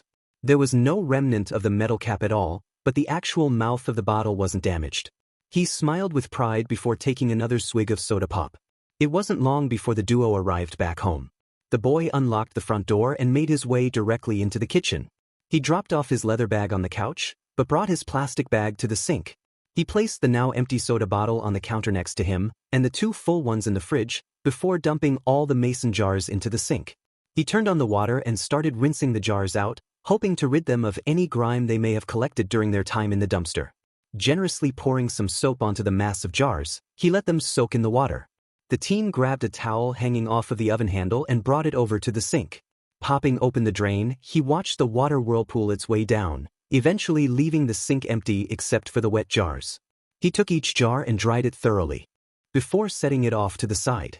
After all 11 were completely cleaned, he placed them on the counter next to his empty bottle. Turning on the water again, Midoriya rinsed out the soda bottle quickly, much less concerned about the cleanliness of that particular one. Once he dried the exterior, he moved the bottle back under the faucet and filled it halfway up. He put it back on the counter next to the mason jars, before doing the same with said jars. What are you doing? Gami questioned while watching the boy fill all 11 jars. You'll see, the boy said in a sing-song tone, then grabbed an armful of jars and brought them to his room. He put them down on his desk before going back for the others, and then his leather bag. After all the containers were placed on his desk, he moved to his desk drawer and pried it open. So that is where you have been keeping those. The flowers? Oh yeah, these are the more recent ones. But any from before this week have already wilted. He pulled the flowers out carefully by their stems. Sure, his gloves were on, but he was just being cautious. If he managed to decay through his gloves even slightly, the flowers would disintegrate instantly. The teen then placed 2 or 3 each in a jar, making sure their cut stems reached the water, before moving the bouquets onto his empty bookshelf. Of course it was the completely empty one, and not the partial one that had his notebooks. He would never take the risk of one of the jars tipping over and ruining his work. He even gave one of today's flowers from his backpack its own container, as the soda bottle's neck was too small to house more than that. Obviously, most of the jars didn't get filled, so Midoriya took those to the bathroom to dump them, before bringing them back and placing them on the shelves anyway. His room was still a little bare, but the bright red spider lilies did bring a pop of color. Finally realizing his successor's master plan, the Spectre inquired, "Are you sure about this, Aizu?" "What? The flowers?" God, his friend was a bit dense today. "Yeah, I'm sure." He turned back to stare at his work. The flowers almost seemed to sway from a non-existent breeze, like they were waving to him. He couldn't take his eyes off of the elegant shade of red that they were. "I think they look nice." The UA entrance exam approached faster than Midoriya expected, but he didn't feel underprepared. He managed to balance training at Dagoba and his education well enough in his opinion. Gami did not agree though. His successor was falling asleep way too many times in class for him to call this a win. His mother didn't seem to notice his frequent late nights out of the house. There were times where the teen was so afraid she'd catch him sneaking in after a long day of training, but she was often too drunk to notice. Of course, he wasn't lucky all the time, but he was getting fast enough to make it to his room before she did any serious harm. Unfortunately, the combination of training at Dagoba late into the day, sorting souls into the night, and getting up early to sort as well, it made it difficult to get more than 5 hours of sleep. He didn't want to admit he was having a hard time focusing his thoughts or that he was falling asleep in class. But it was obvious to Gami that the boy was struggling with it all, so the ghost did his best to lift his spirits wherever he could.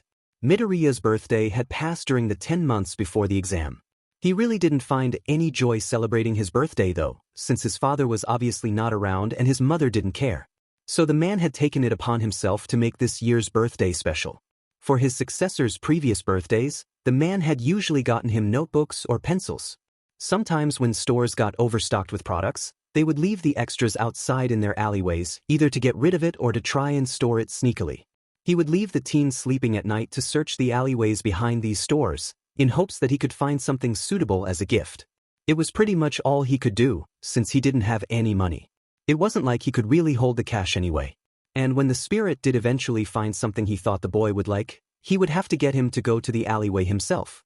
He couldn't actually grab whatever he wanted to give. As much as he tried, his hands just passed right through the item. And though Midoriya constantly reminded him that his efforts were greatly appreciated, Gami never felt like he was doing enough. He cared so much for the teen, and it wasn't just because he was his successor. The Spectre could go on his own rant about how special he thought the boy was, from his endless perseverance, to his selfless personality, to his undeniable skills. Gami would dare say he viewed him as something akin to a son. So that was why he decided to make sure he did something different for his birthday this year. Midoriya had woken up the morning of his birthday as he did every other day. It was a Sunday, so the house was empty. He hadn't differed from his normal schedule and worked until the sun broke dawn. He noticed that his mentor had been strangely quiet, but didn't comment on it. But as he finally left his room and entered the kitchen, the spirit finally spoke up. "Happy birthday, Aizu." "Oh, thank you, Gami." He really wasn't expecting that to be the first word out of the Spectre's mouth. I have something for you," he told the teen, a slight waver in his voice. "It's in the living room." "No alleyways this time?" he joked sarcastically. "Not this time," he snarked back, which Midoriya noted was unlike him. But he was curious about what the ghost had in store for him, so he left his cereal on the counter and made his way to the couch. As he entered the living room, Gami flew out from behind him and moved to stand behind the coffee table instead. The boy giggled at his unusual antics, but continued into the room. He couldn't pick out anything out of the ordinary. There wasn't anything like balloons or cake, not that he expected that. But he didn't see any notebooks or pencils like he usually got from the spirit. He looked up in confusion, but the ghost just gestured for him to come inside further. That didn't help Midoriya's puzzlement, but he just decided to trust the man. He still didn't see anything, but as he finally walked past the couch, something did lay on the coffee table.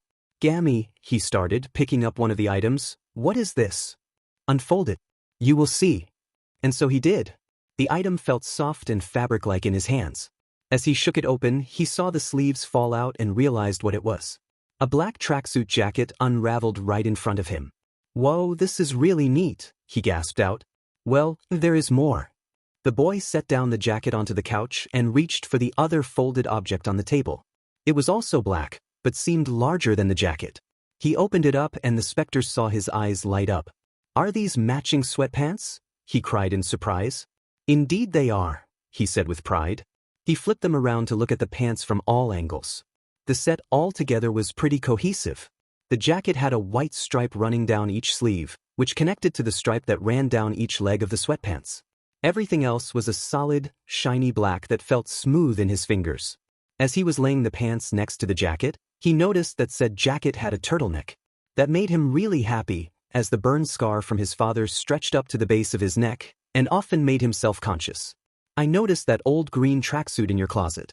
That was what you were planning to wear to the entrance exam, correct? He didn't wait for a response. I figured you would rather wear something newer and closer to your current size.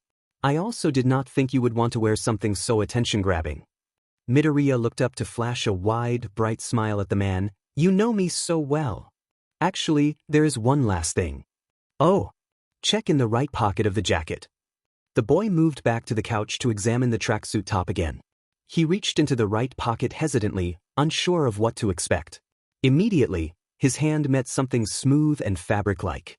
It was similar to the feel of the tracksuit, but he noted that whatever this was, it felt thicker and stiffer. Unable to resist his curiosity any longer, he pulled out the item. Now in his hand were a pair of black, leather gloves. But it wasn't like the polyester ones he usually wore. These gloves were fingerless. I know you have not ever been really comfortable with fingerless gloves, but I believe they would be useful to you for the exam. I'm not really sure. You do not have to wear them the entire time. Just when the practical exam will start. It will be easier for you to use DT without having to rip your other gloves. The teen shuffled the new gloves between his own gloved hand, internally debating Gami's preposition. He didn't see the man also shuffle nervously.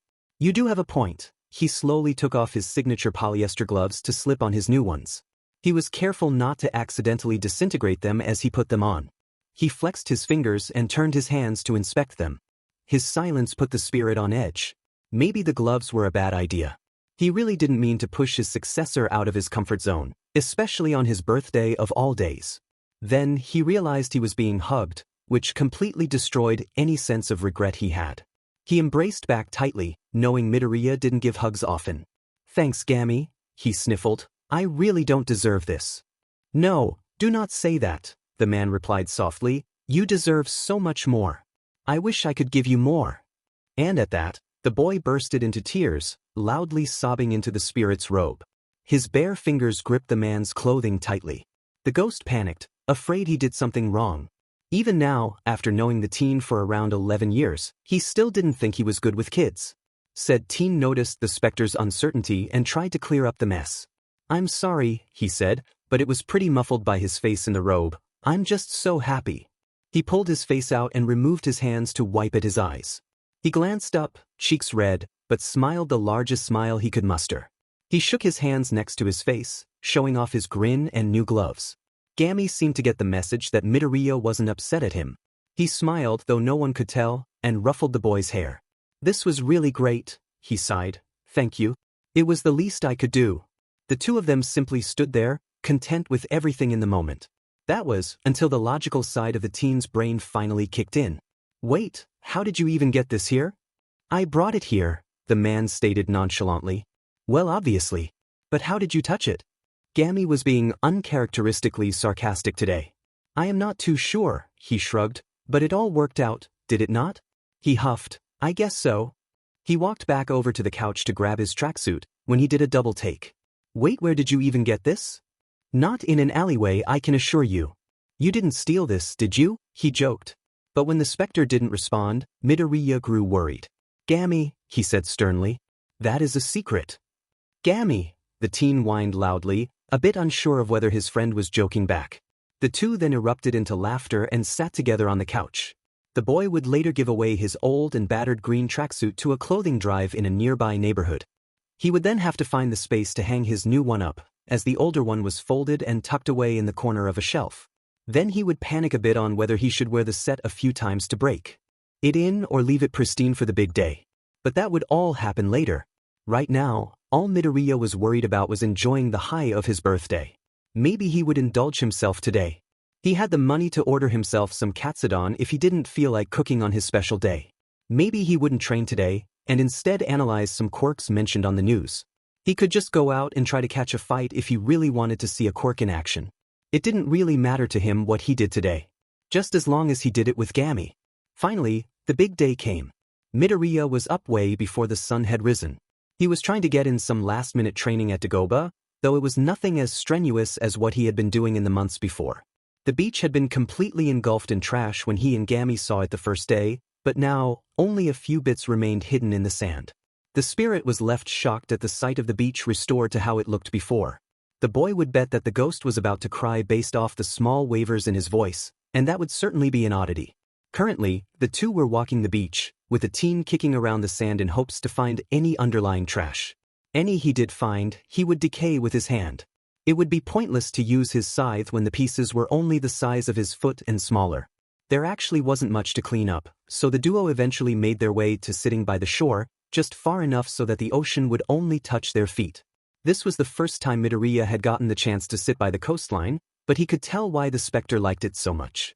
He felt calm and serene, and the numerous problems plaguing him each day withered away at the sight of the sparkling sea. If the exam wasn't this day, he wouldn't mind spending his entire day here. "Ah well," the teen started, standing up from the sand, "we'd better get going." "Indeed. Are we stopping at the house?" He looked down at himself.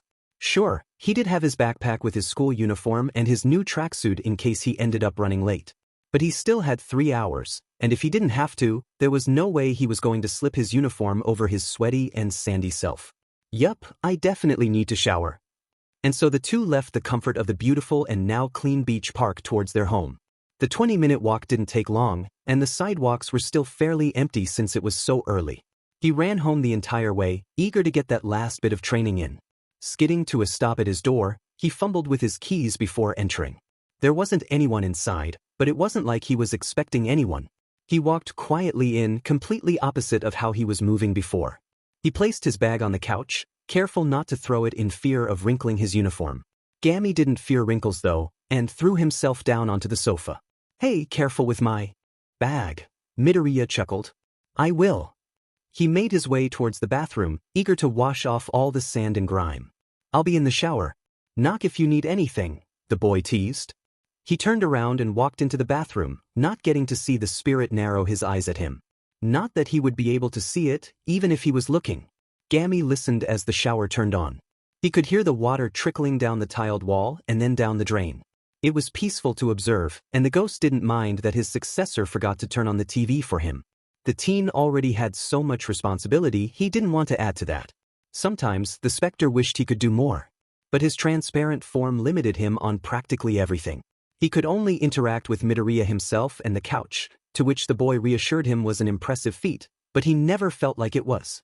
He could never help with money, nor could he help in fights. He couldn't even carry his bag for goodness sake. It was demotivating to watch the teen struggle and not be able to do anything. But today was one of the most important days of his successor's life. He wasn't going to sit around and brood. The ghost wasn't sure how, but he would do his best to aid him any way he could today. At the very least, he wouldn't let the boy pick up on his sour mood. That would surely spoil his own, and Gami did not want that to happen right before the exam. Suddenly, a voice called through the bathroom door, startling the spirit out of his thoughts. "Hey Gami." The voice was pretty muffled, but that was to be expected since it was coming through the door. "Can you touch my bag?" Said Ghost's brows furrowed in confusion, but he swung a free hand at the backpack. Like he expected, his hand passed right through. No, I cannot." He heard the voice groan. "Ugh, I figured." Then, the bathroom door creaked open, and out came Midoriya, with only a towel wrapped around his waist. His signature green hair was dripping wet. But what was more noticeable was the large scar that spread from the base of his neck down to the middle of his chest, covering the top of his right shoulder as well. Medium-sized cuts ran down his arms, but the spirit knew they were from the bottle shards that occasionally got embedded in his skin. He knew the teen tried to hide his scars, so he averted his eyes quickly in hopes he wasn't making him uncomfortable. The boy was uncomfortable at showing so much of his injuries, but tried not to show it. "I forgot my uniform in my bag." "So you went into the bathroom with no clothes?" He pouted. "I had my boxers." The specter huffed jokingly. "Whatever you say." He grumbled and snatched his backpack, then rushed off to his bedroom. Gami smirked, feeling like he had thoroughly gotten his revenge for the comment earlier. The man looked up at the clock. Midoriya's shower hadn't lasted as long as he thought it did. As long as the teen didn't take too long getting ready, they would be able to arrive at UA with ample time to spare. As if he had read the ghost's mind, the boy emerged from his room fully dressed in his school's uniform. He had his backpack strung over his shoulders and was currently putting on his usual polyester gloves. "I've got my tracksuit and my other gloves," he cheered. "Let's get going." "All right then," he replied and lifted himself off the couch. The duo left the house eagerly, with Midoriya quickly locking the front door. He then shoved his house keys into his backpack and started towards the subway, Gami close behind. He gripped his bag's straps confidently, a small smile adorned his face. Today was his big day. And nothing was going to stop him. 1 40-minute subway ride later, the two had arrived at the front entrance of UA High School. The school was large and grand. The sunlight that bounced off its numerous windows could be mistaken for the building simply shining on its own. Bare trees lined the walkway, and Midoriya was excited to see how they would frame it once they grew leaves again. He was a bit nervous, but that was to be expected. He knew as long as he took steps forward, no matter how slow or timid they were, he would make it through that door. Besides, the boy knew he wasn't alone. With Gami simply walking beside him, he knew he could take on anything this exam threw at him. "Get out of my way or you're dead." The teen instinctively flinched away from that voice. He didn't even need to look to confirm who it was. Bakugo walked past him, seemingly annoyed. He wore a moderate coat and a beige scarf over his uniform. Midoriya stared, a bit jealous towards the blonde. The set of winter accessories looked warm and cozy, and much more protective than simply the school uniform like the shy teen was wearing. He didn't respond to Bakugo though. This was the first time he'd spoken to him since the sludge villain incident. Actually, the angry teen hadn't tormented him since the villain attack either. Not that he or Gami hadn't noticed. Both were very observant and picked up on the strange behavior, but just took it as a blessing in disguise. The kids around them noticed the blonde as well, and started whispering. Bakugo was infamous for that whole mess with the sludge villain. His face was known throughout practically the whole country. But the boy wasn't jealous over that. He was glad he wasn't the center of attention. That would make him simply more nervous. "Well, Aizu," the ghost began, "do not let him bother you. Let's get inside." He hummed, careful not to seem as if he was talking to himself. But Gami still picked up on his successor's shaky confidence, so he kept his pep talk going. "Keep these past 10 months fresh in your mind. You are an entirely new person and this is your first step to becoming a hero." He nodded sharply, looking up at his mentor. "This is your time to shine and move forward." "Yeah," he whispered strongly, trying his best to keep his voice under his breath. The ghost was right. This was his first step as well as an important one, and he knew he had the skills to have a chance.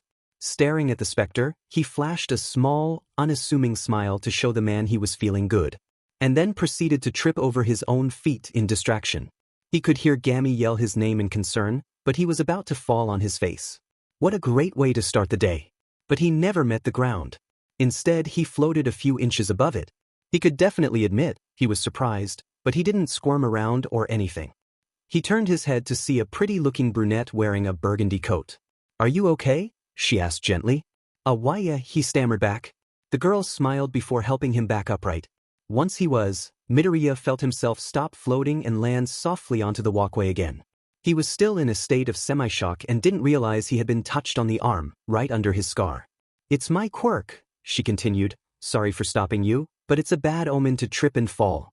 Well, thank you," the teen replied shakily. "This sure is nerve-wracking," she chuckled, breathing out a puff of frozen air. "Why, yeah, for sure." The brunette then started to walk away, but as she did, she looked back and waved. "Good luck to the both of us." Midoriya went to reply back, but by the time he willed up the confidence, she was gone. He wasn't really sure what just happened. All he really figured out was that he just had a nice conversation with another kid his age. That was definitely a first. "Aizu, we should get going," his mentor finally said, snapping him out of his head. Yeah, right," he stuttered out. A lot of the other kids around him were now eyeing him and sneaking glances. They were probably sizing him up and deeming him not a threat. The boy's fingers shook as he scampered up the steps and into the school, his confidence faltering a bit. He hated being the center of attention. The teen walked into the large lecture hall, albeit a bit later than he wanted to. He shuffled to find his seat, which was unfortunately next to Bakugo. He sat nervously and waited for the briefing to start. Gami must have noticed his shuffling, because the man placed his hand on his left shoulder, avoiding the one with the scar. He brought his hand up to grip the spirit's extended sleeve, making it look like he was grabbing his uniform instead. Welcome to today's live performance. The shout nearly made Midoriya yelp in surprise. Everybody say, "Oi." There was no way he was going to yell back, even if it was present Mike. He was eager to draw as little attention to his form as possible. He noticed that everyone else in the hall felt the same way, even if it wasn't for the same reasons. The pro faltered a bit under the heavy silence, but immediately followed that up with more excitement. Well, that's cool, my examinee listeners, the hero continued. I'm here to present the guidelines of your practical. Are you ready? Again, he was met with pure silence, so he answered his own call with a loud, yeah. Aizu, the ghost's low monotone voice startled the boy a bit. Who is this loud, obnoxious man? That's the voice hero, present Mike, he explained softly. He's got an offensively powerful voice-activated quirk, plus his own radio show and everything. Shut up, nerd, Bakugo groaned. The teen wasn't expecting him to talk, but he did follow his directions. This is how the test will go, listeners. You'll be experiencing 10-minute-long, mock cityscape maneuvers. Present Mike resumed, bring along whatever you want. After this presentation, you'll each head to your assigned testing location. At that, there were murmurs in the crowd. Midoriya and Gami both listened in. That's so kids from the same middle school can't help each other out. And why consecutive ID numbers are assigned to different locations. Midoriya checked out his exam card. After glancing at Bakugo's next to him, he confirmed the whispers. His ID number was only one lower than the blonde, but they weren't assigned the same exam location. That made him release a sigh of relief. He definitely wouldn't be comfortable while knowing the angry teen could come out from any corner and attack him. After letting the students in the hall talk for a bit, the hero got back on track. Each site is filled with 3 kinds of faux villains. Points are awarded for defeating each according to their own respective difficulty levels. So they would be fighting faux villains? That made the boy feel much better about his chances. The villains would likely be dummies or robots, and neither felt any pain. He would be able to use DT without too much guilt then. Use your quirks to disable these faux villains and earn points. That's your goal, listeners. You are looking very confident, Aizu. The teen let out a happy huff, quietly confirming the man's statement. Of course, attacking other examinees is prohibited. That's not very hero-like. Suddenly, a student stood up from his seat. Both he and the ghost moved to look at him. The kid was tall, with very broad shoulders and a broad stance to match. He had neatly combed bluish-black hair and what looked to be a pair of square-framed glasses, but he couldn't really tell as he was facing away. May I ask a question? The student exclaimed loudly, raising his hands stiffly into the air. He continued without any confirmation from the hero. There appear to be no fewer than 4 varieties of faux villains on this handout. Such a blatant error is highly unbecoming for Yue. We are all here today in hopes of being molded into model heroes. Midoriya had noticed the same thing, but he assumed that present Mike would explain it later. I guess he would have to explain it now then. And you with the curly hair. The bold teen was now pointing at him. He jolted from the sudden call, and began to wither under the stares of everyone else. In the hall. You've been muttering this whole time. It's distracting. If this is some sort of game to you, then leave immediately. At that, the timid teen sank down into his chair. There were many giggles and glares, all of which were directed at him. Gami growled aggressively, fed up with rude children at this point. All right, the pro finally broke the tension. Examinee 7111, nice catch. But the 4th faux villain gets you 0 points. He's more of an obstacle than anything. Present Mike waved his hands around, trying to emphasize his point. There's only one at each site. A gimmick that will rampage around in close quarters. Thank you, sir. I apologize for the interruption. The blunt kid bowed, then sat back down. Well, that's all from me. I'll leave you listeners with our school motto. Midoriya gripped his exam card with hesitation. His confidence was sorely shaken from all that had happened, and the exam hadn't even started yet. Plus ultra. Break a leg, everyone. Whoa! Midoriya gasped out at the sight of the faux city. It was so amazing how UA had a bunch of these on campus. The teen looked around in awe. Even his fellow examinees amazed him. Everyone here looks so confident, he whispered to the spirit standing next to him. They've even got equipment to match their quirks? That may be true, the man replied, but do not forget about yourself. You are just as impressive. I don't know, he tugged on his new tracksuit. He couldn't lie, he felt good in his black jacket and pants. He had switched out his usual polyester gloves for his new fingerless, leather ones. He was a bit nervous wearing them, but he knew they would be better for the exam than the ones he felt comfortable wearing. At first, he thought he looked too monochrome when he tried on the tracksuit, so he made sure to wear his signature red sneakers to fully complete the outfit. Looking around, he spotted the nice girl who had helped him before the briefing. She had her eyes closed and was moving her hands rhythmically. "Oh, look, Gami," he mumbled, "it's her. She looks kinda nervous though." "Indeed. Maybe I should see if I can boost her spirits, since she helped me out earlier." "That sounds like a good idea, as well as a friendly gesture." Midoriya took some slow steps towards the brunette, but was completely halted in his tracks by a firm grab to his right shoulder. "What are you doing?" "Hoping to interfere." The duo recognized it as the same student who had called out the boy before. Gami noticed his successor's breath turn raspy. The child was still tightly holding the shoulder with the scar. He could see the boy's hands shaking. Murmurs grew from the crowd as they once did in the lecture hall. Each one made the reserved team doubt himself more. That kid was acting like an idiot at the front gate. He flinches at the slightest touch. I guess that's one less rival to worry about. Midoriya went to swat away the hand, but then he realized. He didn't have his usual gloves on. As much as this kid made him uncomfortable, he wouldn't put him at risk if he couldn't control his power. So he mustered up all the leftover courage he had. "Get your hand off me," he spoke bitterly. Wait, bitterness? This wasn't him. Where was this coming from? "Before we have a problem." "What?" the kid scoffed, but removed his hand. "That isn't like a hero at all." But the teen didn't care. He was done being pushed around today.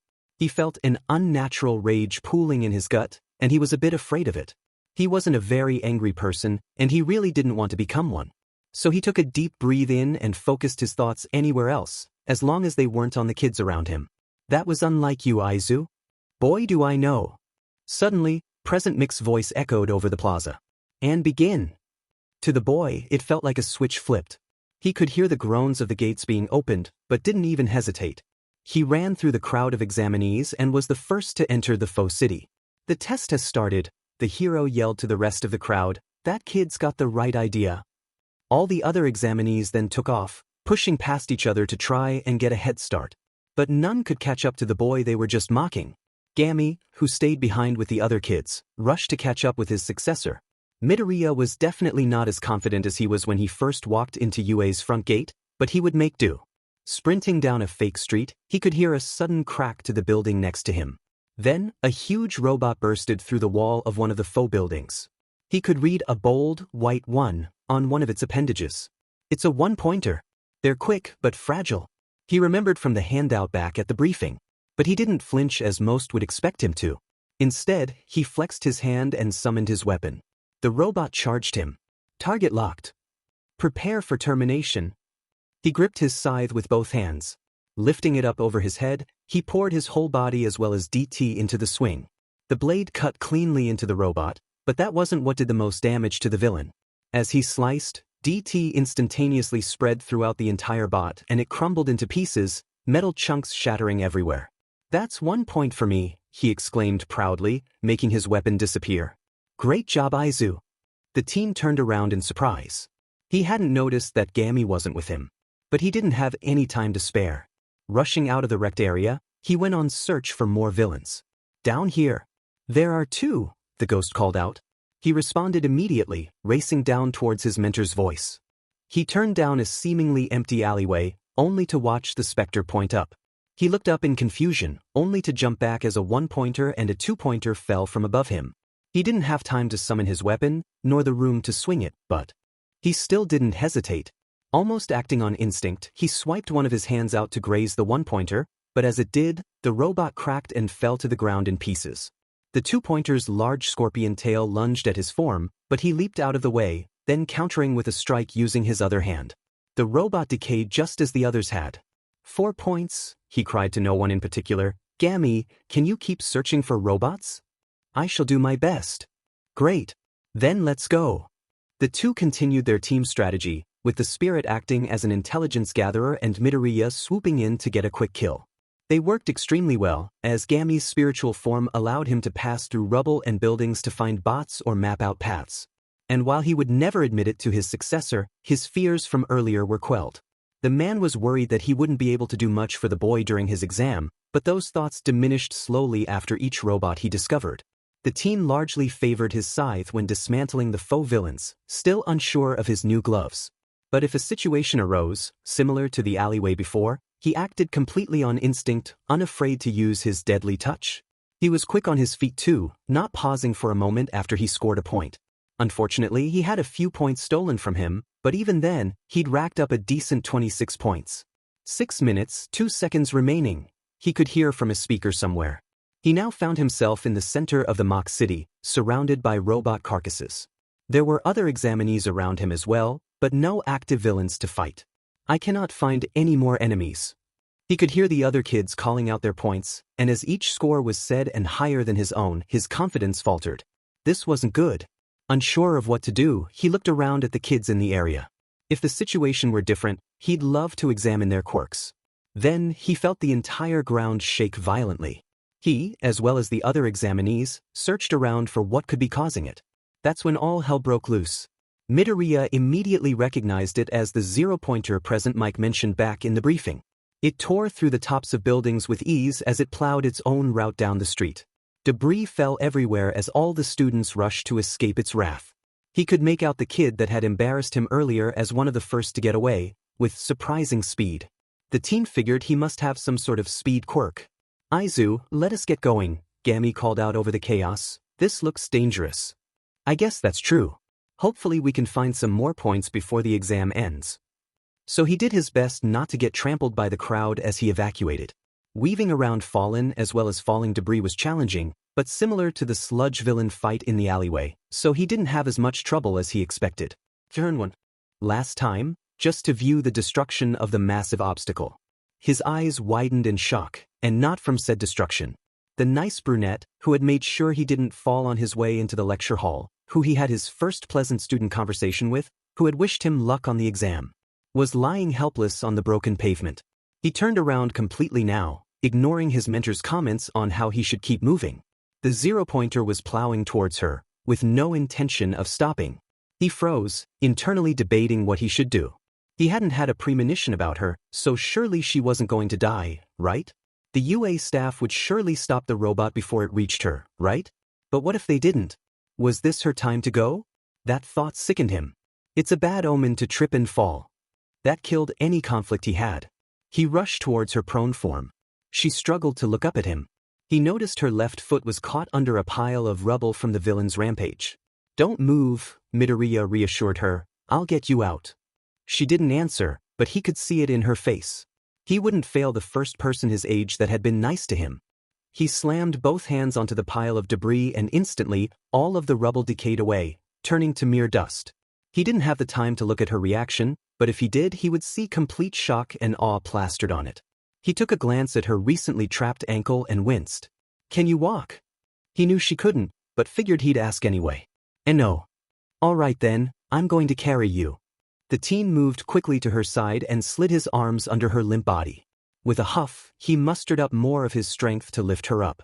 She wasn't particularly heavy, but he has also never carried a person before. He cradled her in his arms and took steady, but fast steps away from the zero-pointer. "You can set her down here." Gami pointed towards a building away from the giant robot. "This building is still structurally sound." Midoriya didn't respond, but rushed over to the building that the spirit picked out. He set her down against the wall of the building. She immediately cradled her injured foot, but looked up at him. Thank you," the brunette whimpered. He nodded, but lurched his attention back to the zero-pointer at a loud crash. He watched it ram into another building, bringing it down without a sweat. "This is bad," he said aloud. "Someone is going to get seriously hurt if that thing isn't stopped." 2 minutes remaining. He flinched at that. 2 minutes? That's it? That wouldn't be enough time to find any more robots. That wasn't enough time to get the points he needed to pass the exam. But it was enough time to stop the rampaging robot. He rushed away from the girl who he had just helped, ignoring the specter's cries for him not to. He couldn't just disintegrate the bot from one of its feet. With the way it hunched over, if he did, the bot would come crashing to the ground faster than he could decay it. That would only put more people in danger. He would have to start from the top. Reaching the zero-pointer massive, moving foot, he made a split-second decision that would nearly give Gami a heart attack. despite not having a physical heart. The boy hastily summoned his scythe and poured a small amount of DT into it. Then he slammed as high as he could into the robot's foot. Of course, the bot didn't even flinch, but that wasn't his plan. He tugged on his weapon, and once he was sure it wouldn't come out, he stopped the flow of DT, effectively ending the decay. Using only his upper body strength he had gained from swinging the thing around at Dagoba, he began pulling himself up the handle of his weapon. "What is he doing?" the girl cried from her spot by the building. The ghost standing next to her couldn't agree more. Once Midoriya reached the end of his side's handle, he removed one of his hands. He made a mental note to thank his mentor later for the fingerless gloves as he raised a hand above his head and grabbed as high as he could. Again, only using a small amount of DT, he decayed the space where his hand was, just enough to make an indentation that he could grip. He removed his other hand, the one still holding onto the handle, and did the same thing. In the moment he relied solely on his upper body strength, as he didn't have a place for his feet to rest yet. He continued the rhythm, effectively scaling the zero-pointer like a rock climber. His feet eventually found placement in the holes he had first decayed for his hands. Working fast and furiously, he climbed up the leg and back of the robot, with the injured brunette and his mentor watching on in astonishment. He reached the right shoulder of the bot and hoisted himself onto it, stabling his form on all fours. But even now, just disintegrating the zero-pointer's head wouldn't be enough to make it fall backwards as he needed it to. "I need to get in front of it." And so, with who knows how much time left to spare, he scampered down the robot's right arm, remaining on all fours so as to not fall off. The bot still didn't notice him, maybe considering him too small of a threat to really care about. But that worked in Midoriya's favor, as he had no trouble reaching the end of the metal arm. Looking up at the robot's rectangular face, he formulated a plan. The teen flexed his hand again, gripping the familiar feeling of his weapon's handle in both hands. He then made another decision that would make the ghost keel over, even though he again, technically couldn't. He leaped off the arm of the zero-pointer, but turned his body so he was facing it head-on in the air. Lifting his scythe as above his head as he possibly could, he channeled every single ounce of DT he had and more, and shared it with his weapon. "I need to hit this thing with everything I've got.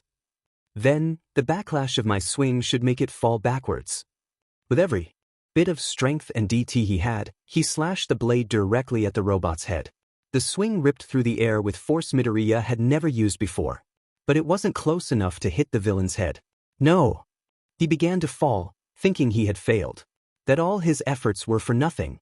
But a loud explosion made him look up. His swing, while it only cut air, had so much DT pouring through it that it disintegrated every single molecule it had passed through. The absence of anything in that strike created an unstable vacuum. And as the molecules around it rushed to fill the void, the sheer instability generated an enormous shockwave that struck the zero-pointer head-on. The teen watched as the gigantic robot's face was decimated by the blow. It fell completely backwards from the swing and crashed into the area it had destroyed before, injuring no more examinees. He knew there was no way it would be able to get up after that. Everyone in the mock city turned to watch the zero-pointer collapse and gasped in pure shock. Some had gotten to watch the show in action, but many were left wondering who took down that massive of an obstacle. Unfortunately, there was one part of his master plan that went unaccounted for. That being his descent. He hadn't thought about how he would get down once he jumped off the robot, but as he was currently falling, the boy couldn't think of any way he could save himself. Sure, he wouldn't die of course, but his modified quirk records didn't mention his immortality at all. Once he eventually recovered from being a pile of mush, he would have to explain himself. And that would obviously cause a lot of problems. As he came closer and closer to the ground, he truly realized there was nothing he could do. If he even tried to do a similar strike at the ground, the shockwave would likely injure many examinees. He would just have to splatter and come up with a story later. Suddenly, he was slapped in the face. His end wasn't as painful as he expected, but he wasn't complaining. But then he noticed he was floating above the ground, just inches from falling face flat. He instantly knew what was going on. It was the girl's quirk again. He looked up at her and watched as she floated on a chunk of a robot. She looked to be struggling and in pain. Midoriya felt the guilt pool in his stomach. He didn't mean for her to get hurt more, especially trying to save him. "Release," she stammered out quietly, but just loud enough for him to hear. He then dropped to the ground roughly, and the robot that the brunette was on fell right beside him. He got to his feet as quickly as he could and rushed over to her. "Watch out," she cried, waving one hand in front of her face. He stopped in his tracks at her warning and stepped back as she proceeded to barf right at the spot he previously was at. When she finished, he stumbled over to the side of the robot piece she was still laying on. "Are you all right?" he asked. "Here, let me help you." "Down." She gratefully took his outstretched hand and pulled herself up so that she was sitting. The teen then motioned for her to jump down, opening his arms to gesture that he would catch her. The girl hesitated, but slid herself off the rubble. And as he had gestured, he did catch her, making sure her injured foot didn't hit the ground. "I'm going to set you down. Is that okay?" She nodded, so Midoriya set her down against the robot piece she had been floating on, just like he had done originally with the building. "And it's over." The boy finally let out the breath he had been holding since the beginning of the exam, and let his shoulders slump. He was sure he hadn't passed the exam, but he had taken down the zero-pointer single-handedly. That was enough for him to feel semi-prideful. The examinees had now congregated around him and the girl, whispers and murmurs traveling through the crowd. But Midoriya didn't care at that moment. He just wanted to make sure the brunette was okay before he left. The crowd then cleared as a small, old lady made her way through, using a giant syringe as a cane. He turned to look at the woman, immediately recognizing who it was. "Recovery girl," the teen called out. "Oh," the heroine responded. She has an injury to her left foot," he stated, motioning to the sitting girl. "Well, all right then." The older woman moved to give the girl a kiss on her head. Almost instantaneously, her injured foot was completely healed, as if she never had the injury to begin with. "Are you hurt anywhere, dearie?" she now asked him. No. "Nonsense, here, take these gummies." She then shoved a handful of gummy bears into his hand. He stumbled to catch them, but a good majority of them decayed at his fingertips. She looked up at him in confusion. Sorry," he apologized. "That happens when I'm stressed." "Oh, that's all right. Do you want any more?" "No, this is fine." He shoved the remaining gummies into his mouth. She laughed at his antics. "All right then, dearie. Have a nice day." Midoriya moved to walk out with the rest of the examinees, but not before turning back to smile at the brunette. She smiled back at him, but before she could call out for him to stop, he was gone.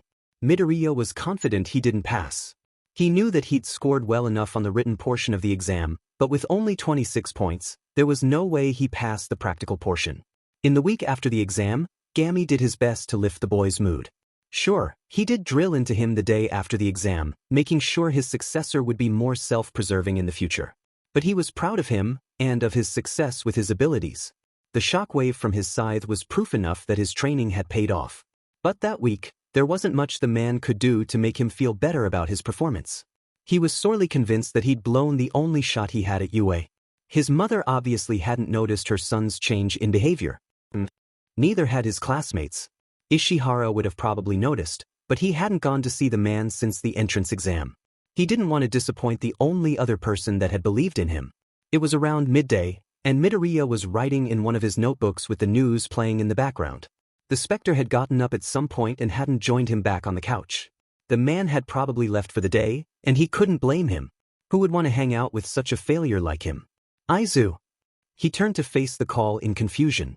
He thought that Gami had left. "The letter. It's outside." At that, he stumbled off of the couch and raced out the front door. Just as the spirit said, the letter from UA was inside his mailbox. He grabbed the envelope and rushed back inside, with the ghost right behind him. They both plopped themselves onto the sofa. But staring at the letter in his hands, the teen suddenly lost all excitement to open it. He was lucky to have his normal, polyester gloves on, or the envelope would have probably disintegrated out of stress.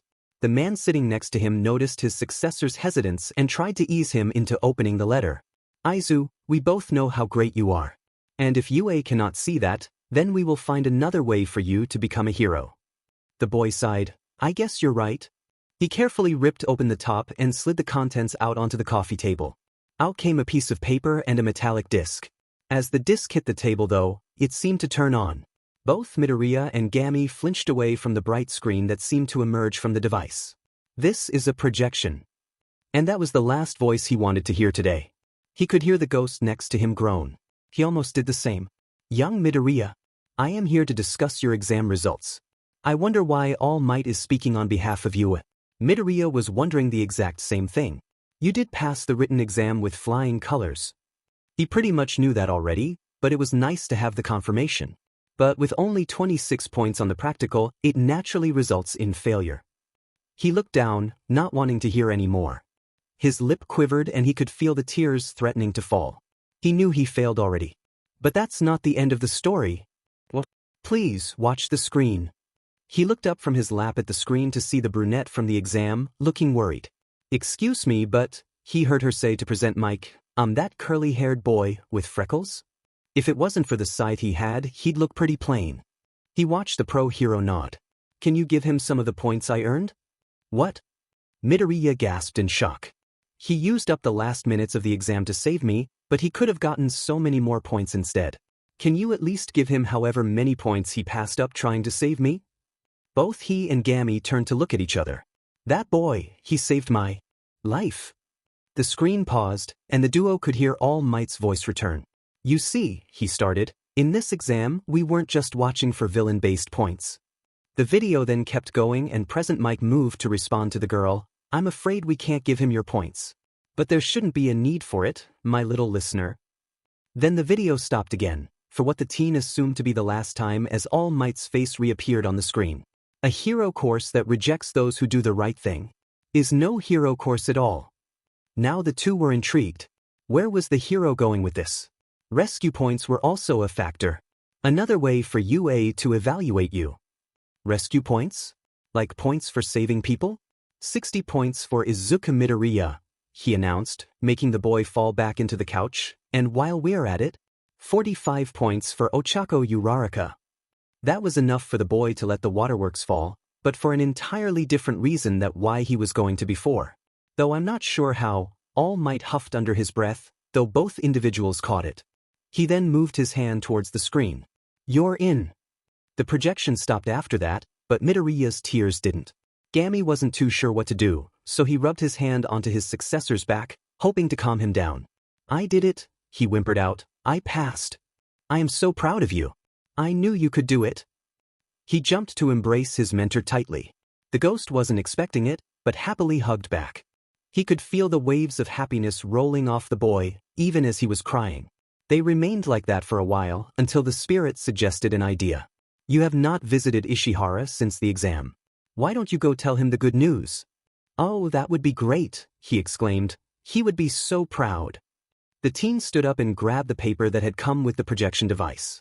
He didn't even get his backpack, or his coat, and flew out the front door, just stopping to grab his keys.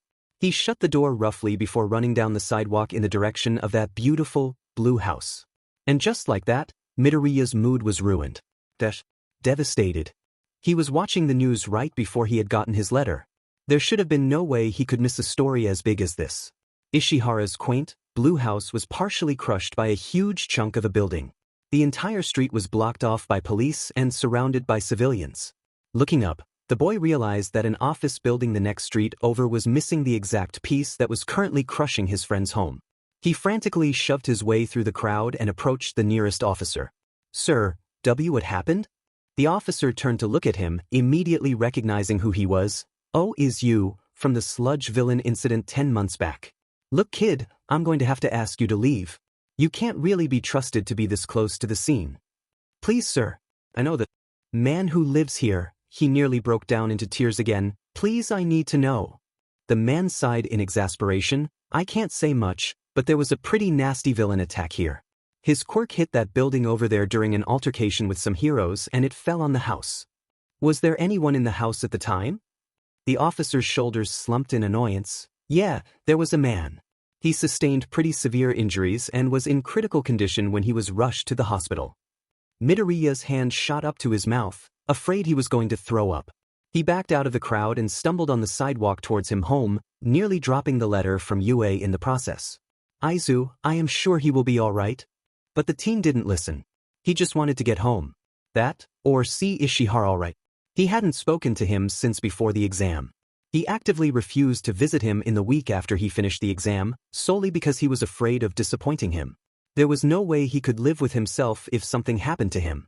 The two arrived back home, and Midoriya went right to the TV to turn on the news channel. He sat in front of the TV for the rest of the night until his mother came home, forcing him to evacuate. He didn't even eat any dinner, as much as Gami pushed him to do so. He spent every single second trying to piece together what had happened to the man he had grown to care for so much. The officer wasn't wrong. There was a villain attack in that area, but it didn't start out that close to the Blue House. The heroes had pushed the villain by accident into the suburban area, away from the city where it started it. The villain had some sort of finger missile quirk, which allowed him to shoot his fingers off his hands like rockets, and then regrow them instantly. Whatever they hit, they did serious damage to. Apparently, one of the villain's fingers strayed away from its target and hit that office building instead, causing a good-sized chunk of it to fall down. And it fell right on Ishihara's house. The man was in the house at the time, and like the officer said, was severely injured. The ambulance didn't arrive until almost 10 minutes later, after the villain was restrained. That's why his friend was in such critical condition. He had remained trapped and injured in his own home for nearly 10 minutes. That thought made Midoriya sick. But what made him sicker was the fact that there weren't any updates on his condition. He had no idea how the man was doing. His mother eventually came home, so he moved into his room and turned off the TV. Now he sat at his desk. He was sketching in one of his notebooks before, but he couldn't will himself to do that anymore. He had sat completely still in the chair for a good while, unsure of what to really do, but eventually settled on doing his job. That needed to get done anyway. He wasn't sure how long he had been working with the little puffs of light. Based on his mentor's begs for him to sleep, he was sure it had at least been 2 hours. But the boy didn't want to sleep. He simply felt too sick to shut his eyes. His head had been phasing in and out after each soul he sent away, not really paying too much attention to their names or their lives. Aizu, please. I understand you are hurting, but you need to sleep. It is nearly 1 in the morning. I can't sleep. I don't want to sleep knowing everything that's happened today. But you have to at least try. I'll go to sleep in a little bit, he compromised, just not now. Gami sighed, but took the little leeway he had been given. He moved next to his successor and ruffled his hair. Fine, but do not make it too long. Midoriya nodded shakily and reached for another little orb. As it came to him, he could feel the warmth coming off of it. It felt sort of comforting and he appreciated that in the moment. But as he touched it and the information came flooding to his head, he choked and fell to the floor on his knees. No, he stammered, dropping the soul to clutch his mouth. Aizu, what is it? What is wrong? And oh, he wailed and hunched over. Gami immediately got the message. But he wasn't sure how to help the distraught boy on the floor. Distraught wasn't even the right word for him at the moment. He was torn, broken, destroyed. The Spectre was worried that the teen's mother might wake up because of the noise, but he couldn't lock the door, so he simply hoped that she was too drunk to even open her eyes. I never got to. He jumbled up his sentences to the point where the man was having a hard time figuring out what he was saying. He attempted to get closer to his successor when he let out another blood-curdling wail. I'm sorry. The noise in the room slowly diminished into pained gasps and sobs. Midoriya still didn't move from his spot on the floor. The small soul he had let go of was now floating right in front of his drooped head. The puff didn't move from its spot either. The room stayed silent other than the cries, but neither person made a move to change that. Not for a long time, anyway. I can't, he finally stuttered out. Izuku. I can't do it. The ghost took that as his cue to move in with the embrace. He knew exactly what Midoriya was experiencing right now. There had been a time where he himself had come face to face with his own loved ones while doing his job. It was painful, to say the very least. But he did realize that no matter where they were when they passed, or who they were with, he always got the last goodbye. I know it hurts right now, he started, hoping to calm the boy enough to at least hold the orb again, but you have the chance to show him before he has to go. The teen's lips shook uncontrollably and ugly, fat tears streamed down his cheeks, but he still managed to look up at Gami. See, can he hear me? The spirit's gaze moved away, not that the boy could tell. You do not. No, but you can still tell him. The boy wasn't sure if he liked that answer, but he managed to get his shaking under control long enough to cup the soul again. He felt the warmth spread throughout his body again, like he was under the morning sun. The ball of light seemed to shine brighter in his hands, but he couldn't tell if that just was from the glint of his tears. Well, I've got full faith that you'll turn out to be someone great. And if you're planning on going into heroics, then I'll just have to keep an ear out for you. He moved the light close to his chest. I meant what I said when we first met. Quirk or not, you are going to be a great hero one day, Midoriya. His tears fell from his face and onto his cupped hands, going right through the orb. Well, I'm not saying you have to prove them wrong, but maybe try not to associate their words with negativity. Gami watched as the boy struggled with what he wanted to say. He knew from personal experience, this was really difficult. But as much as he wanted to comfort him, he knew this wasn't the right time to do so. This was Midoriya's moment, and he wasn't going to intrude. Said teen continued to sob, but it was much quieter than before. He felt like an absolute hurricane, as well as an awful person. He wished he could go back in time just to visit him again before today. The guilt that was eating at him wasn't pulling any punches. He wanted to make it up to the man. He wanted to make up for the fact that he hadn't come to visit like he should have. But he didn't know what words to use. What words could ever make up for what he had done, or more accurately, what he didn't do? He turned his head away and looked towards his desk at random. Even from the floor, he could see the letter from UA as well as the holographic disc that had announced to him the good news. What a roller coaster of a day it had been. And what he wouldn't give to make it less disastrous. He looked back at the soul in his hands. He almost thought it was staring back at him from the way it glittered. Just make sure to remember your biggest fan when you go pro. Ishihara-sen, he began again. The light glowed in response, but Midoriya swore it was just his head messing with him. I did it. I'm going to you. It didn't take long for spring to arrive, as well as the start of UA, but it sure felt like a while to Midoriya. It had only been a couple months after the entrance exam, but so much had gone down. There was never a dull moment, but every moment felt dull. It was hard for the boy to explain, but Gami seemed to understand it just fine. Ishihara's death had hit him hard. He sometimes found himself walking to the blue house in hopes he could be let inside, only to meet the police tape that surrounded the property. He heard the family had already had the funeral, and as much as he knew he wouldn't get an invitation, it still left him awfully depressed. All he really had were the few plates the man had given to him for taking cookies home. Those ceramic plates stayed on the bottom shelf of the bookcase with his flowers. He would never risk them falling and breaking. But currently, the teen wasn't in the comfort of his room with his flowers and his plates. Right now, he was in the principal's office at Aldra. His day at school had been as it usually was, except for the teacher telling him that the principal wanted to see him and Bakugo after class. He wasn't sure what the man wanted with him at first, but now, he had made it obvious. How wonderful that 2 of our students have made it into UA, the plump man stated. The comment would have been nice, if it weren't for the subtle messages he knew the man was pushing. Midoriya opted to stand still towards the back of the office. His gloved hands picked at his uniform pants. He desperately wanted to leave this situation, and he knew Gami felt the same. Said man stood next to his successor, up against the wall. There wasn't much space in the office, so the ghost could feel that a portion of his form was more like in the wall. He also wasn't comfortable in the situation and was ready to head out. Especially you, Midoriya, he continued, despite the growing tension in the small office. That's a miracle we never expected. The principal's words made him want to puke. He wasn't the quirkless miracle they thought he was. He was strong. He was capable. And he now had the confidence to know that he was all that, even without his powers. Bakugo was also in the office, but stood closer to the principal. His hands were stuffed in his pockets and his shoulders slumped back. Though the blonde hadn't pulled anything too brash since the sludge villain incident, he still wasn't eager to be this close in proximity to him. Eventually, the principal finally stopped talking, and the boy took the opportunity to leave the room. He rushed out of the school, not wanting to be caught with Bakugo after hours. He passed by the courtyard, and the beautiful tree in the center seemed to wave him goodbye. Of course, he knew it was only the wind, but it was nice to pretend sometimes. He entered his alleyway shortcut like he did every day. It was a long path to take, and it always seemed to be dark no matter the time of day. The alleyway still gave the teen chills, but he was constantly on alert. That was a skill he had gratefully picked up after the sludge villain incident, and it hadn't disappointed him yet. So Midoriya knew that Bakugo had followed him into the alleyway. The teen's loud and harsh footsteps betrayed himself enough, even without his keen sense of observation. That didn't mean he was expecting the blonde to shove him up against a building wall. What dirty tricks did you use to do it, you quirkless sheet? Bakugo growled and grabbed him by the front of his shirt. He pulled the boy close to his face and yelled again, spit flying everywhere. Huh? Midoriya flinched on reflex, shutting his eyes and raising his gloved hands to protect his face.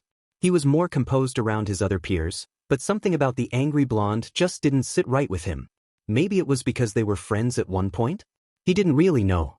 I was supposed to be the first and only from this shitty school, he continued furiously and moved the teen against the wall once more. You've ruined everything. The timid boy looked to Gami, who was desperately trying to pull Bakugo off of him. When the spirit finally understood that his arms would not solidify and would only continue to pass through the student, he moved to yank on his successor instead. But the minute the specter lifted his head up slightly and made eye contact with the trapped teen, he hesitated. Something in his friend's eyes screamed at him not to intervene. So he backed off wearily, but kept his guard up. But Bakugo didn't catch the little interaction. His tunnel vision was only focused on his rage. "I thought I told you not to try for you. I told you dash." Midoriya didn't mean to react, honestly. But his body moved before he could think. He grabbed Bakugo's arm, the one holding him against the alleyway wall, tightly. He burrowed his gloved fingers deep into the uniform's fabric, half hoping to bruise the skin. The teen still kept his head down during all that. His unruly hair dangled over his eyes, and blocked the blonde's startled reaction from his sight. "Well, I've got full faith that you'll turn out to be someone great. And if you're planning on going into heroics, then I'll just have to keep an ear out for you. As somebody told me," he started shakily, his heart heavy. "I meant what I said when we first met. Quirk or not, you are going to be a great hero one day, Midoriya. That I could become a hero." He slammed his feet on the ground, steadying himself. "Pesh," the boy corrected himself. "Bakugo," said teen barely registered the words being said to him. He didn't understand why useless, worthless Deku kept going. All their other classmates had already given up on competing with him, and they had quirks. So why didn't Deku just give up too? Midoriya wasn't sure where this courage was coming from. He had stood up for himself in front of Bakugo before, but it was usually in a more passive way. Never something as brash as yelling back though. But he didn't question it, and just let his mouth run. "I earned this." Gami certainly wasn't expecting an outburst from his successor, but that didn't mean he wasn't proud. He knew the boy hated confrontation, as well as the attention that followed. But that just made the few times he snapped all the more prideful to watch. The man knew he couldn't force the boy to be more assertive towards Bakugo or the others, but he was glad that he was growing to be more confident at the very least. "That's why I'm..." The teen locked his grip on the blonde's arm and pulled it off of him impulsively. He couldn't stand how aggressive or touchy Bakugo was, always. Seeming to creep into his personal space to ridicule him or make him feel miserable. After way too many times of him using his quirk on the shoulder where his father's scar laid, he'd grown to dislike any time Bakugo laid his hands on him, whether it was on said scar or not. But right now, he wasn't focused on the blonde's lack of personal awareness. Sure, he had removed the invasive grip on his collar, but that didn't mean he was done yet. He wasn't the useless, worthless Deku that Bakugo thought he was. He was a changed person. The sludge villain incident changed him. Meeting All Might changed him. The entrance exam changed him. Ishihara's death changed him. Gami's consistent support changed him. And Bakugo needed to realize that. He began to distance himself from the blonde, walking down the alleyway towards the other end. Bakugo, while still in shock, began to go after the teen. But Midoriya quickly turned to face him, his glare stopping the angry boy in his tracks. "I'm going to be here no matter what, so get used to it." He didn't need to yell it out, or check on Bakugo, as he walked out of the alley. He knew the blonde heard him loud and clear. Gami rushed to catch up to the teen.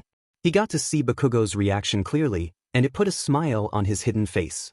The spirit wasn't expecting such a fierce declaration from his successor, but neither was Bakugo, based on his seething expression. He caught up to the boy right as he turned onto another street, but said boy didn't seem to notice. "That was not like you."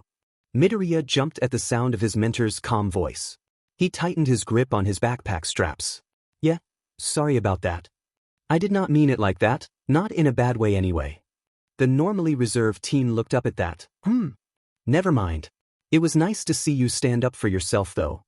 And then the teen looked back down bashfully, but regained his composure. "I heard enough already from the principal, I didn't want to hear more from Bakugo of all people." "I guess that is understandable." The two continued to walk together, but Gami was merely following his successor. He assumed that they were heading home at first, but the boy didn't turn down the street like he was supposed to.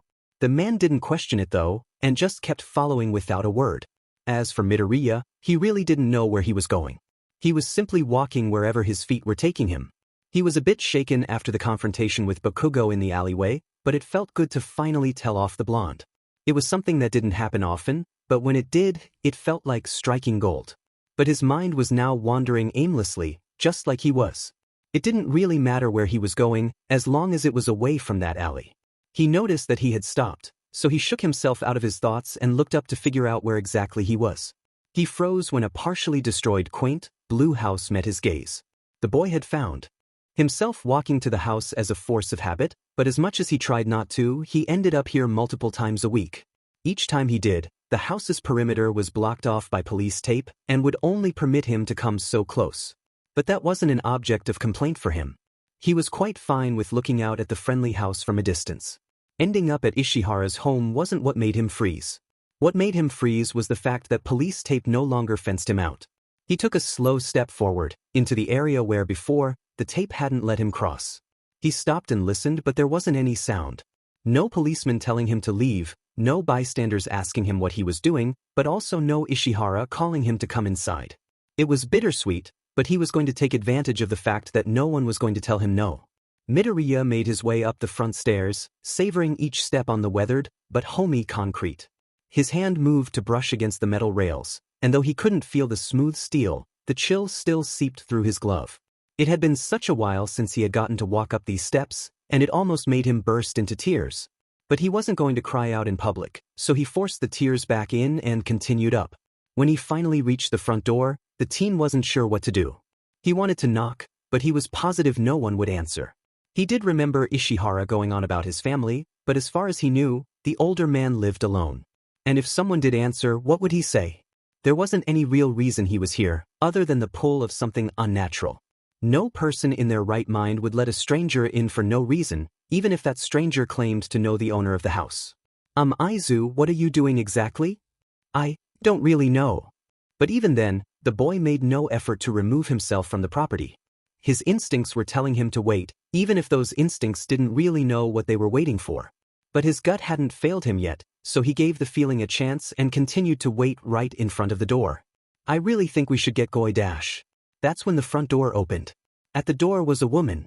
She looked older, but definitely not as old as Ishihara, and had long, brown hair that nearly reached her mid-chest. She jumped, not expecting him there, but quickly composed herself. She took up an annoyed stance, almost like it hurt her eyes to look at him. "Excuse me," she said snarkily, "but what are you doing here?"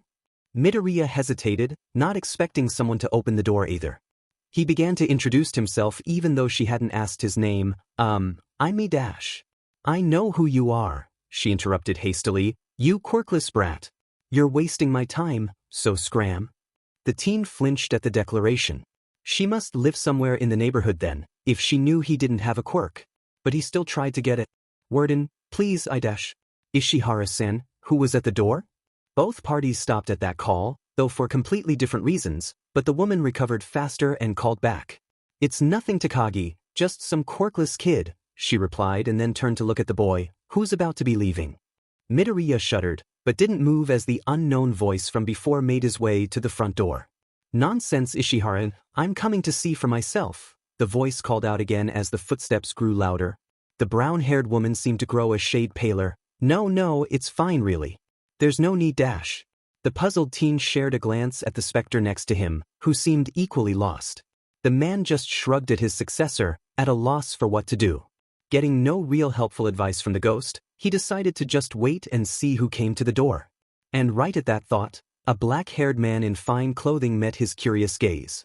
The man's dark, brown eyes met his own and he looked away with embarrassment. He hoped this man was more open to what he had to say, if he could get his timid voice to say anything. "Hello," the man began first, to which Midoriya was grateful for. "Who might you be?" I'm Midoriya Izuku and I was hoping " "Wait," he interrupted. Goodness, was anyone going to let him talk today? "Did you say your name was Midoriya Izuku?" That made the boy do a double take. Yes and " Oh, that's wonderful." The deaf duo shared another quick look of bewilderment, before the teen returned his attention to the man in the sharp suit. He was a bit weary of why this man was interested in him, but the cheerful smile in front of him pushed back his worries enough to hear him out. The man must have picked up on his hesitation, because he started to backtrack. "Sorry. Let me introduce myself. I'm Takagi Masa, and I'm the Ishihara family's executor." He then gestured to the brown-haired woman that had answered the door originally. "This is Ishihara Tadao's daughter, Ishihara Kahoni." The newly introduced Kahoni coughed. "Takagi, what are you doing?" "We have work to do."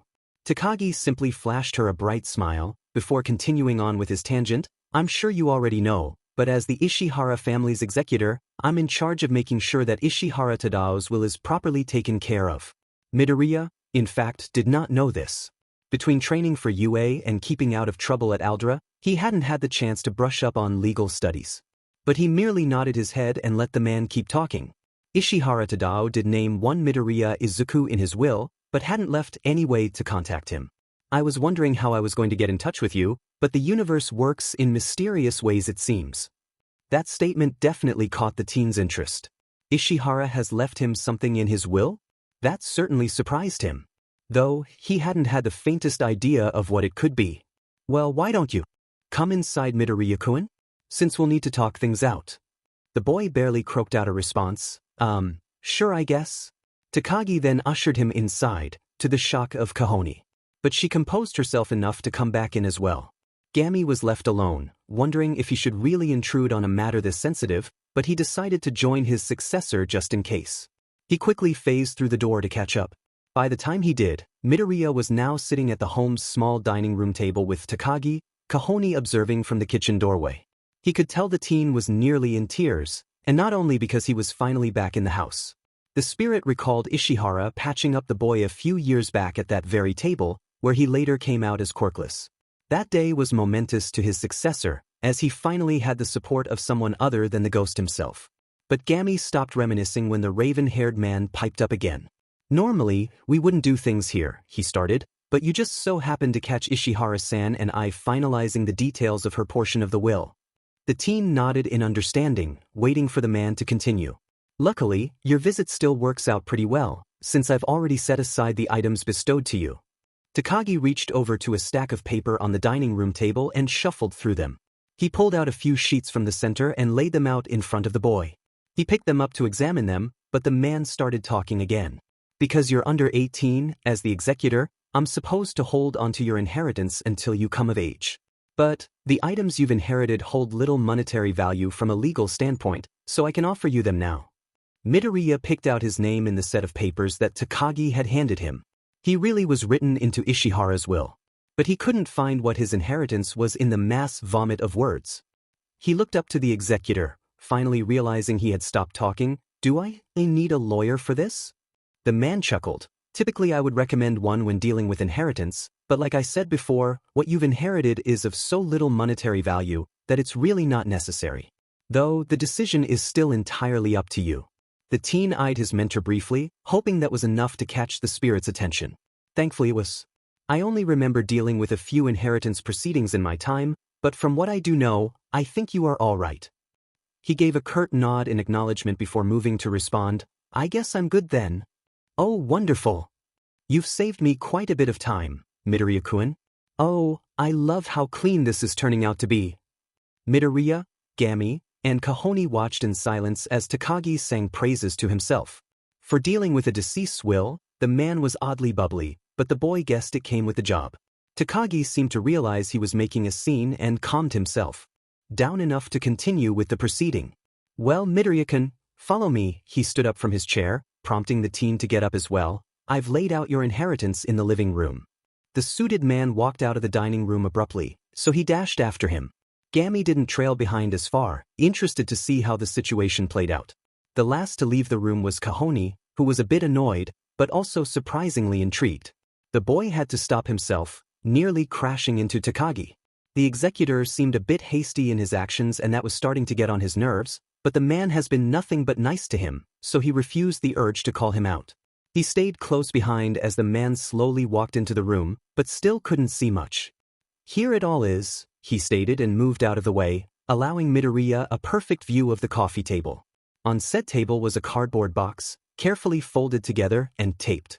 Only the top flaps were left open, so he cautiously made his way over to peer inside. Gami too was curious, but opted to let his successor take the first peek. Midoriya wasn't going to lie, he was nervous. He really wasn't sure what to expect in the box, but he knew it wasn't going to be anything bad. He wished he could tell that to his brain though. His hands were shaky and sweaty, and the boy was afraid he wouldn't be able to open the box like this. Still, he willed up any confidence he had left and slowly lifted open the flaps. The first thing that caught his eye was a glint of sunlight. It nearly blinded him, so he had to step back. But upon further examination, there wasn't a miniature sun in the box. Instead, there was something silver that reflected the sunlight coming in from the window. He carefully lifted the silver object out to get a better look, and almost dropped it out of shock. It was a beautiful, silver kettle with an antique finish. He quickly switched to holding it by the thin handle as to not smudge the polished surface. It looked so pristine, so he assumed it was unused and kept away in an attic or something. But when he turned it over to check, he could see the scorch marks it wore from time over a stove. That nearly brought him to tears, but not for the reasons you'd expect. The searing on the bottom of the kettle merely confirmed to the boy that this was most likely the kettle Ishihara used to prepare tea for the two of them. Clearing his consciousness, he gently set the kettle down onto the coffee table and moved to look in the cardboard box again. Inside, the next thing his eyes picked out was a notebook with a light brown cover, so he wrapped his fingers around the slightly worn spine to pull it out. At first glance, he wasn't sure exactly what the book contained, as it had no words on the cover, so he tenderly flipped through the pages. But he couldn't tell what the book was about even then, so he stopped on a random page to examine the scrawls. After reading the first few lines, he figured out it was a recipe. Going back to look at the other pages, the teen realized that the whole book was full of baking recipes. Cookies and pastries that Ishihara loved to bake and serve when he came over. That actually brought him to tears, so he placed the book down next to the kettle before those droplets fell. Tagaki watched the boy grow more and more emotional at unboxing the items left for him. The executor smiled warmly at the sight. He knew firsthand how emotionally valuable inheritance could be, despite whatever its monetary value was. Honestly, he was glad it wasn't worth much, or else he would have had to hold on to it by the terms of his position. Kahoni was practically indifferent to the situation, but not without curiosity. She wondered what relations this kid had possessed with her father. By now she had lost most of her hostility towards him, but that didn't mean she was eager to be around him. Midoriya figured he had wasted enough of Takagi and Kahoni's time crying, so he wiped his eyes and reached into the cardboard box again. There was one last thing inside, so he grabbed it with both hands and lifted it out. The item was a wooden box, and a bit heavier than he expected. He put the box down onto the coffee table and ran a gloved hand over the smooth wood. It had a golden clasp on the front, so he popped it open and raised the lid.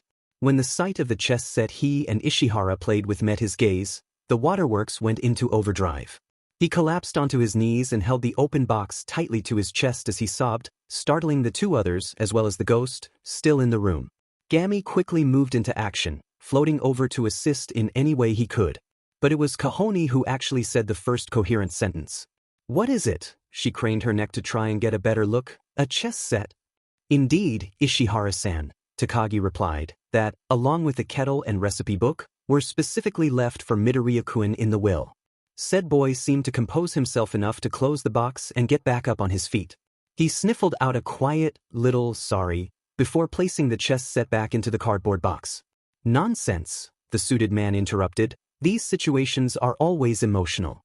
The teen rubbed the stray tears from his eyes and wiped his wet hands on his school uniform. He made sure his hands were dry enough before grabbing the recipe book and kettle to put them into the box as well. The brunette woman broke the silence again, her nosiness getting the better of her. "What exactly was your relationship with my father?" Midoriya was startled at the seemingly sincere question directed at him, especially from a person so hostile towards him at first. But he took the time to think about it. There were so many ways he could describe the relationship he had with Ishihara, and yet not enough words. He didn't take too long though, just to ensure the woman's patience didn't run out. He finished packing away the 3 items and shut the cardboard box. He placed a hand onto the top to force the 2 open flaps down. Ishihara-san was a really close friend. Kahoni looked shocked. "That's it?" The boy laughed and picked up the cardboard box carefully, making sure not to disturb any of the items inside. "I'd like to believe he thought the same of me. But I'm sure he had many friends other than myself." The younger Ishihara scoffed. "Well, obviously." Midoriya continued despite the quip. "And while I'm sure I was not Ishihara-san's first friend, he was most certainly mine." Takagi's smile fell a bit, but he picked it back up before anyone could notice. The brown-haired woman didn't make any outward expressions, but she swore she felt a sharp tug on her heartstrings. Gami wasn't hurt at that declaration. It was technically the truth. The older man was his successor's first human friend. Besides, the Spectre was already aware that he would forever be the OG. The teen paused at that and took a moment to reminisce. Ishihara was a lot of firsts for him. He was the first person he had a premonition about, and the first person he saved. He was the first person who had ever invited him over, and the first person to bake treats for him. He was the first person who had ever patched him up, and the first person who supported his dreams. The boy held the cardboard box close to his chest, squeezing it tightly in his arms. I'm really thankful to have known him.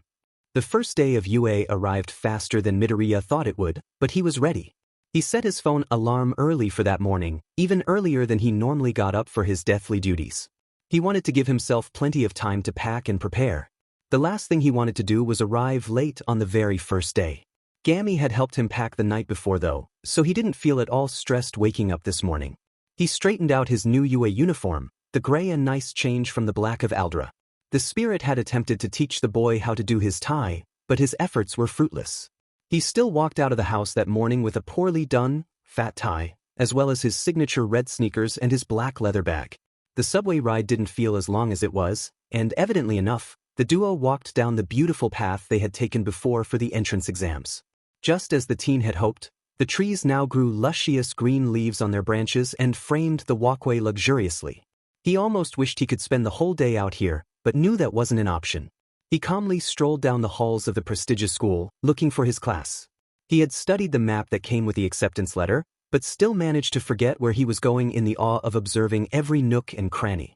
Thankfully, the ghost had looked at the map as well, and was now leading the boy down the right hall. The two finally arrived at a large door that read 1A on it in big, bold lettering. They both stopped to stare mesmerizingly at it. Well, that is certainly one massive entryway. Midoriya chuckled. It has to be accessible to everyone, no matter their quirks. But after that he felt his laughter die off to replace his nervousness. Once he entered that classroom, he'd be in a room full of the best of the best. That thought made his heart sputter.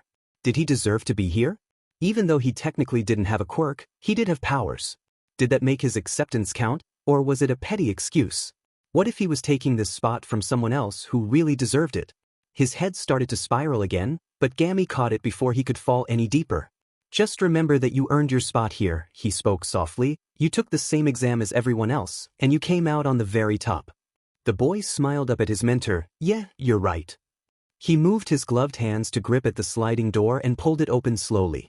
His mind drifted back to Bakugo in the moment, as well as the other kid that embarrassed him from the entrance exam, but he shook it off the best he could. Let's just hope they're in the other class, he remarked to no one. Who? And that's when the door opened up all the way to reveal the blue-haired boy yelling strictly at Bakugo right near the front of the room. Never mind, I think I know who. Remove your foot from that desk, the strict boy from the exam berated. Such an action is insulting to those who came to you before us as well as the craftsman who made the desk. Like I care, the blonde scoffed, not moving his foot. What middle school are you from, extra? Midoriya deadpanned. It was just his luck that both kids happened to be in his class. He wasn't sure how he'd deal with Bakugo, but he hoped at the very least he could get on good terms with the other boy. Said boy gasped at Bakugo's response, but answered the question. I'm from Semi-Private Academy. My name is Ida Tenya. Semi? He repeated with a smug grin. A stuck-up elitist, then? I should blow you to bits. Ida grew even more flabbergasted. Blow me to bits? Do you really wish to become a hero? It was then that Ida noticed the green-haired boy standing nervously in the doorway. He shuffled over to him to introduce himself again. Oh dear. I'm from Semi-Private Academy. The teen started again. Ah, I heard you from before, he interrupted, not really wanting to hear the same spiel from before. I'm Midoriya Izuku. Pleased to meet you, Ida? Midoriya, Ida mumbled out, causing said teen to flinch. That name reminded him too much of home. Maybe he could get his classmates to call him by a nickname or something. You perceived the true nature of that practical exam, while I did not. The reserved boy and his mentor shared a look. He hadn't really perceived anything during the exam, he simply did what was right. He couldn't just stand and watch as the nice brunette got hurt, or as the giant robot tore up the mock city. He wasn't expecting to get any points, much less 60 rescue points, but he wasn't complaining. I misjudged you. Goodness, was that boy still talking? I hate to admit it, but you were the superior candidate. Ah, well, I only did what I thought was right, he whispered, not enjoying the attention he was getting from the other kids in the classroom. I'm going to go sit down now. He started walking away from the blunt male. This was definitely not how he wanted to start his first day, but if he walked away from the spotlight now, there was still a chance he could get away with a quiet rest of the day. Though, it didn't seem like the universe wanted that for him, because just as he attempted to move away from Ida, the class door opened again. "That curly hair, it's you." Midoriya recognized the voice, but he still jolted from surprise. He turned around and sure enough, it was the nice girl from the entrance exam. He smiled softly and tried to make his way to his seat. The brunette didn't seem to realize his discomfort though, and walked right up to him. "You got in. Just like Present Mike said," she cheered enthusiastically, pumping her fist into the air. "It makes sense though. That swing was awesome." The timid teen grew more nervous at her loud and bubbly personality, but at feeling the ghost run a cold, bony hand through his hair, he calmed down enough to respond, "Well, I have to thank you for speaking on my behalf." Gami just listened as the talkative girl rambled on and on to his successor. He took the time to examine the other kids in the classroom. There were certainly a variety of quirks to say the least, and each student looked unique, but his gaze inevitably landed on the seething blonde. The spirit could tell Bakugo wasn't happy about the arrival of his friend, but he hadn't made any attempts to quip at him yet, much less attack him. That was definitely an improvement from Aldra, so the Spectre wasn't too upset. "So we got our entrance ceremony and guidance sessions today, right?" Gami wondered if all these kids just liked to talk, or if his successor was just quieter than he thought. But nonetheless, she hadn't waited for a response before continuing. "I wonder what our teacher will be like? Boy, am I nervous." Midoriya chuckled nervously. He felt the same way, but he was eager to go sit down. They were still at the front of the classroom and he could feel the eyes on the two of them. He wondered where the teacher was, considering he still wasn't in the classroom yet. "If you're here to socialize, then get out." Speak of the devil and he shall appear." He watched the brunette turn around towards the open door in shock, and he turned to look as well. And while he didn't know what to expect considering his homeroom teacher, he certainly wasn't prepared to see a haggard-looking man wrapped up in a yellow sleeping bag. He pulled his hand out of the bag, along with what looked to be a juice pouch. He gave the pouch a nice, long SEK, before moving to stand up. He unzipped the sleeping bag and let it fall to his feet, revealing his outfit, which consisted of a black jumpsuit and a familiar gray scarf. "Oh my god. That's Pro Hero Eraserhead." The teen's analytic mind snapped into overdrive. "This is certainly interesting. It took 8 seconds for you to quiet down," the rugged man stated bluntly. "Time is a precious resource. You lot aren't very rational, are you?" The class didn't really know how to react to the man or his declaration. Many simply gaped like fish. The man didn't waste any time though and continued talking. "I'm your homeroom teacher, Aizawa Shota. Pleased to meet you." Once the man introduced himself, Midoriya was sure he was Eraserhead. If the scarf didn't give him away, the name surely did. He was arguably the boys' favorite underground hero ever, and had a few pages in a notebook dedicated to him, his quirk, and his fighting style. Of course, it was unlikely that his other classmates had ever heard of him, since he really tried to stay out of the media spotlight. But he wasn't about to call the man out, since the teacher obviously didn't introduce himself as Eraserhead for some reason. "Change into your gym clothes and out to the grounds," he said, not skipping a beat. "Your clothes should be in a locker assigned to you in the class locker rooms." The teen didn't want to be the first person to leave the room, so he hesitated and let Ida, along with some other students, leave first before following them to the locker room. "That was Eraserhead, correct?" Gami inquired. He nodded subtly, trying not to draw any attention to himself. He walked into the locker room and looked for his own. All of the lockers had numbers plated onto them, but also had sticky notes as well. He assumed that the sticky notes had their names on them, so he searched for his. Finally finding it, he opened the door to see his gym clothes, which were a dark blue with white lines that spelled out the school's initials.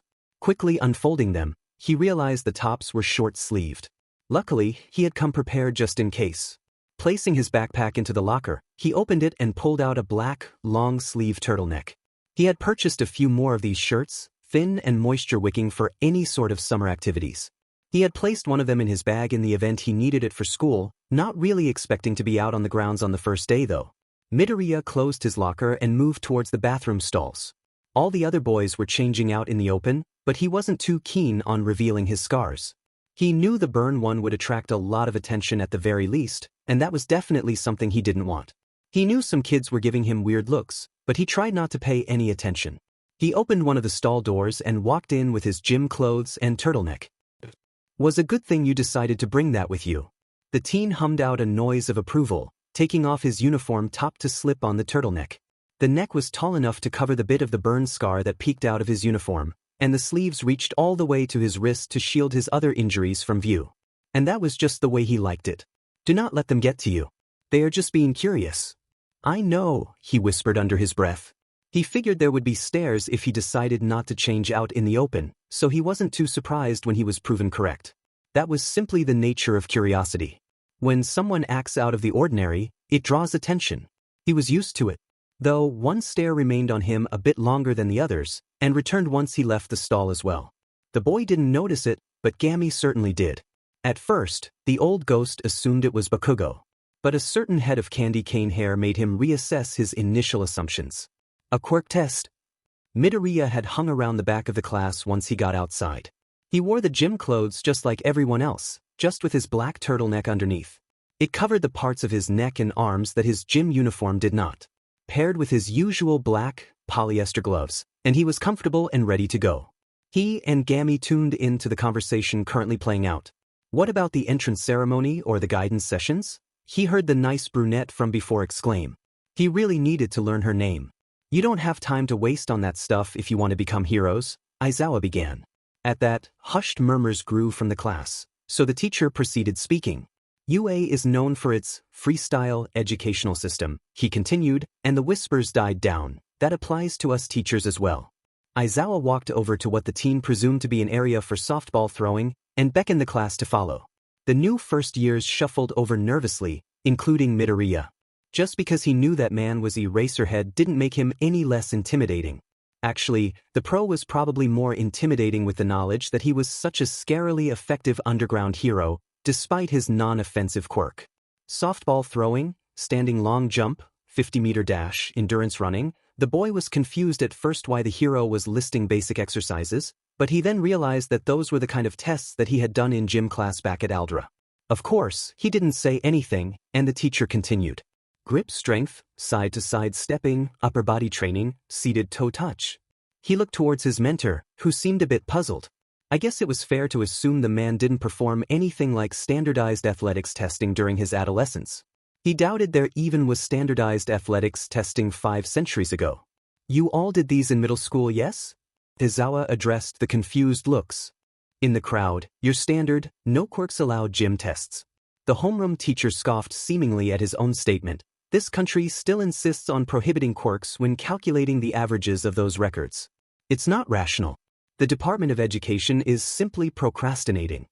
Midoriya couldn't deny what the pro was saying. The education system was sorely behind when it came to implementing transitions for quirks in the classroom. He remembered Aldra's rules when it came to quirks, not only the ones pertaining to use in general. His middle school allowed a lot of unfair treatment depending on the quirk a student had. Bakugo and himself were prime examples. He had hoped for some changes while he was still in middle school, whether by Aldra or by the department themselves, but he knew not to expect anything. As they say, hope for the best and expect the worst. Midoriya, Aizawa called out, startling the boy out of his thoughts. Where are you? Right here, sir, he responded passively, moving to the front of the crowd. Gami moved up with him, passing right through the other students. The tired-looking hero eyed his extra clothing, but chose not to call him out. Instead, he continued on his tangent. You came first in the entrance exam, correct? The gruff man didn't wait for a response. How far could you throw in middle school? The teen shuffled a bit at being called out, and grew more nervous at the whispers coming from his classmates. He picked at his gloved fingers in an attempt to calm himself down. 46 meters, sir. Great, now try it with your quirk. Do whatever you need to. Just don't leave the circle. He simply nodded and walked into the circle drawn on the ground. Aizawa tossed him the ball and he caught it snappily. He could pick out Bakugo's voice yell out loudly over the crowd. Huh, what's Deku gonna do?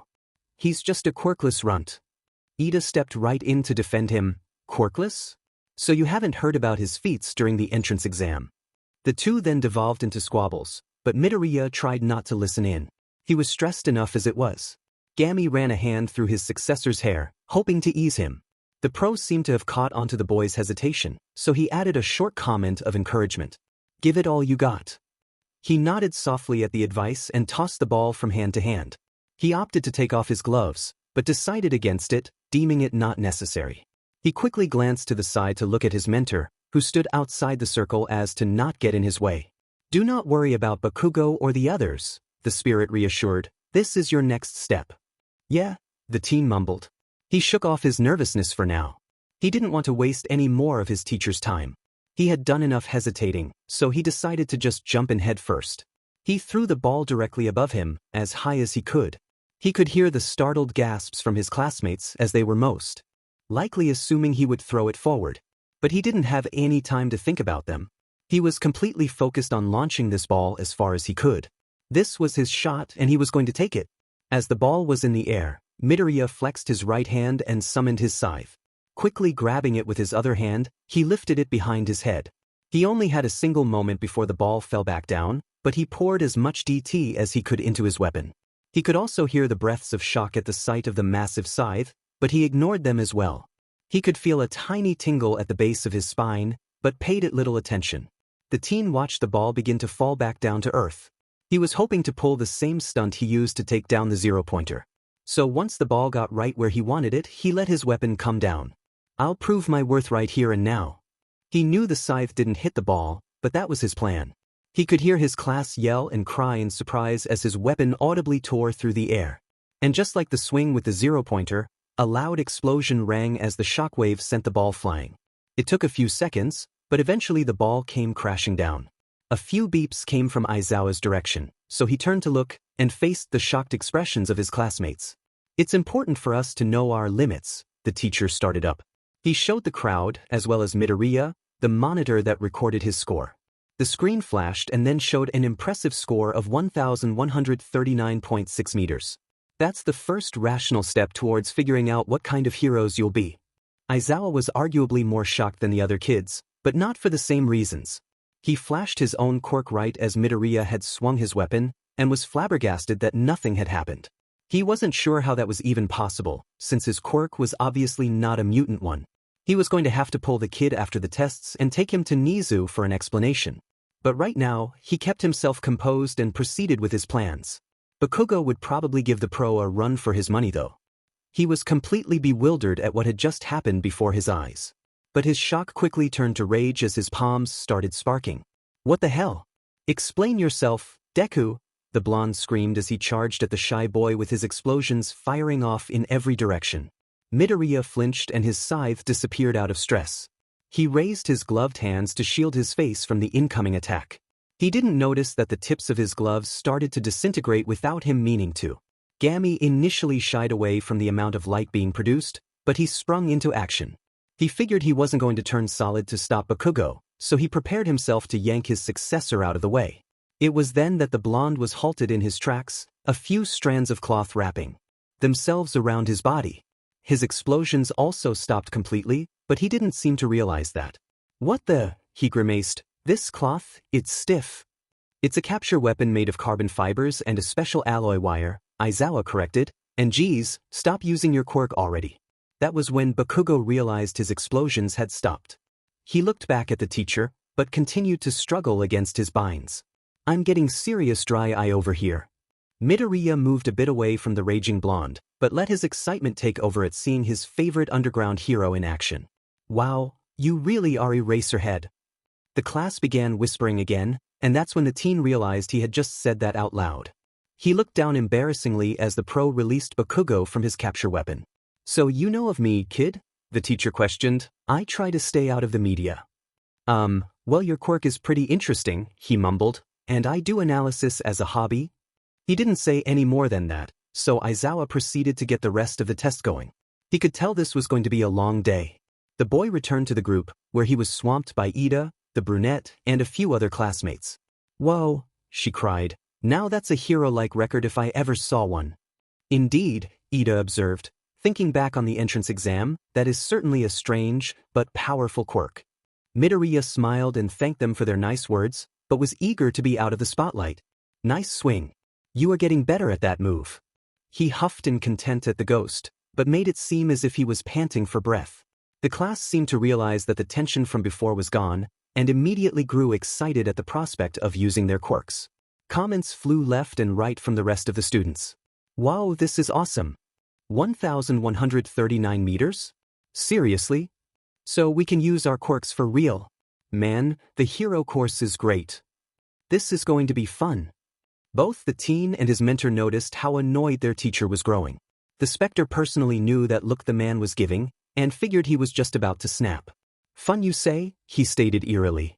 Aizawa turned slowly to stare at the group of first years and loomed over them.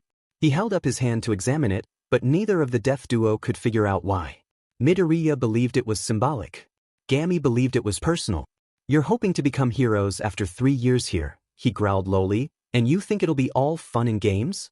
The class shut up at that, but it was too late. Everyone could tell the mood shifted again, and their teacher was said.